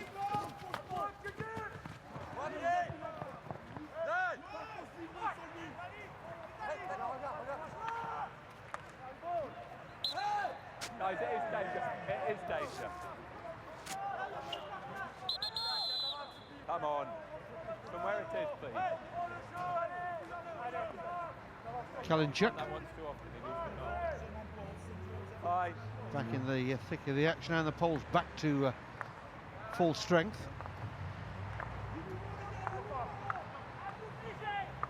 while that suspension was served, Saint-Germain have got their goal.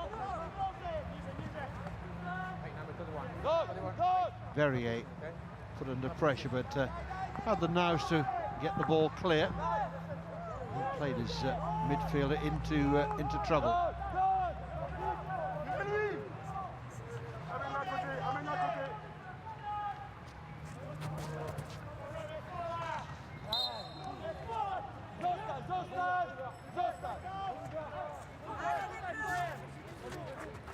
Verrier throws a long aerial, one for Oliver Rochel to run after. The Aussie in the French ranks. He's done well. Big strong left arm there of Arthur Geertler. Gets the ball clear.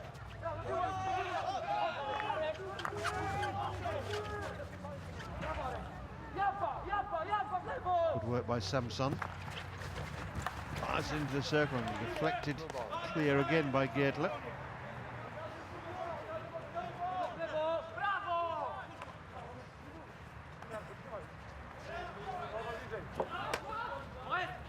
Baptiste Rojo, the captain of Saint-Germain.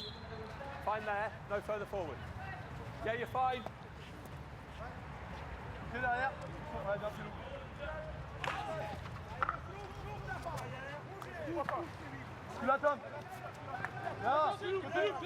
Pierre-Louis Verrier, that's cleverly done.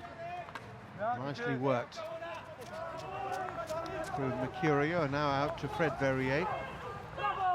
Back in again for young Pochet, but losing out.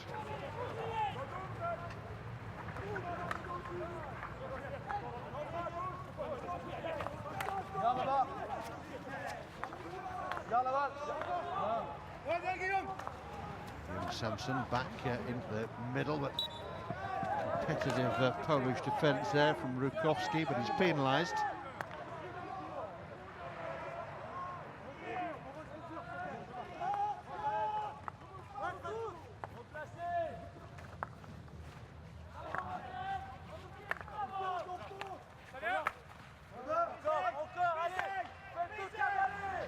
Fred Verrier gave himself a problem with a poor first trap. Third-party obstruction there blown against the poles. That was Verrier's half trap, and he had to go charging after it.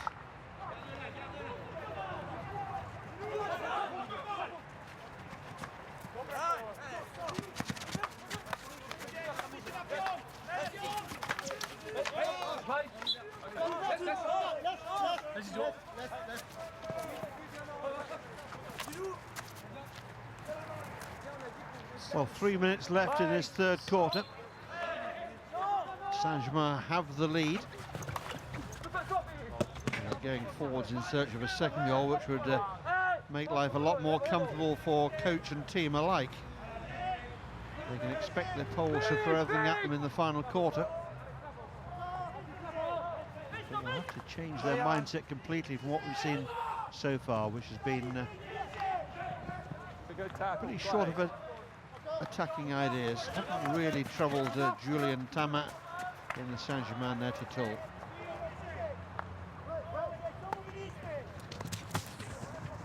Just about kept in play over on the far side. Long corner. Pietro Galligani, the Italian over there, had a good game. There's a good bearing about him. Again, blessed with height, which I think gives the umpire a distinct advantage in tight situations.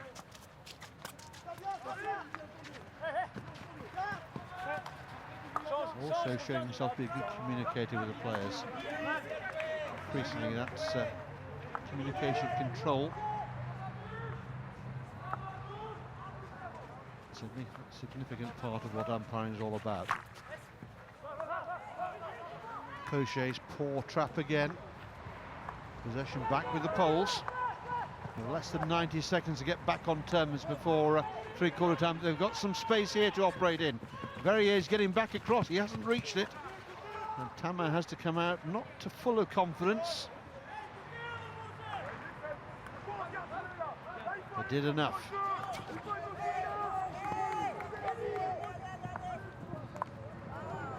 That was important from the Poles. Looked a little short of numbers back in defence there for a moment as the game suddenly becomes stretched.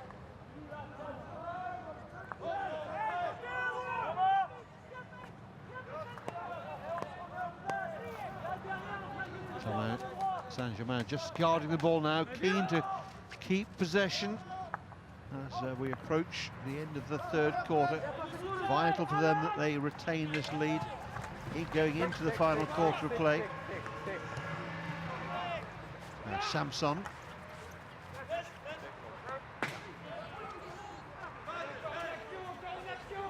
Yeah, that is fine. Just 20 seconds remaining. Chance perhaps for one more attack from Saint-Germain. Ball fired in. Swing. And an early miss. Good, play on. Saint-Germain looking for some interference there as the defender closed the forward down. So Rojo's appeals are unanswered, and a hooter sounds and brings us to the end of the third quarter play. We've got our first goal. The entertainment levels perhaps rising a little bit as well. But it's Jean-Baptiste Pocher's goal that separates these two teams going into the final quarter then. Here in Hamburg, it's Saint-Germain 1, Pomorzanin Torn 0.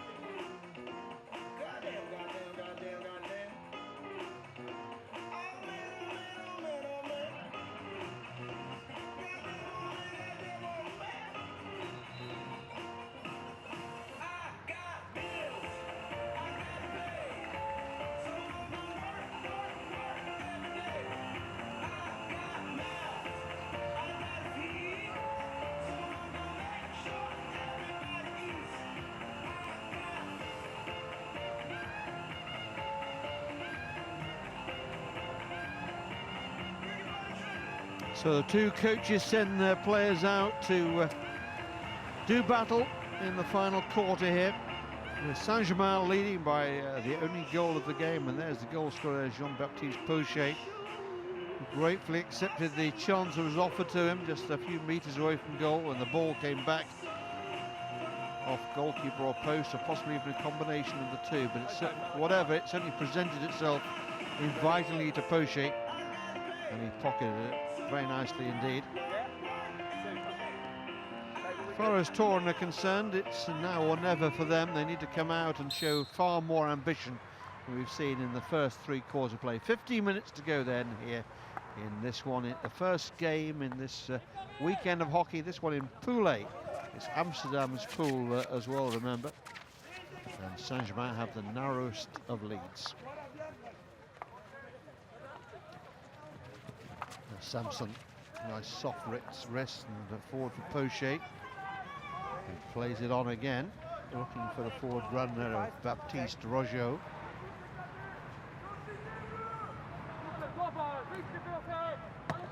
Nicely taken down there by Gulka. Play, no one there. Ball came off the Saint-Germain foot there, but you could hear David Sweetman saying, There was no advantage, nobody anywhere near. Feet itself isn't an offence, it's the gaining advantage by the use of the feet that is the reason for the umpire to get interested. Sorry about that.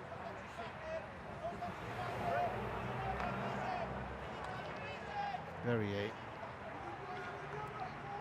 Not his usual energetic self today.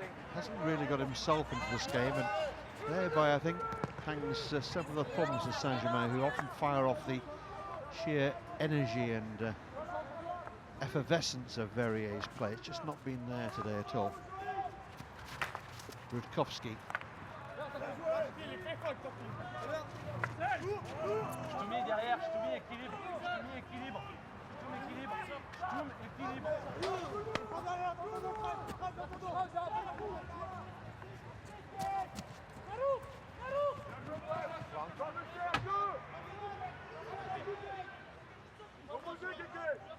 Long corner for the Poles here. So back to the 23-metre line, in line with where the ball goes out of play. Oh, that was squeezed just wide of Tubman's right-hand post. Ball seemed to spin there. Tubman looked back, I think anxiously. He wasn't 100% sure that ball was not going to come back off the frame of the goal, or even sneak inside his right-hand post. Could be an anxious last 12.5 minutes for Saint-Germain and their supporters here.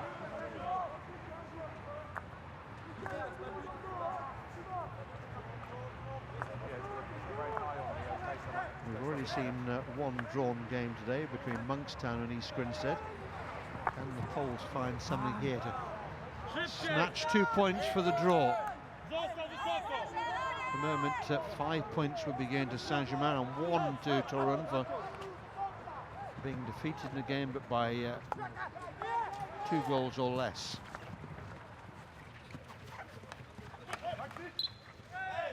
Arguably more than they deserve from what we've seen so far.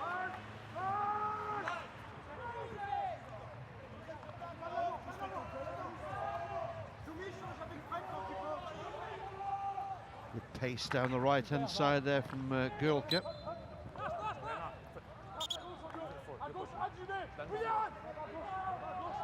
Coach Zoltowski with plenty on his mind.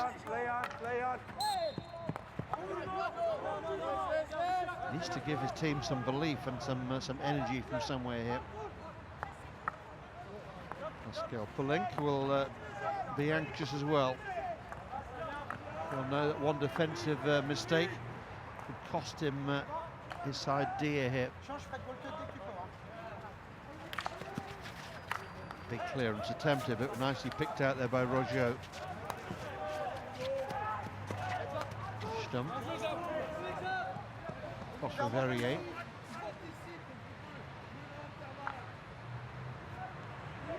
Good ball from Verrier this time.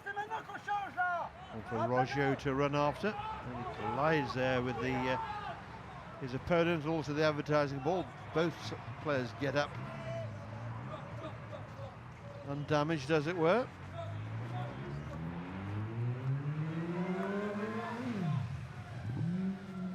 Blaise Rojo just checking the elbow. It came into contact. I don't think he clattered into the advertising boards. I think the pole took the brunt of that particular collision, but the edges of the pitch can be quite rough sometimes. Bits of debris are picked up and retained by the advertising hoardings.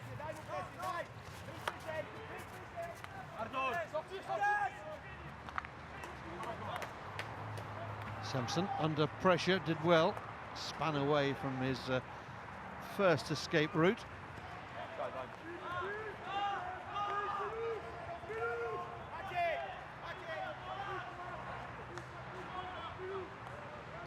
Oliver Rockall back on again for Saint-Germain. The Aussie with the shock of curly hair.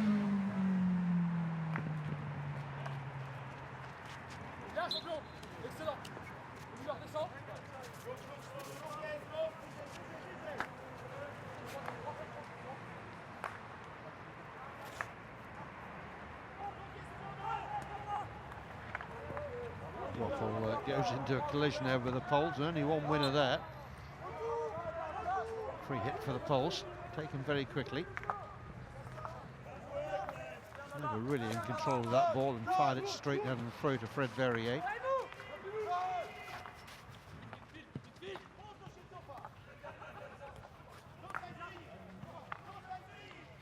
Saint-Germain making very hard work of getting this ball clear and lifting the ball towards the Polish player. Leads to a free hit for Torun. And that's not taken.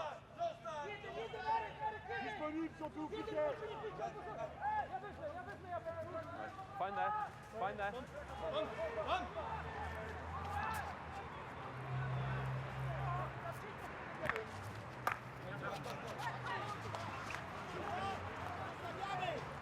Pouchet.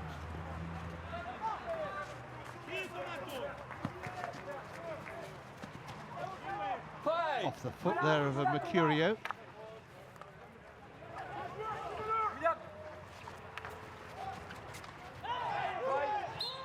Tama has to slide out, and mix up there in the French defence has led to a penalty corner.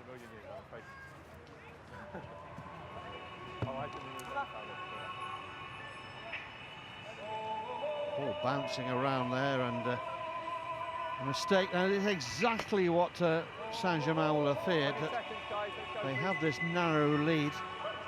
But as we approach the last, just under 8 minutes of the match, they now have to face up for the first time in the game to a Polish penalty corner.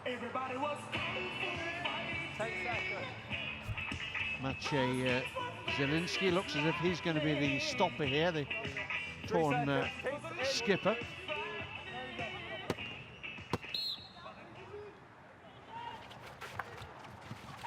Shot comes in, oh, it's come back off the frame of the goal. It's still not clear, oh, it only needed a touch.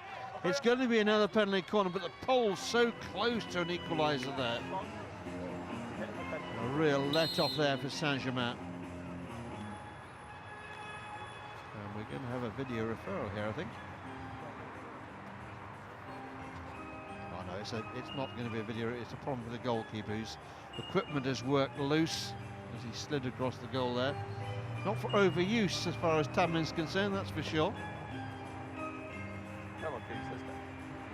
David Sweetman just giving Julian Tamin the hurry up. Goalkeepers, eh? Goalkeepers, indeed, David. Just checking that all is in place.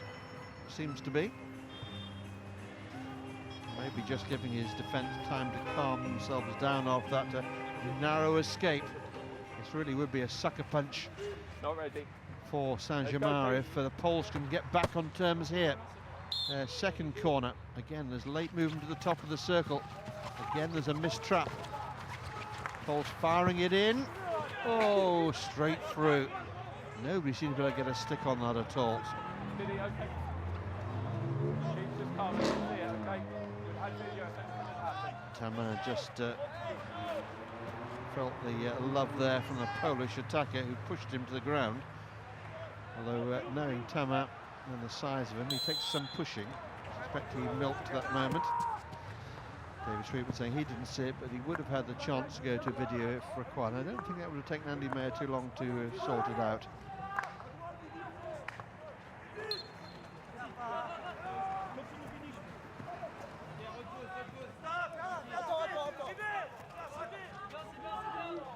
Pouchet just taking some heat out of it by not taking the free hit quickly, allowing Saint-Germain to get back into some sort of shape. Just that little scare. Verrier almost showed too much of it there to Kalinchuk.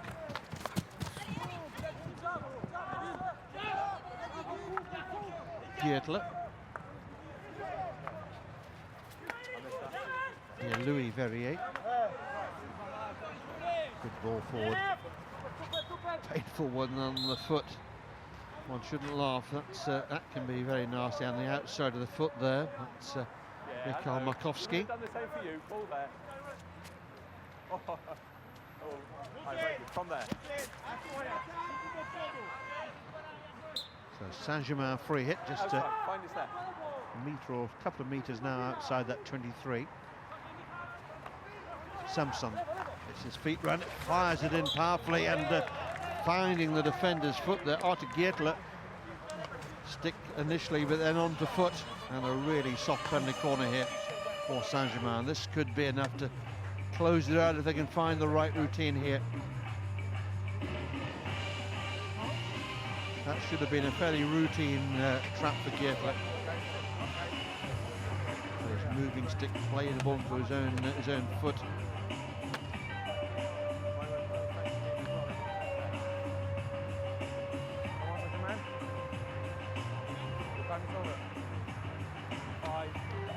So Saint-Germain, plenty of blue shirts up around the top of the circle here. And surely a second goal for them will settle this one once and for all. Sampson fires in a good old-fashioned hit, a roundhouse hit at goal there from Guillaume Sampson. Wasn't far away. A bit more pace again coming from Saint-Germain. Mercurio into the circle it goes. Ball played back through the penalty spot. No one there.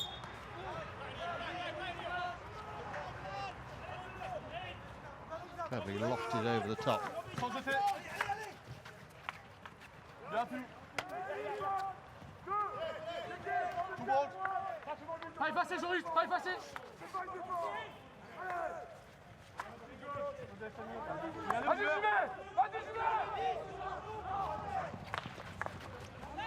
Force coming forward, sensing there yet may be something in this game for them. Just about 5 minutes left. Saint-Germain hanging on to that precious lead, but so far unable to extend it. Now Verrier taking the attack on.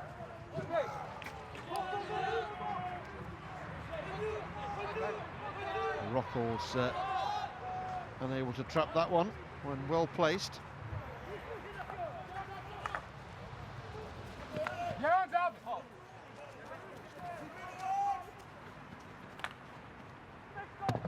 Again fired in. Taman are having a real struggle with some of those Polish attackers. They give them a pretty hard time. Okay, guys, calm it down for me, okay? I don't have to do something in the last 5 minutes.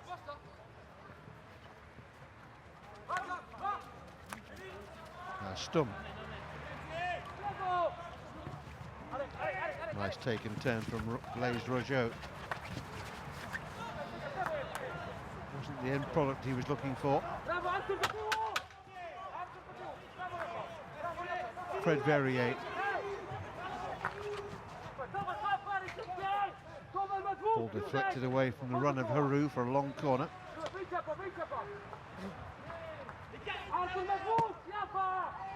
Here Louis Verrier again. Fred Verrier on the overlap, but he's lost possession. Shoot on, let's do it.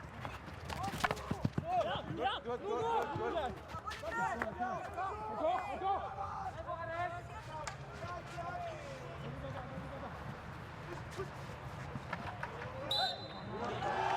And that's a penalty corner, won by Rockall there.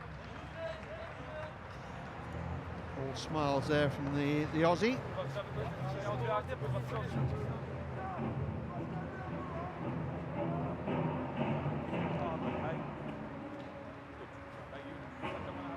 Good early ball, and this was Rockall's bit of skill. He had his stick trapped there by that man, I think it was. Zurkiewicz.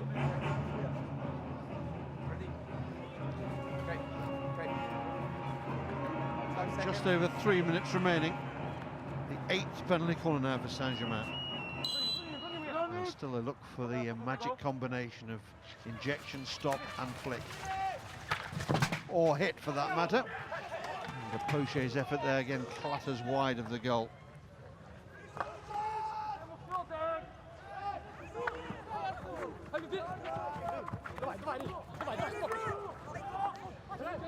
This is the third game of the first day. Still to come today, we've got Harvester up against Grange.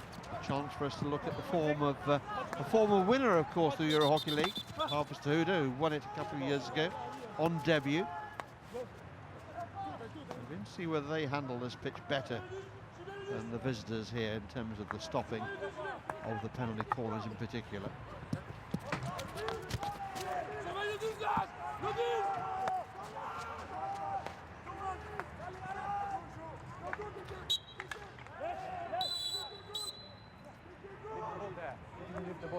You didn't leave the ball there.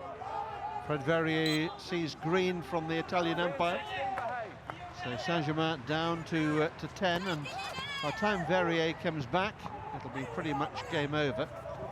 Green card shown to Saint-Germain. Saint-Germain will lose one of their key players. Will that just be a little opportunity the Poles can take advantage of? Well, not if they don't have the ball, that's for sure.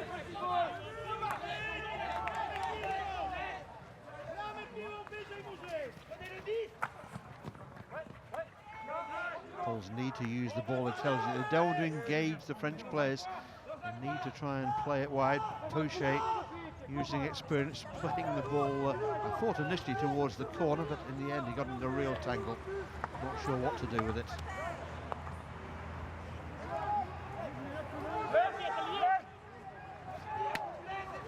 There's a half chance here for the Poles, and the shot fizzes wide of target. Probably worth a try though. We've seen them go in from there. We go into the last minute of play. Reverse stick shot across the face. The Tamin had it pretty much under control, I suspect. Poche takes it out on the advertising boards.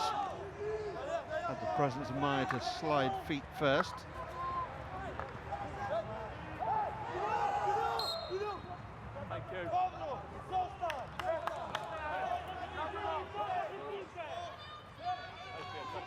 Saint-Germain will be in no hurry to take this free hit. Every second takes them closer to the final whistle, and 5 points for a win here. It's not been an impressive performance by them, but they'll take the result, if not the performance.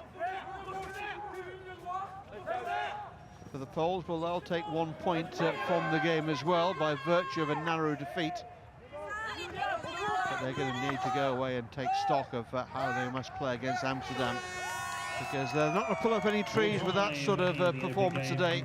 Saint-Germain, through that man there, have secured the victory. Jean-Baptiste Poche scored in the third quarter in a game of few goal-scoring opportunities. So that's the end of game 3 here. That one in Pool A is finished. Saint-Germain 1, Pomorzany Turin 0. 5 points for Saint-Germain and 1 for Torn from that one. And next up, it'll be the home birds here as Harvester Huda of Hamburg take on Grange of Scotland. We look forward to your company for that one. We'll see you soon. Need to be moved. They are parked on the streets, and they will be removed by the authorities if you own these 3 cars. Registration MCX.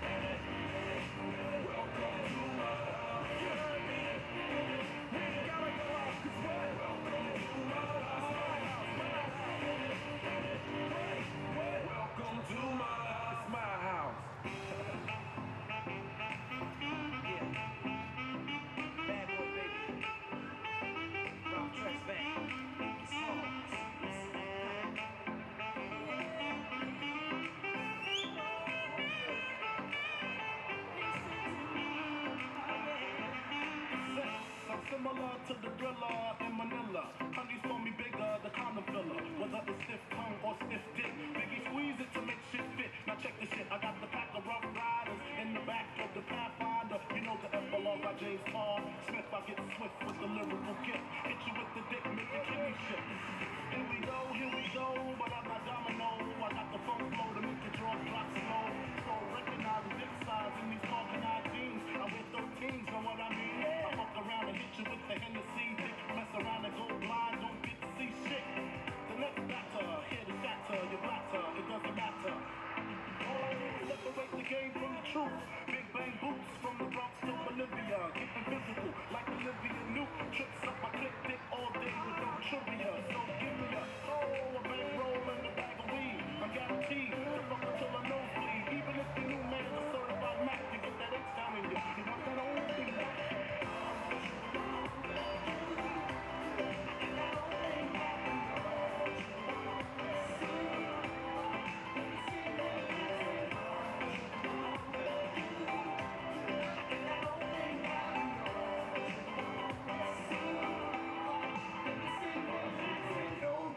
Like B-I-double-T-I-E, with some new R-U-L-E, but you be just no fuck me, E-Y-E.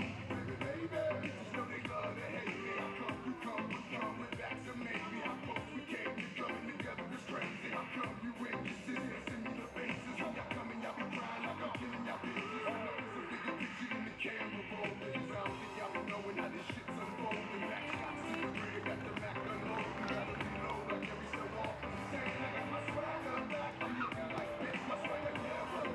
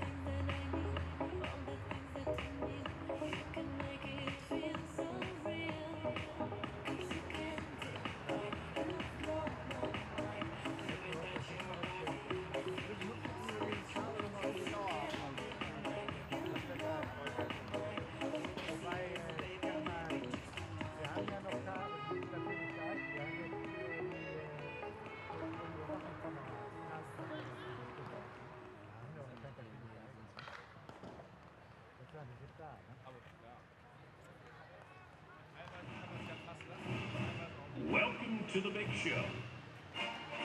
I am the God of Hellfire, and I bring you Hamburg City, Hamburg City, König.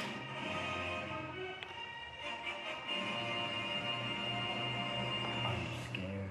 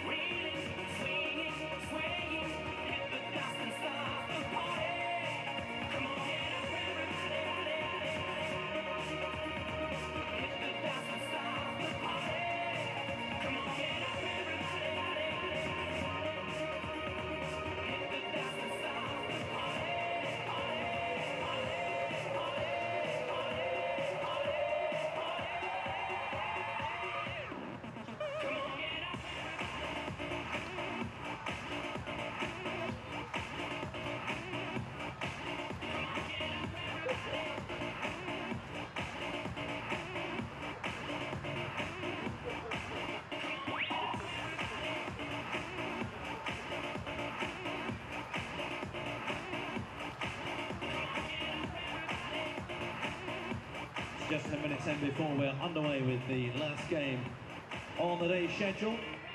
In Euro Hockey League, our 9th season into round 1. The opening game of Pool B, Harvesterhude, our hosts against Grange from Scotland. Scores from earlier today in Pool C, Dynamo Electrostal 6 and Sikora 1. In Pool D, it was Monkstown 1, East Grinstead 1, sharing the points in the opening game in Pool D. And a close run thing as well in Pool A, Saint-Germain 1, Pomozan Torun of Poland 0. So 10 minutes in before the last game on the schedule for today, Harvesterhude against Grange.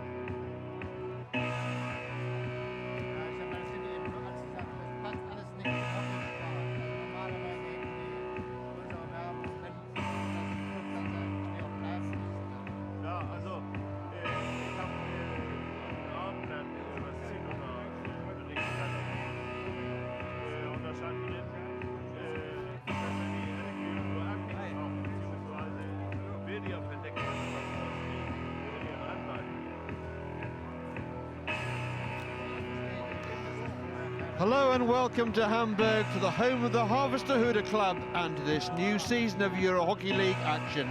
Game 4 on day 1 will shortly be underway and gives us a chance to see a previous winner of the Euro Hockey League crown. And our hosts here, Harvester of Germany, as they take on Grange, the Scottish champions. Grange from Edinburgh ended Kelburn's incredible decade-long domination of the Scottish title in a tense shootout after both legs of the playoff for the title had ended in draws. Grange are marking their 3rd Euro Hockey League appearance, but are yet to win a game or go beyond the group stage, and won't find this Pool B much to their liking either, with both the hosts and HC Wien lining up in a tough pool with just one team to progress from it. Harvester will start as big favourites here in front of a full grandstand over on the far side to dominate things. They too are appearing for the 3rd time but can claim the honour of being the champions on debut in 2013-14. Last season they bowed out in the KO16, losing by 6 goals to 2 to the Dragons. They appear this year as the 3rd ranked German team, but with home support they will look to progress to KO16 from this weekend of top-class European club hockey. There's the Grange line-up today, and they'll be under no illusions about the size of the task facing them here in this opening game against a Harvester team who can contain within their ranks one of the game's top players, Tobias Hauke of Germany and Harvester umpires, there's a Warren McKelly from Northern Ireland, and he's joined today by Eduardo Lizana. There's Lizana, will be over on the far side with the packed grandstand behind him. 11, Andrew Campbell. 12, Todd Mills. 15, Frank Ryan. Shortly be underway here. Grange playing today in that 19, vibrant blue and white kit with the white shorts. 21, Harvester Waterston. in the white with the bright yellow shorts that are using every available inch of advertising space, as you can see there. Always pressure on the home team to come out and perform, but they couldn't have asked for better support. Crowd continuing to build as the Hamburg offices close the doors on this Friday evening just a little bit early, perhaps to allow the workforce a chance to come in and get behind their club side. We shouldn't ever underestimate the amount of effort that goes into hosting these tournaments. The Harvester Club already shown their real enthusiasm and appetite for the Euro Hockey League, not just on the field where their team are renowned, but also off it in the hosting of this event. So our 2 captains there, so Tobias Lietzer of Harvester and Cameron Fraser of Grange to the right of the picture there. So we're just waiting for the signal to get this one underway. Harvester goalkeeper there just going through his warm-up. Very experienced Tobias Walter. So we've got the signal, away we go. It's Grange attacking the goal away to our left-hand side. We have the first use of the ball.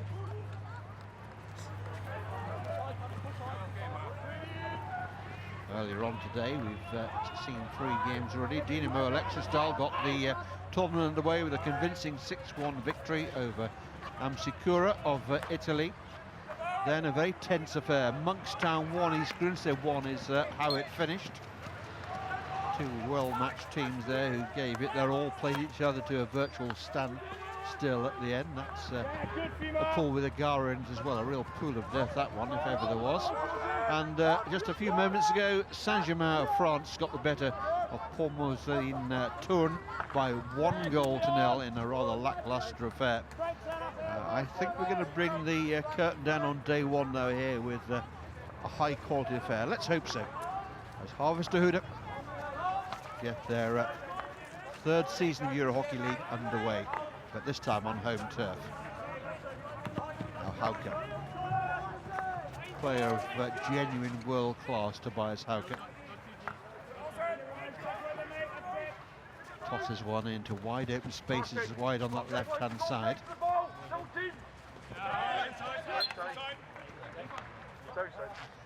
Umpire McKelly just consulting with his colleague before awarding the penalty corner. First one of the game there to Harvester. And immediately problems here for Grange. Ball onto Grange foot inside the circle. First penalty corner of the game goes to Harvester. How they won this penalty corner. Ball forced into the circle, just coming off the defender's foot there.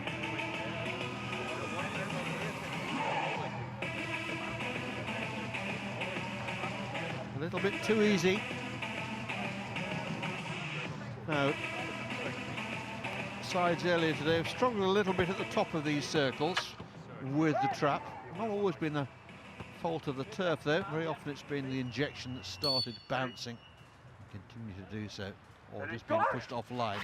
That's in the slot though. There's the shots, and there's the opening goal. Corper, the goal scorer.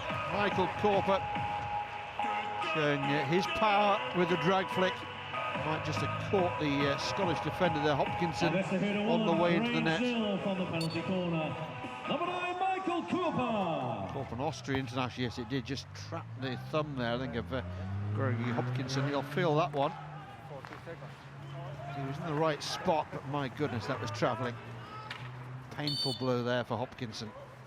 So first blood to the home team here, and they're underway. Granger need to be very organised and be determined not to get blown away here on a tide of German possession. Hauke looking for the ball. The ball girl eventually gives up her bounty. Hauke takes it away from his captain. Although Leitz is the captain and carries the armband, it's very much Hauke to this team looks towards for their inspiration, their leadership. It's a lovely ball over the top and very nicely taken down as well. Chance here for Grange. Brave challenge. To put it mildly there, it was Brendan Creed, I think, coming in with the challenge.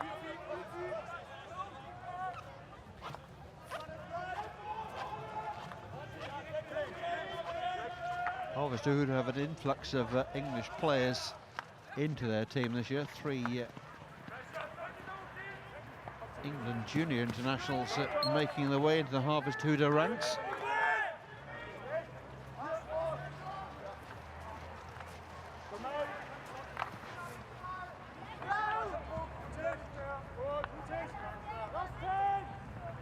Great, just playing the ball around now, looking to get something, some quality.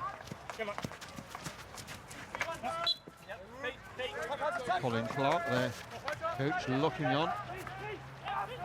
He'll be disappointed to have conceded so early in the game.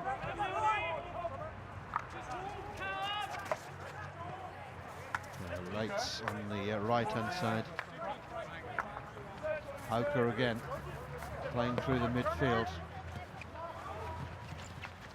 Hassan plays it towards goal. No problems there for Sean Hadfield, the Grange keeper. There's Christoph Beckman underneath the grey hat. Hugely entertaining coach. He was a very entertaining player, mind you, but somewhat mercurial in his attitude. We've seen a few Basil Fawlty moments from over the years, but part of the charm.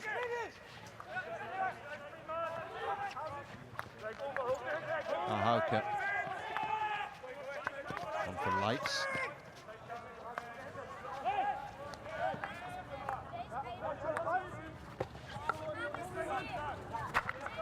It's a lovely ball for Hauke. Again, quality ball into the circle. Good movement there by Goodfield.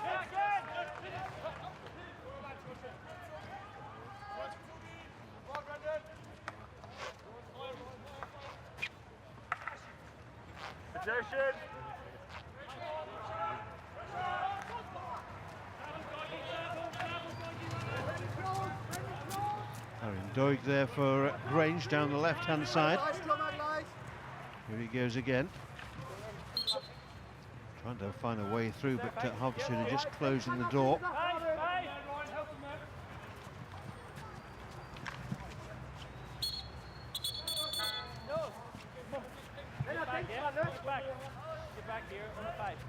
Well, McKelly just pointing exactly where he wants this free hit taken from.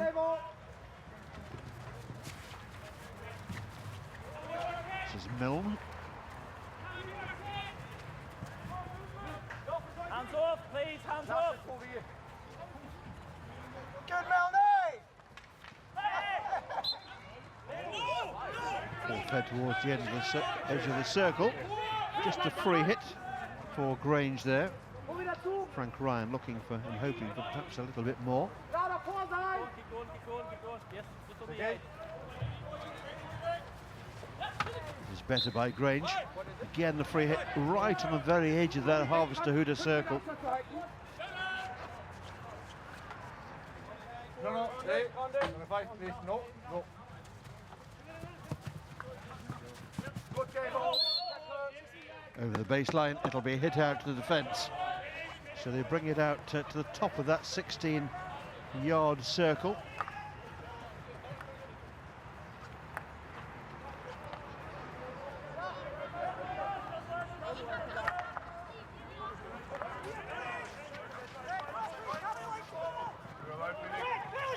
Mathers throws it forward, but the bounce takes it away, harmlessly over the baseline. Game will be played in 4 quarters, each quarter of 15 minutes. As EHL and the International Hockey Federation get their ducks in a line, now playing a standard format.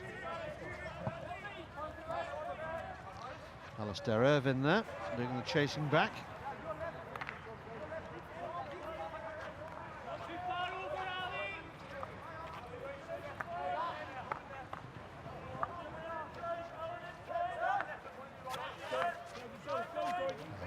Lights plays it back into the centre of the field. Grange just sitting off.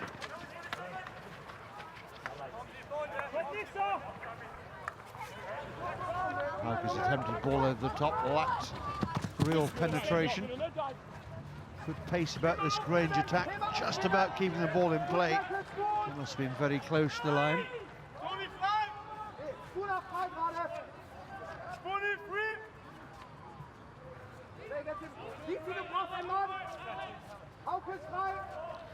Cold evening here in Hamburg, the end of a cold and at times wet day. Particularly rewarding to see so many people making the effort to pack themselves around this tight little pitch.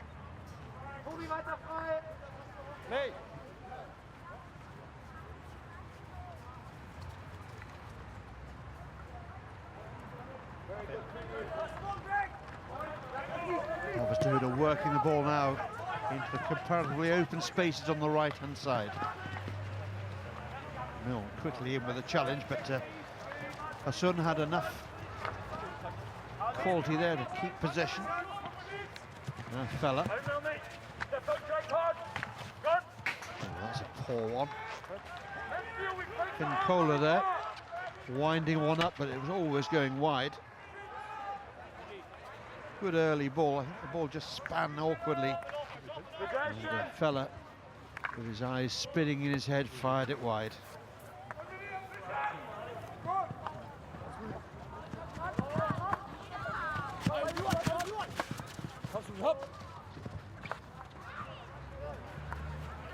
Grange living just a little bit dangerously as the German forwards close down the defenders on the ball.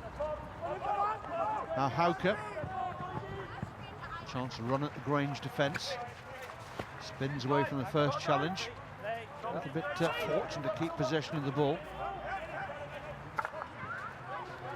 Mathers again.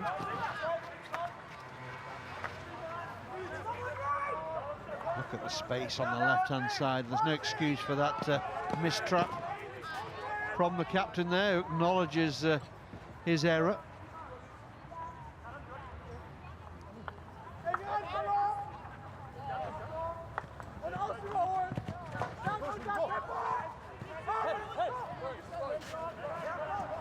Cameron Fraser would have wanted a more sympathetic pass there.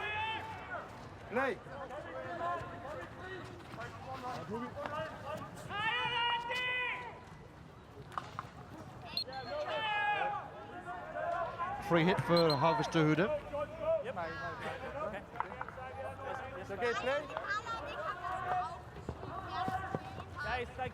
Grange having to do a lot of running at the moment as they chase the ball around this field. They're allowing, it seems to me at the moment, Harvestwood to have the ball in wide positions.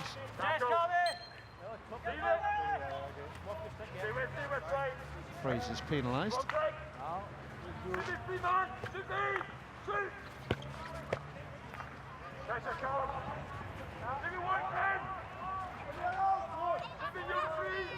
Obviously moving the ball around. Oh, and then the error.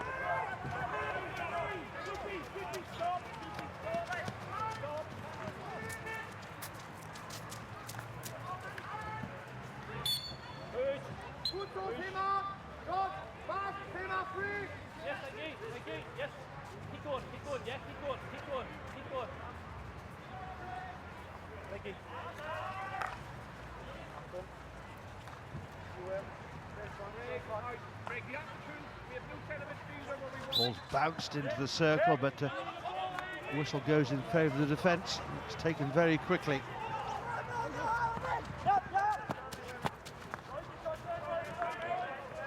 Hauke raking the ball forward, beautifully picked up there as well by Jan-Philipp Poor.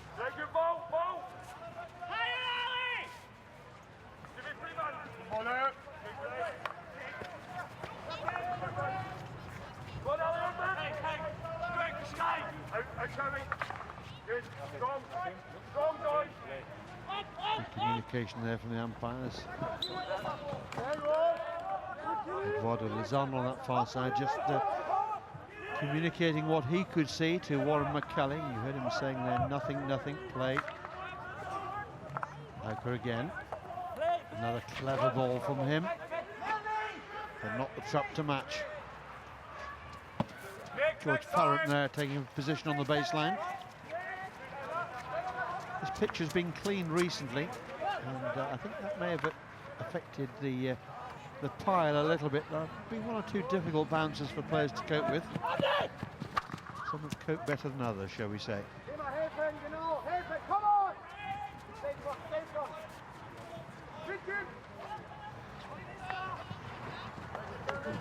Nicely taken. Good turn as well. Grange having to work back into defence as Linsmeyer takes it on down that left-hand side. We're into the last 2 minutes of this first quarter. Harvestwood have the lead. Michael Corper, the goal scorer, from one of his trademark penalty corners.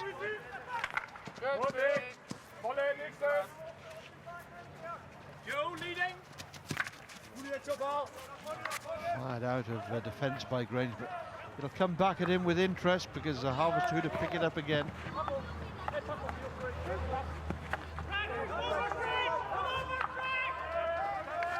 Again, Harvestwood are using the wide spaces on the right-hand side this time. Nicely worked out of defence. Hauke instantly projects the ball out now for Farrant on the right-hand side.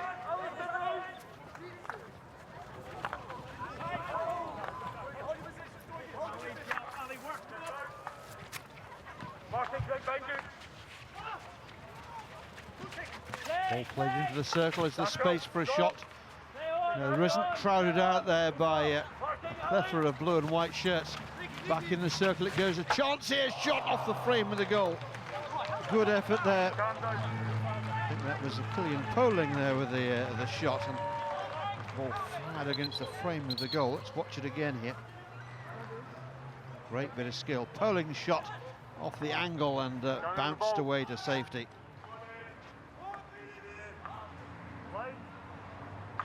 Very nearly one of the most spectacular goals of this opening day. But instead, just the frame of the goal. The resounding zing goes around the stadium. And that's the last action then of the first quarter of play here, involving our host club here, Harvestwood. And they've shown that they mean business here in Hamburg. And they lead thanks to a Michael Corper goal from a penalty corner. So at quarter time here, it's Harvestwood 1, Grange 0.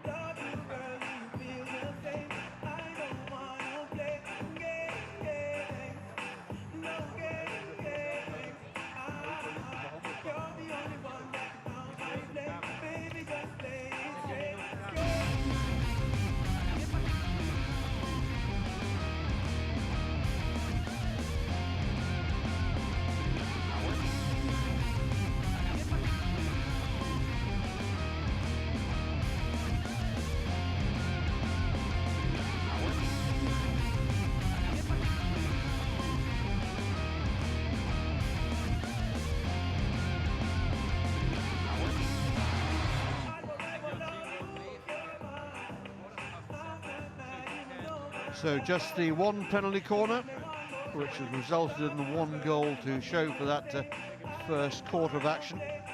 Christoph Beckman there, animated as ever with his group around him. Great to see players in retirement going back into the game as coaches and showing just the same amount of passion that ever they did wearing club or country shirts. So much that man under the peak cap can give to the young players, particularly in this Harvestehude team. So far so good for Harvestehude and their loyal fans here. You see how they've packed in here to watch this one.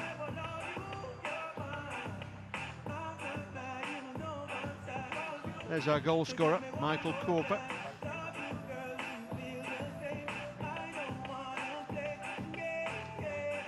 Good to see the injury to Gregory Hopkinson at that penalty corner hasn't been too serious. He's out there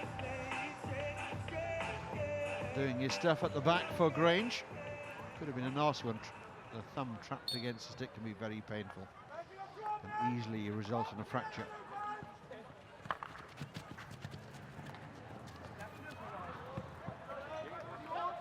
So not too much damage inflicted on Grange in that first quarter of play.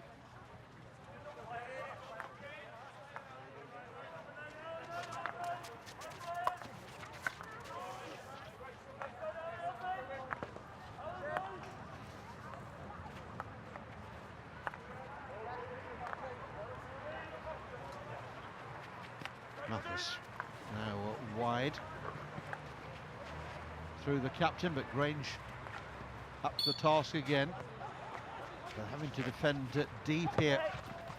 Harvestehude back into the circle and shepherded out of play for a long corner there by Alan Tom.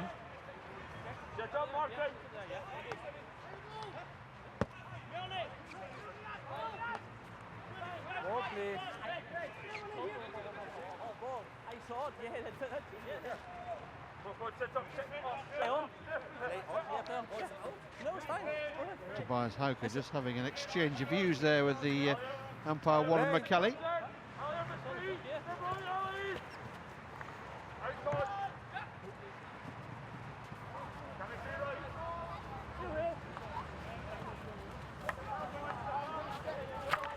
Mathis in acres of space. Irvin gets across to block his way through to goal. Just about arrived in time.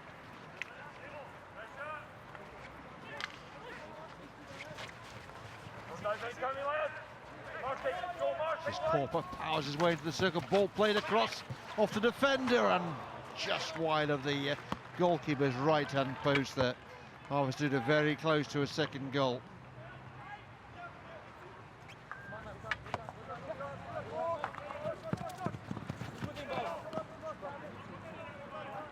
Not the most convincing bit of defending I've ever seen from Grange, but it worked out all right in the end, but more by luck than by judgment. Now Hauke sets off again. So much time on the ball, Hauke.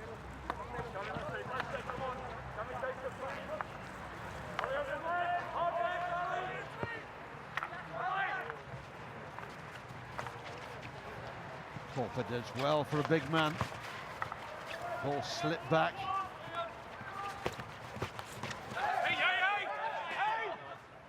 Challenge there from Alistair Irvin, attracting the umpire's attention, but he's happy with what he's seen.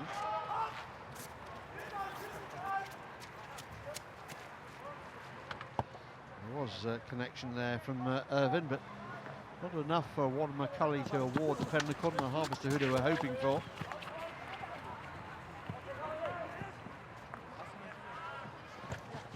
This is Hassan.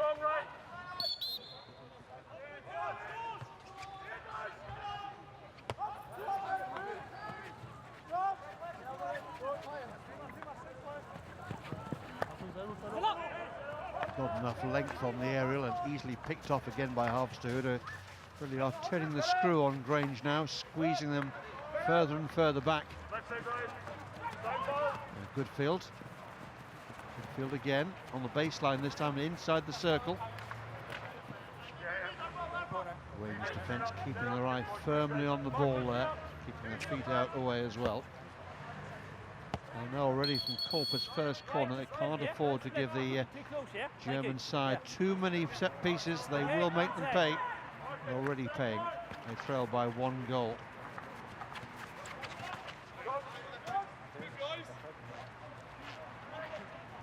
A little bit greedy on the ball there, perhaps. It had to be something quite remarkable to score from here.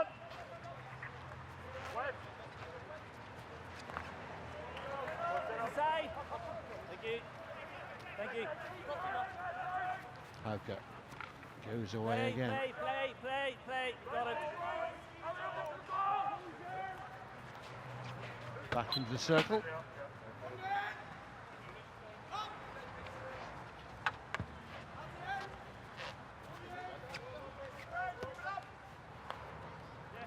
Ball fired in there, but first touch was a little loose there from Goodfield.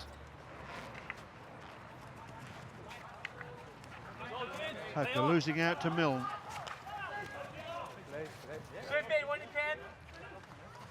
Mathis to the rescue.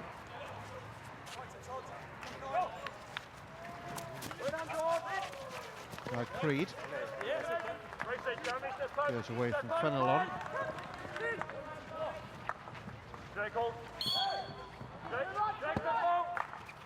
Fired in and rattles the backboards with no touch there. Korper wasn't far away. Big man Korper, as you can see, a real handful for defenders. Rare breed forwards who can match the defenders for physique, but Korper's certainly one of those. Lovely stick handling, oh, lovely finish. Fast hands there from Korper.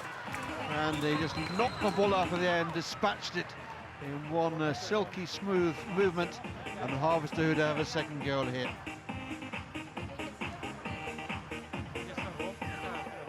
Seems to be little danger at that point. 2, Grange 0, a second for Michael Korper. Scramble across and Korper knocks it home.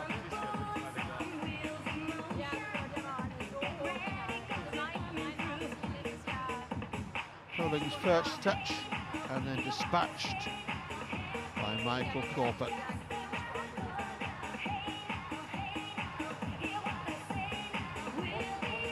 So 2 goals to 0. Harvester on the way here against Grange, for whom this could be a very long game indeed.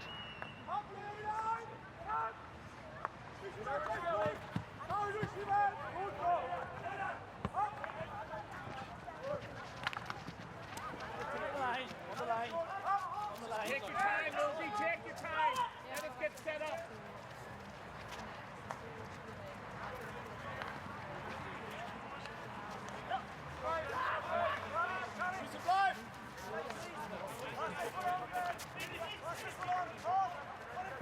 Harvester spreading the ball wide to the left-hand side now, coming back to the right.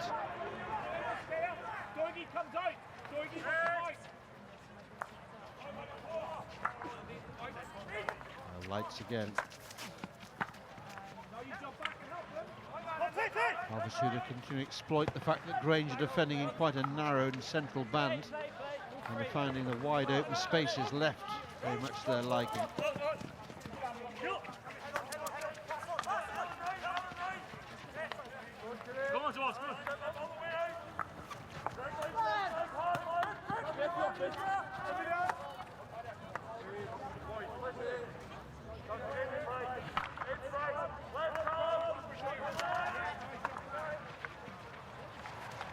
Lights. Final pass wasn't one of his better ones. He's got some running to get back now to help out his defence as Grange break at speed. They win a free hit, a few paces inside the Harvester Hooder half of the field. Oh, and they all missed it. Goalkeeper there went for it, as did Kohler. Let's watch the aerial go up again. Over the top, down it comes, and bouncing away there from Todd Harmsworth, who had backed himself there, might have found himself presented with what would then have been an open goal. Sometimes it's good to anticipate the miss.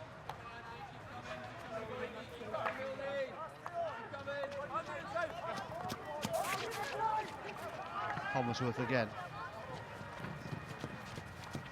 It's whipped away from there by Paul Pongs.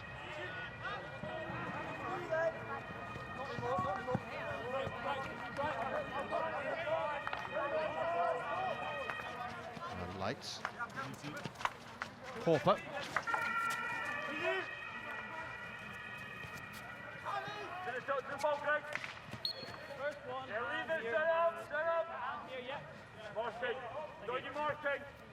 We hit wide on the attacking right-hand side for Harvester-Huda.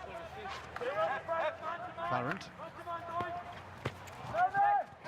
Ball fired through the legs there of Felix Mathis.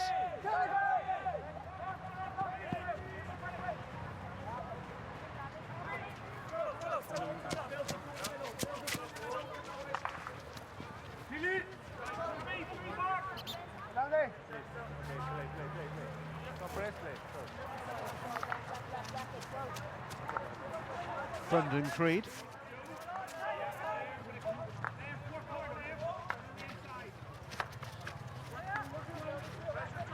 Houker playing right midfield at the moment. Some choppy water there for a Harvester-Huda to cope with, and no surprise that Warren McKelly points for the penalty corner.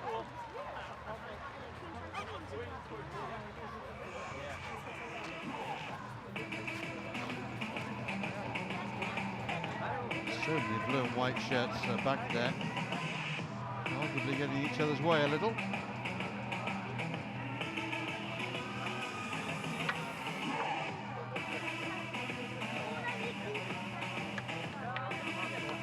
So second opportunity here for Harvester-Huda. Looking down there, Corpus off the field at the moment, which is unfortunate as far as they're concerned. And let's see what other options they have. It looks as if George Farrant could be the intended target here, number 15. It is indeed Farrant, but he slips it instead for Hauke. Very good save indeed, but the follow-up all along the deck. And the angle there couldn't be covered by Sean Hadfield in the Grange goal. And Harvester-Huda have another one here. Let's watch the routine again here. Hauke's shot, great save by the goalkeeper. Back to the injector. And no difficulty in dispatching it.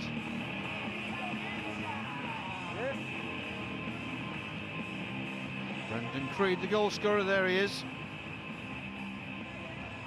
And Harvester-Huda now 3 goals to the good. And we still have more than 5 minutes left in this first half, so the early job's been done very well here by the home team.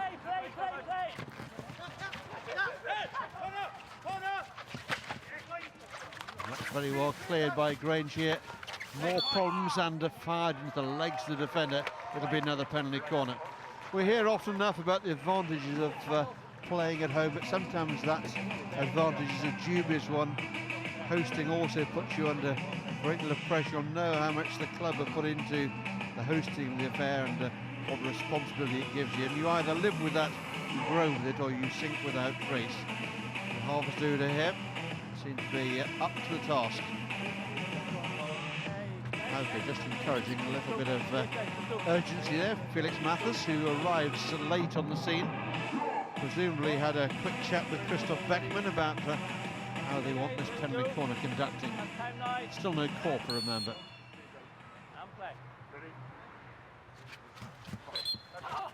No. You go. Yeah, you go. No.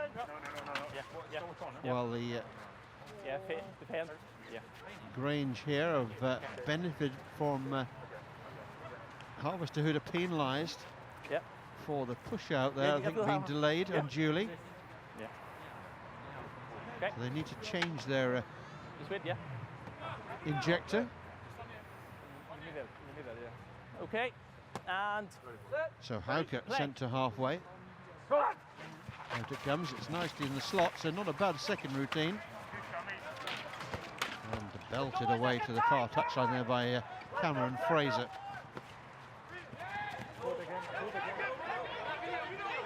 Harvester are looking for a video referral here. They've spotted something. Let's listen into the question. Go to the video umpire, Gregory Oithenhoven of Belgium. Fix, please. Video referral. I received a question, I will check it. So we're going to have a look for a foot inside the circle here. That was the moment. They're saying the ball struck. You really get a clear enough view of it, I wonder. It should be a penalty corner. Warren, I have a decision for you. From our video umpire. There is a defending foot inside the circle. The right decision is short corner. Okay, thank you. So very smoothly and quickly sorted out that one. There was indeed a defender's foot. Grange, I think, were already aware of that because they're back very quickly to defend the corner here. Speak, guys, it's it. And play. Go. Time to go for a straight hit. Back off the pads of the goalkeeper. Still not clear. Surely, yes. Just too easy. Grange throwing defenders across there, but they couldn't get there in time, and Harvester would have a fourth goal. Tucked away very comfortably in the end. Nick Spooner, I think, who peeled away there, standing in acres of space. Here's Spooner. He was never going to miss from there, was he? He couldn't miss from there, could he? He didn't miss from there. 4-0 then. Grange feeling the pressure here. Sparing dive across the goal. Christoph Beckman is deep in pockets here, but he must be well satisfied with the start that his team have made here. 4-0 they lead. 3.5 minutes left on the first half clock. They're waiting for the restart. Rangers captain Cameron Fraser came across and had a quick word with Colin Clark. Not sure what the context of the message would have been. Perhaps can we have a few reinforcements? 11 against 11 is proving rather one-sided at the moment. And Mathis for Hauke. Nicely stolen there by Fraser. And he wins the free hit as well.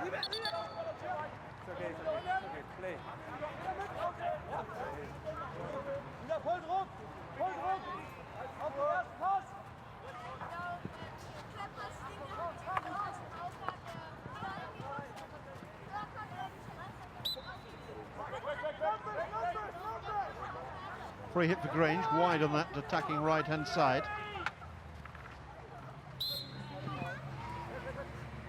Ryan takes it quickly, uses the self-pass and tries to entrap a couple of the Harvester Hooter players there within 5 metres, but they're too wily to fall for that old trick.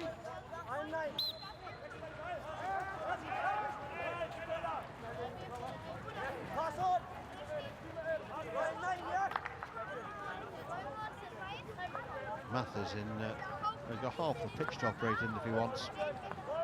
Just plays the ball conservatively infield for a Hauke. Mathers again. Just Corper picked it up well, just posting up there. A Hauke takes it on. Off a Grange foot. Okay, you're fine there, you're fine there. Play. Hopefully just falling players into position.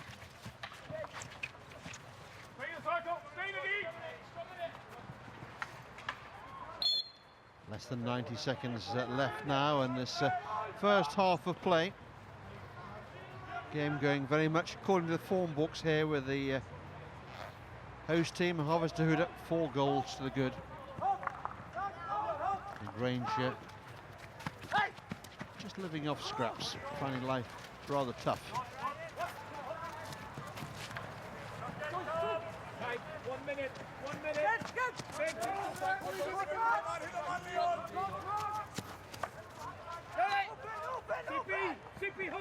Cullen Milne. Hold things together for Grange in the middle of the field, doing a good job of it as well.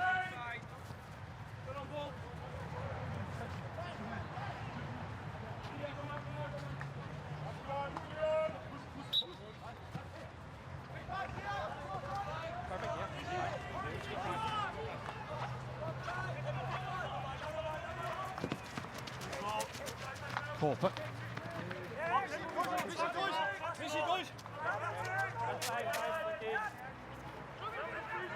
Hope takes it on using a self-pass.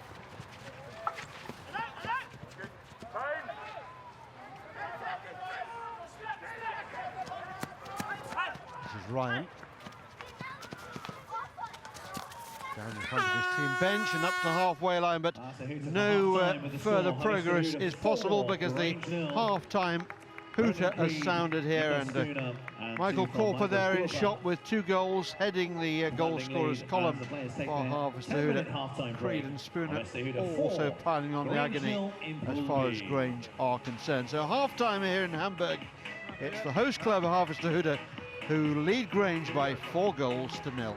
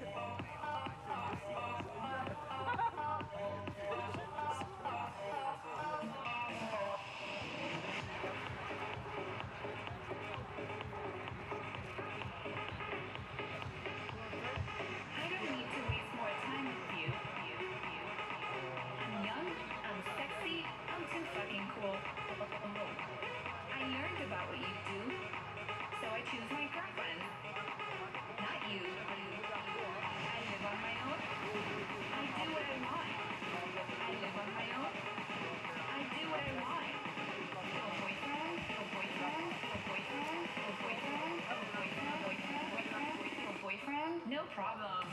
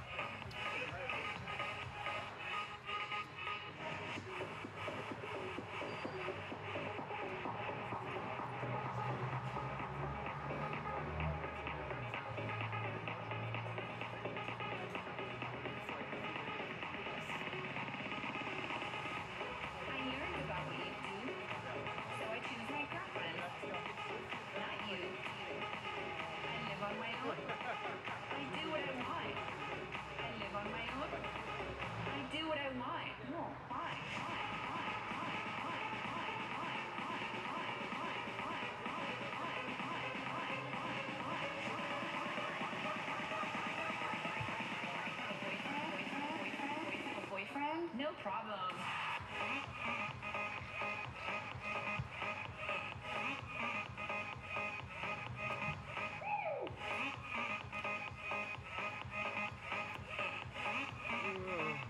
I do what I want.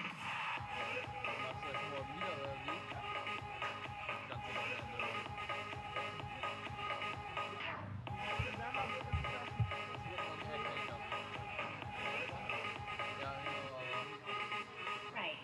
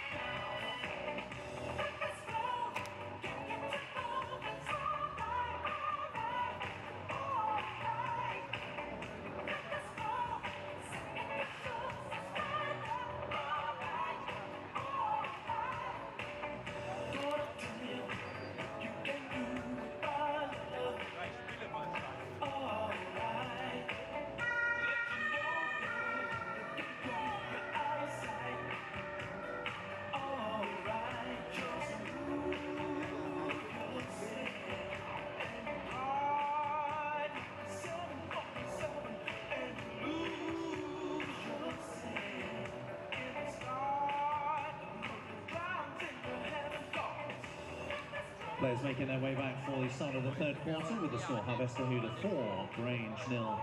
The opening game in Pool B. So the players emerge from their half-time team talks ahead of this third quarter with the host team here, Harvester in total control of the situation. They lead Grange of Scotland by 4 goals to 0 here.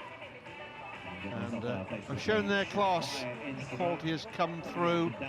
Hauker we know plenty about, and we expected him to lead as ever by example, and he's done just that. But Corp up front as well, and also from the early penalty corner has shown that he is one of the best around, and have given this Harvester team and their supporters a real boost with a very confident first half performance.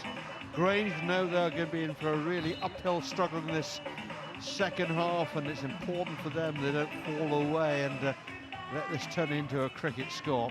There's call for 2 goals already from him, a field goal adding to his early penalty corner conversion. He was off the field when Harvester won a whole raft of penalty corners. It's somewhat unfortunate as far as he's concerned. But being a front runner, he's one of the players who gets changed quite regularly for the amount of leg work they have to do. So away we go. The sides, of course, have changed ends at half-time. It's Harvester in their white and yellow strip today. Will be attacking the Grange goal away to our left-hand side. In front of a near-capacity crowd here at the Harvester Club. And they enjoyed royal entertainment from the home team in that first half, and the prospect of more to come in the second.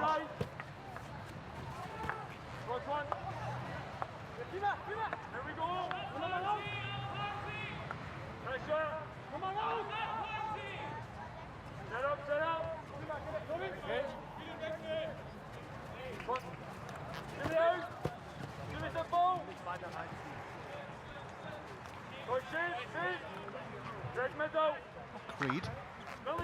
That's a lovely ball. Inch perfect out to that far side. Hauker, a real magnet for the ball. And what a treat for some of these young Harvester players to be playing on a regular basis. One of the world's leading players in Hauker. How much can they learn from him?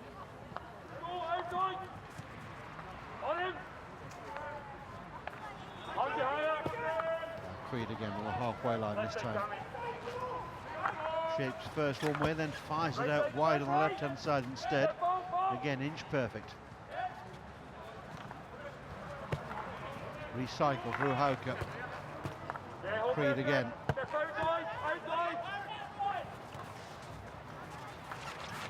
Nicely worked by Harvesterhude. Play, I know. Tackle. Leave it, stay up. Doesn't come in. Stay line. Just making it clear he wants the Harvesterhude free hit, taking from. Now Hauke again. Always available. It's a good trap. Nice steal there by Andrew Campbell.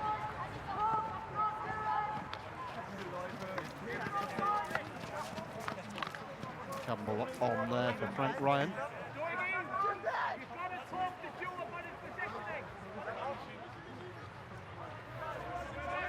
Well, back helping the defence and just lays the ball off very casually for Kohler. Grange get the free hit and they've taken it quite quickly with a couple of Harvesterhude players there out of position.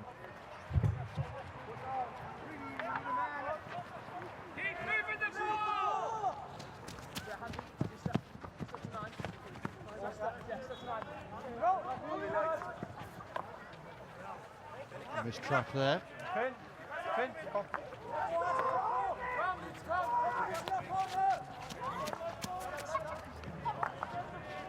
Mathis up to the halfway line.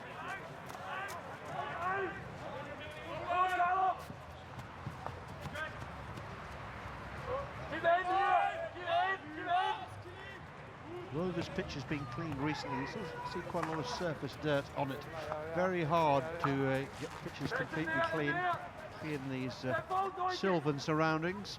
So many trees around here with the debris and leaf fall onto the pitches and dirt brought on by players' shoes as well. Sometimes the act of attempting cleaning just brings the dirt to the surface. You see from the splashes up their players' backs and on the shoes as well. Fired there towards the baseline, but Farron couldn't keep that one in play.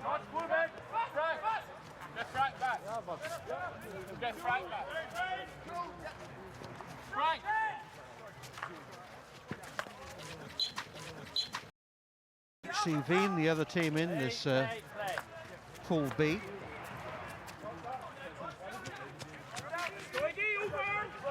And Michael Korp himself, an Austrian international, will be looking forward particularly to that one, I'm sure. Now fires it cross field.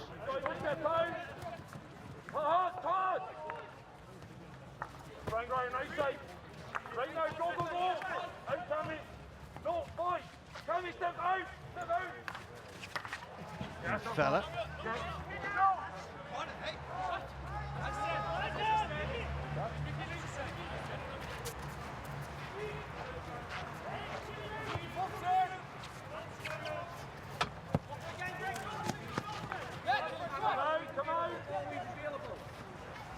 Clark, they're still playing every move himself.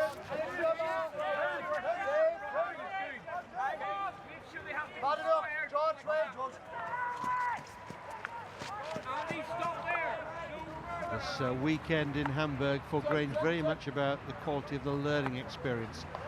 Important that his team don't get blown away here by the might of Harvesterhude. They dig in and play with pride as they've shown so far.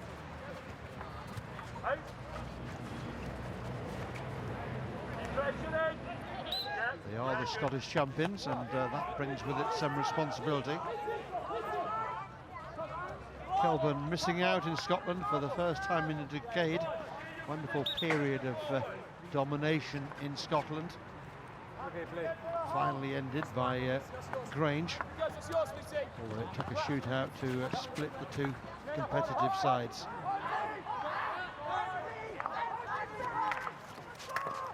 Williamson.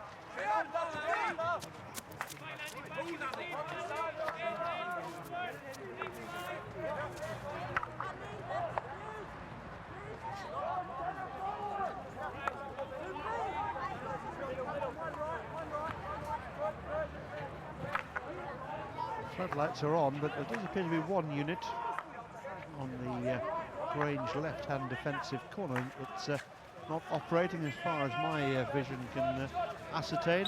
The light's been on pretty much from first thing when we got the play underway shortly after 10 o'clock this morning.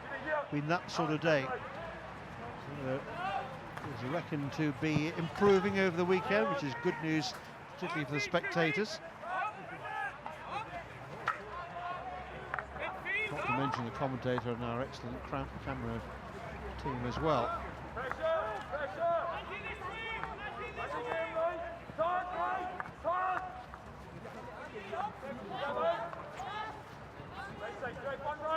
Nicely done. This is Leeds.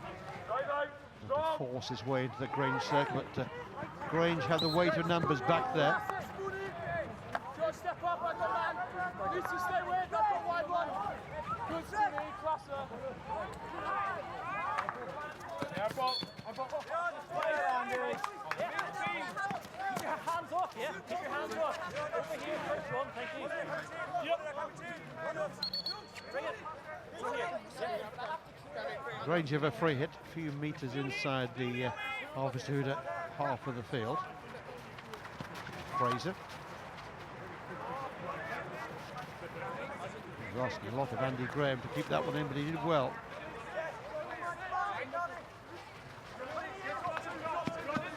Keep going, Ali. By numbers, we defend.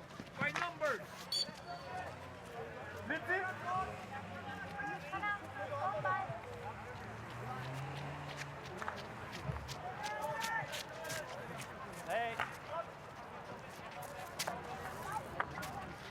Mathis. Andy, you're two inside.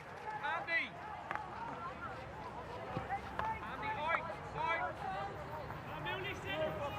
out. Low pressure.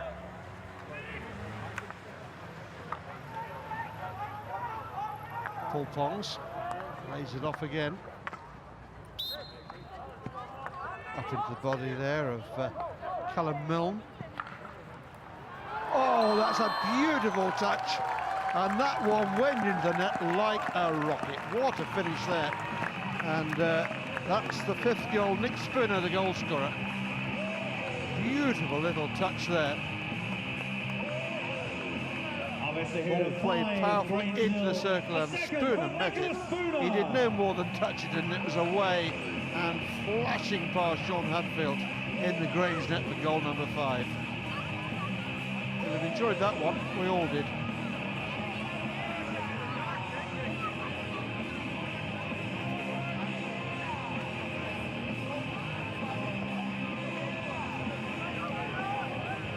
So Harvester to get their second half account open finally, with just about 6 minutes left in this third quarter of play.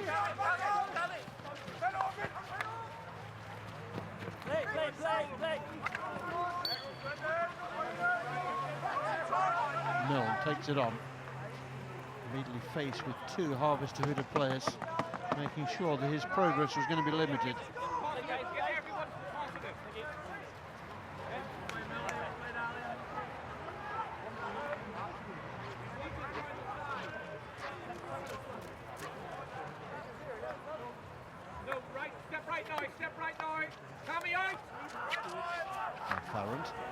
Spreads it again wide on the right-hand side. Harvester have always had passes available left and right as Grange have surrendered the wide open spaces, it seems.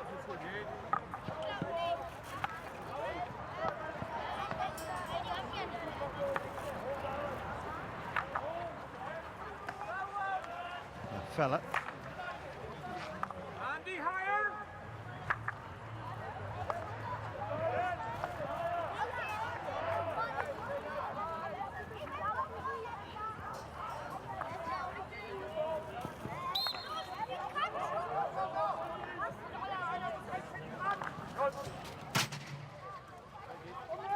Now angle there for the ball into the circle. Grange defender colliding with the advertising boards. He's okay.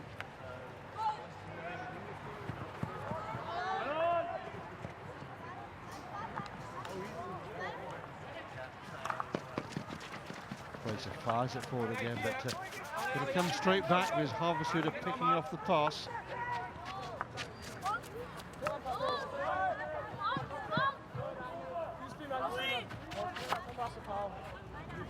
Mathis, Clarence available on the left-hand side, but Mathis prefers to play it to right instead through Creed.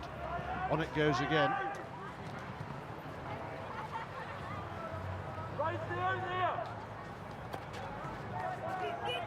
Well, Harvesthuda playing within themselves, you feel here. Just doing enough, but not showing their entire hand.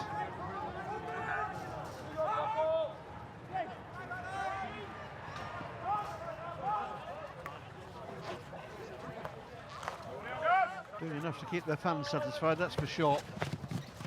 They came hoping to see goals, and they won't be disappointed. 5 already, and plenty of time left to add to that tally. 3 minutes left in this third quarter of play here. Harvesthuda 5, Grange 0 the scoreline.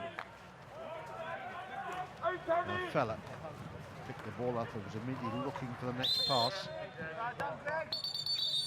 Watch the sticks, guys, please. Get them going. Thank you. Obrigado. Whistle of the stick.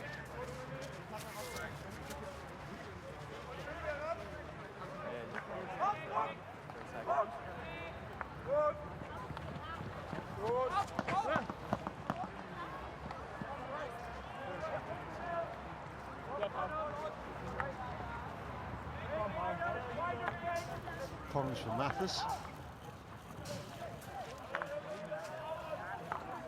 Grange now can do little more than just sit back and exercise a little bit of damage limitation, perhaps. Conceded 5, and that's probably enough as far as their confidence is concerned. Into the circle it goes again.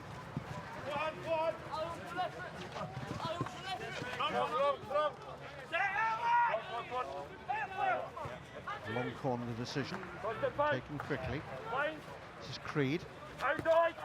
Spots that there's space again wide on the right-hand side.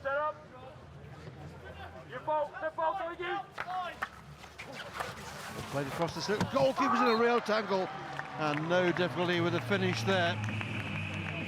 And Harvesthuda have another one. Leon Willemsen, the goal scorer this time. Goalkeeper going down, didn't get good enough contact on the ball to take it to safety. The fact that the defender didn't help for the goalkeeper there. Played it back into the danger area. Perhaps the goalkeeper would be better left to his own devices there. And Willemsen couldn't believe his luck. So goal number 6 for Harvesthuda. Down alongside Hauke there with the little goatee beard. Plain sailing so far for the host. Harvesthuda 6, Grange 0.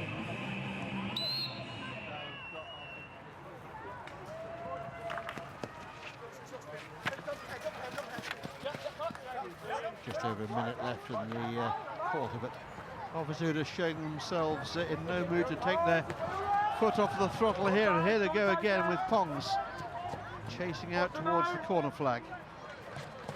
But not giving up the chase, recycling the ball again.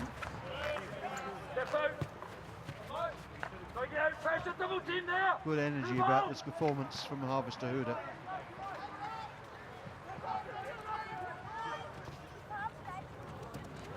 Remember, they are only Germany's 3rd ranked team.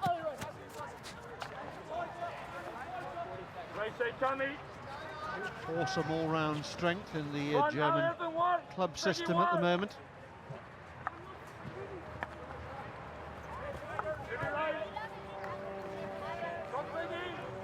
Creed hammers another inch-perfect pass out to that far side. Ball played across, and no one there. Tim Lensmeyer was there, the closest, but harmlessly out of play. Grange won't be sorry to reach the end of this this one. It's been a really hard contest for them. Just a quarter of the game to go now, because Harvesthuda have increased their lead during that third quarter and now lead Grange by 6 goals to 0. Brendan Creed Leon Willemsen, 2 from Michael Kulpa and 2 from Nicholas Spooner.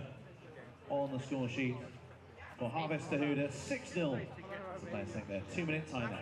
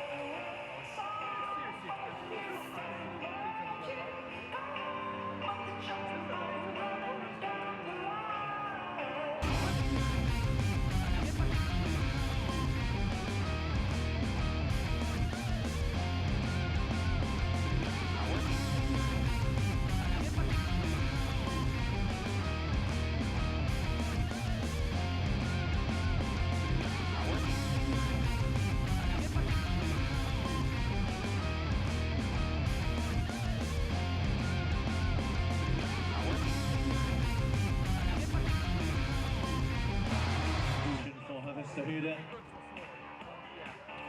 Tobias Volter is replaced in goal by number 22, Tim Lederbach. So there's the story of the first 3 quarters of the game in numbers for you. Harvesterhude leading Grange here by 6 goals to 0.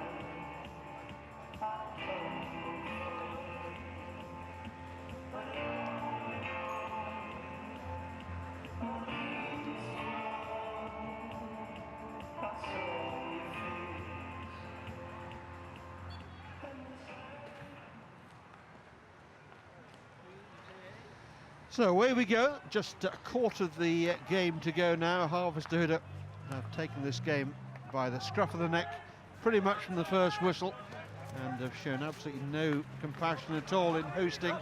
That hosting doesn't extend to the hospitality on the field, clearly. And they've been too good in all departments for Grange, who've played gallantly and haven't given up at any point.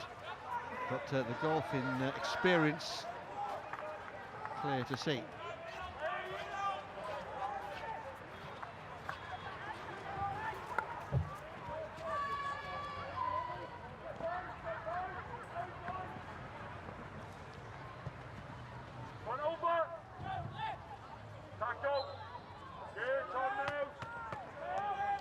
Plenty more hockey to come this weekend. 4 more games tomorrow, which starts at 10:15 in the morning here in downtown Hamburg, with Royal Leopold up against the Italians Sicora, and that's followed by Club Egara against East Grinstead in that very, very tight Pool D. And then Amsterdam grace us with their presence, and they take on Formosenin of Torn. And then finally Wien will play Grange. Wien opening their campaign here in Hamburg against a Grange team. They'll be hoping for a better matchup than they're suffering today. Again, the ball flashed across the face of the Grange defence there, and this time harmlessly out of play. So 4 games again tomorrow and 4 more on Sunday as this round 1 of a new season, the 9th season of Euro Hockey League, reaches its conclusion, and we'll know the 4 qualifiers for the knockout 16 at Easter. It's nicely done.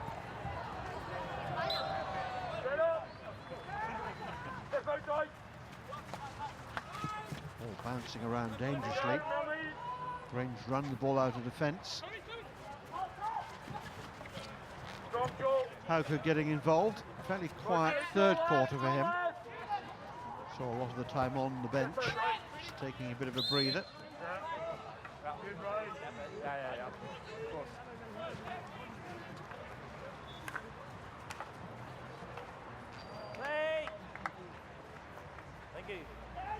A little bit of aerial play there.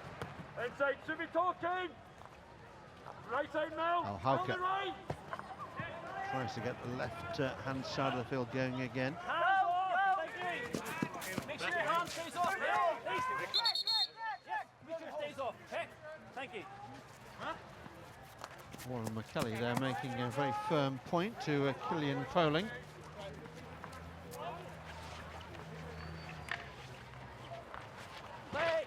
Chance here for Grange, and just wide. Probably the first time really that Callum Milne has had a sight of that Harvester Huda goal. Brave effort that. Didn't quite deliver the finish he would have wanted, as we see there, but good effort. Would have been a spectacular one, wouldn't it? Raised shot on the run, not one of the easier skills to perfect. Hauke, clever little dummy, takes him away. Again, played into the defence and off the defender's foot for another penalty corner as the Grange defence starts to tire here, and the basic errors starting to creep into their game.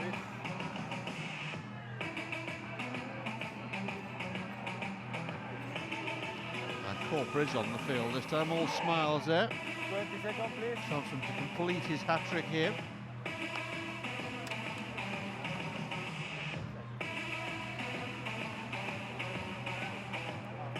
10 seconds. 8 seconds.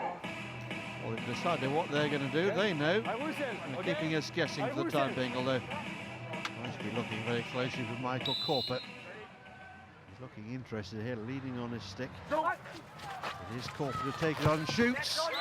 Brings a good save out of the goalkeeper. Let's watch it again, this time from behind the goal. Corper, long drag, good save by the goalkeeper, and plays the ball down and onto the body there of Xavi Hassan.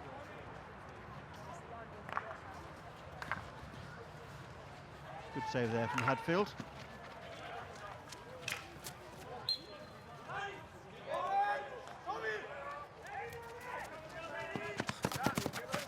Mill powering his way down the right-hand side.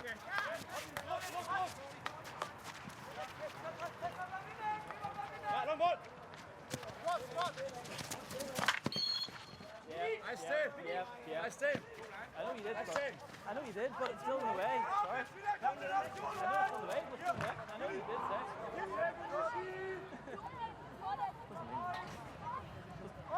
It's given us a hit out to the defence.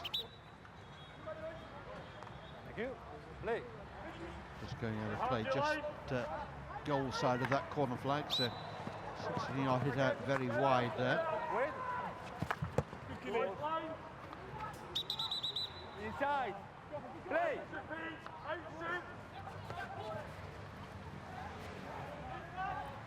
There's some tired Grange legs in the camp tonight.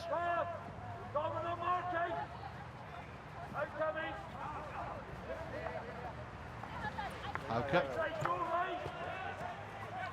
Farrant.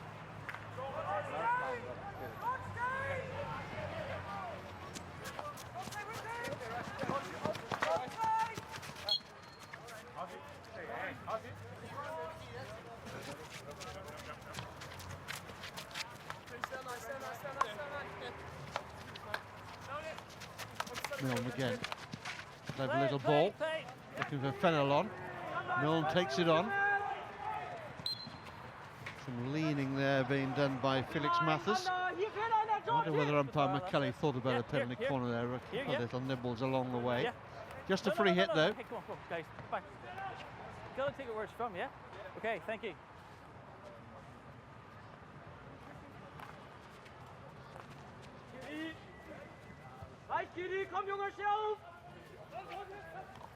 It's fine, it's fine, it's fine.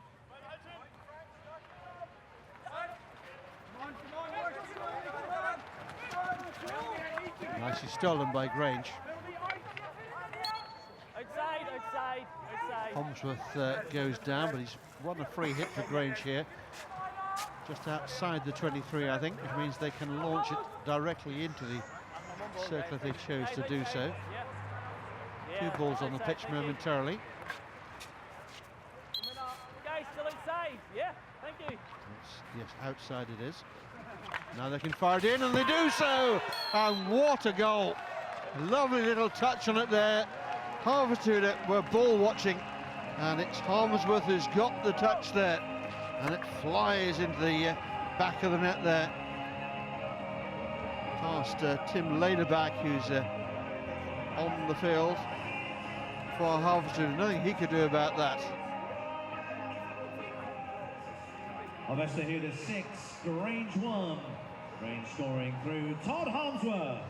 Well, that was a goal to match the one we saw earlier from Harvester. And Tim Lederbach there beaten. He had no chance whatsoever. That one or two defenders will be looking each other in the eyes. I wonder whether they might have done a bit more there.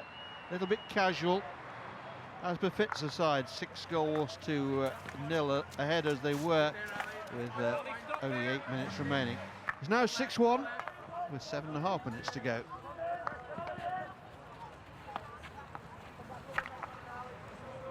So consolation there for Grange, something for them to talk about in the bar tonight. Not they'll be in the bar for long, I suspect, with another match day for them tomorrow.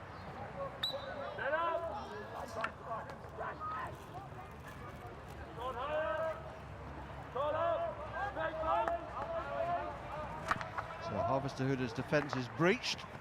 Virtually the first meaningful shot at goal that Grange have managed. And what a shot it was. Goal to match any of those scored by Harvester. Fired towards the Grange goal again, but no touch on it this time.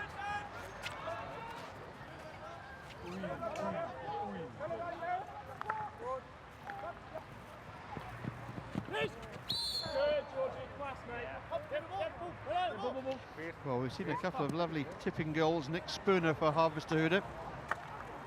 And that one a moment or two ago from Todd Harmsworth of Grange. The ones that always bring the crowd to their feet. Obviously they're just losing a little bit of concentration in the closing stages here. Job done as far as today is concerned, but I want to finish strongly here. What has been a very impressive opening day performance from them. They don't want to let their guard down now.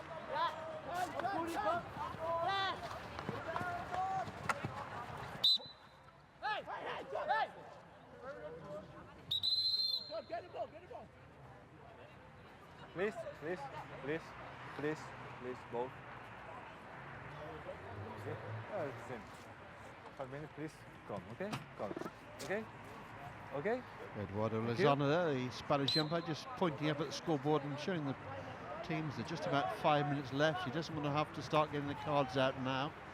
Just keep it calm, he says. Sage words, I think, there.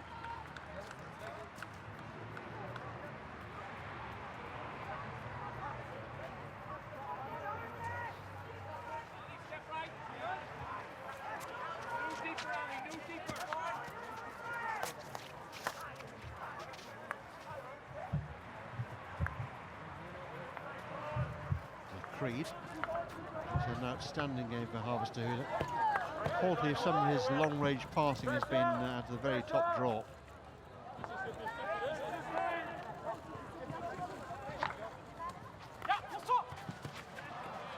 Quick interchange of passes, very nearly came off there for Harvester. Hauke trying to introduce a little bit of urgency. Good save by the goalkeeper. He's stayed down here. Trying to scramble his way back into position. No harm done for Grange.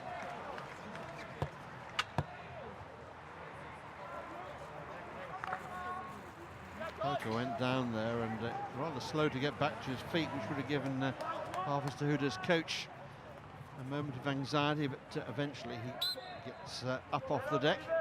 We'll lose such an influential player now to a silly injury. Up in the air for the defender, stick into the body of the Harvester player, but it's a penalty corner. Here it is again.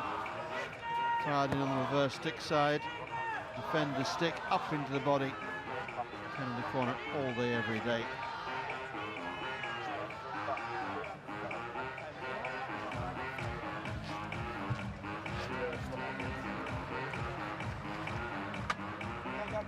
Well, no corner again. I whistle, okay? I whistle.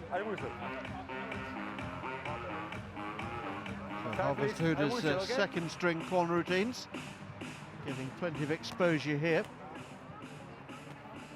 Nothing quite at Corpus level to see just yet. This is Hauke, ball wasn't quite there for him. Hauke turns again, draws the foul and accepts the penalty corner on offer. With your body, okay?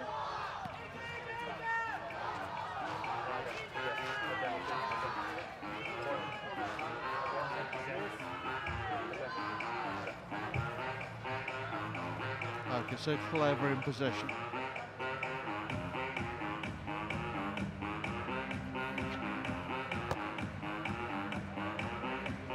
Creed has come back into the equation here from the penalty corner. Tall number 6.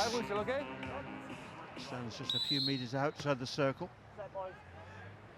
Is it coming to him? It is indeed. There's the shot. Goalkeeper makes the first block. Are the defenders there? They're not. And it's forced home for a 7th goal here. And the Harvest Huda there almost not bothering to celebrate it. Kohler, I think, with the final touch, ball played into the goalkeeper's pads. Scrambled back, and yes, it's Kohler who's there. Finn Kohler, who had the easiest job of all, really. Hauke all over the goalkeeper down on the deck. Difficult strike. Harvest Huda foot inside the circle. And Grange have sent this one upstairs to the video umpire, hoping there might have been a foot inside the circle there. From the various camera angles. See if we can spot it again. Was there a Harvest Huda foot? Well, certainly plenty going on there.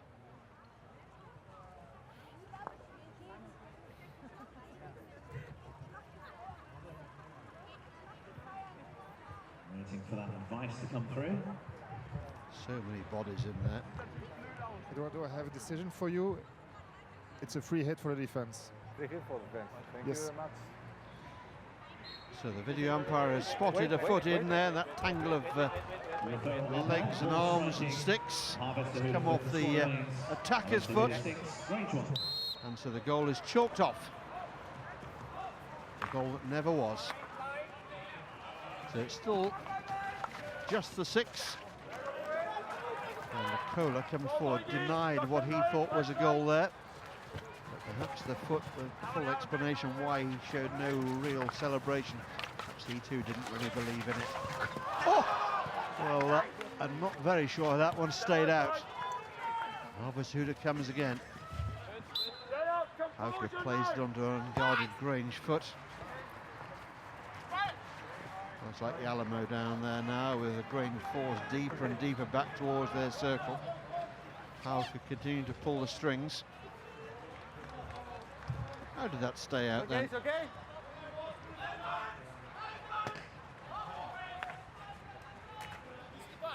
With a solid performance from Tobias Hauke today. Christoph Beckman in relaxed mode, sitting down there on the team bench. Any more laid back, he'd be asleep. Not always like that, I can assure you. When he gets interested and animated, you'll know about it, that's for sure.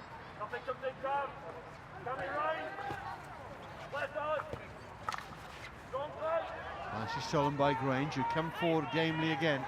Just over 2 minutes left now. Good ball forward. One for Frank Ryan to scamper after. He's picked it up into the Harvest Huda circle. Tries to find the foot, but it's played across the Harvest Huda circle to the far side, and no one there at all wearing a blue shirt. Corp has drifted wide on the left-hand side. Takes on his man, going solo down the left-hand side.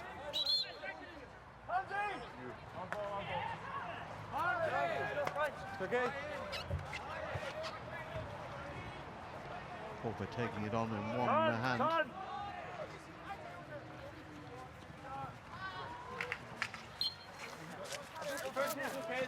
So we're into the last 90 seconds now of day one.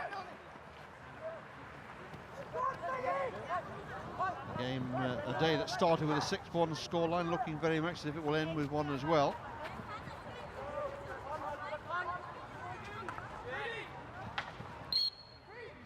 Dinamo Electrostal starting with a 6-1 scoreline against the Italians of Amsicura. Monkstown and East Grinstead then shared a 1-1 draw, a very fiercely contested game, that one. With East Grinstead taking the lead early on from a penalty stroke, and Monkstown justifiably getting back on them before the end. Saint-Germain scored the only goal of the game against a disappointing Formazimine Torn to take that one. And now it's Harvesthude on the goal trail, leading here by 6 goals to 1 with just about 20 seconds remaining. And Eduardo Lozana on the far side, they're still working very hard to keep all the players on the field. Grange have won it back and set off again.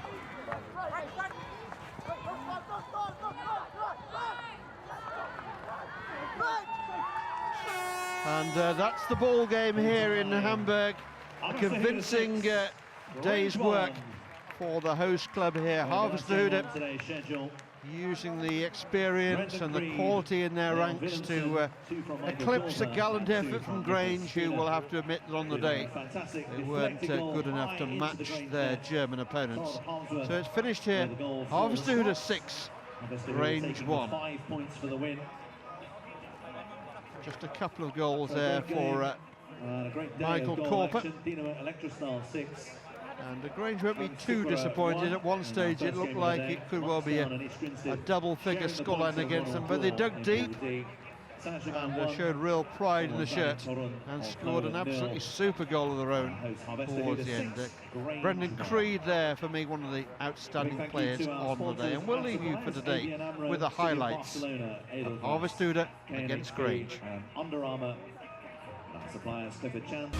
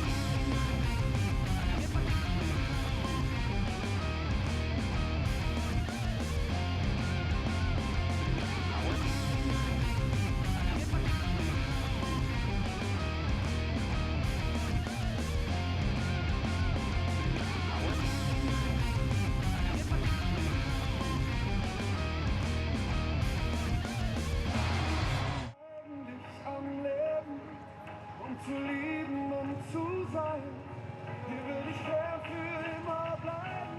Doch ich bin ein Wimpernschlag, der nach 5 Milliarden Jahren nicht viel mehr zu sein vermag. Ich heb ab.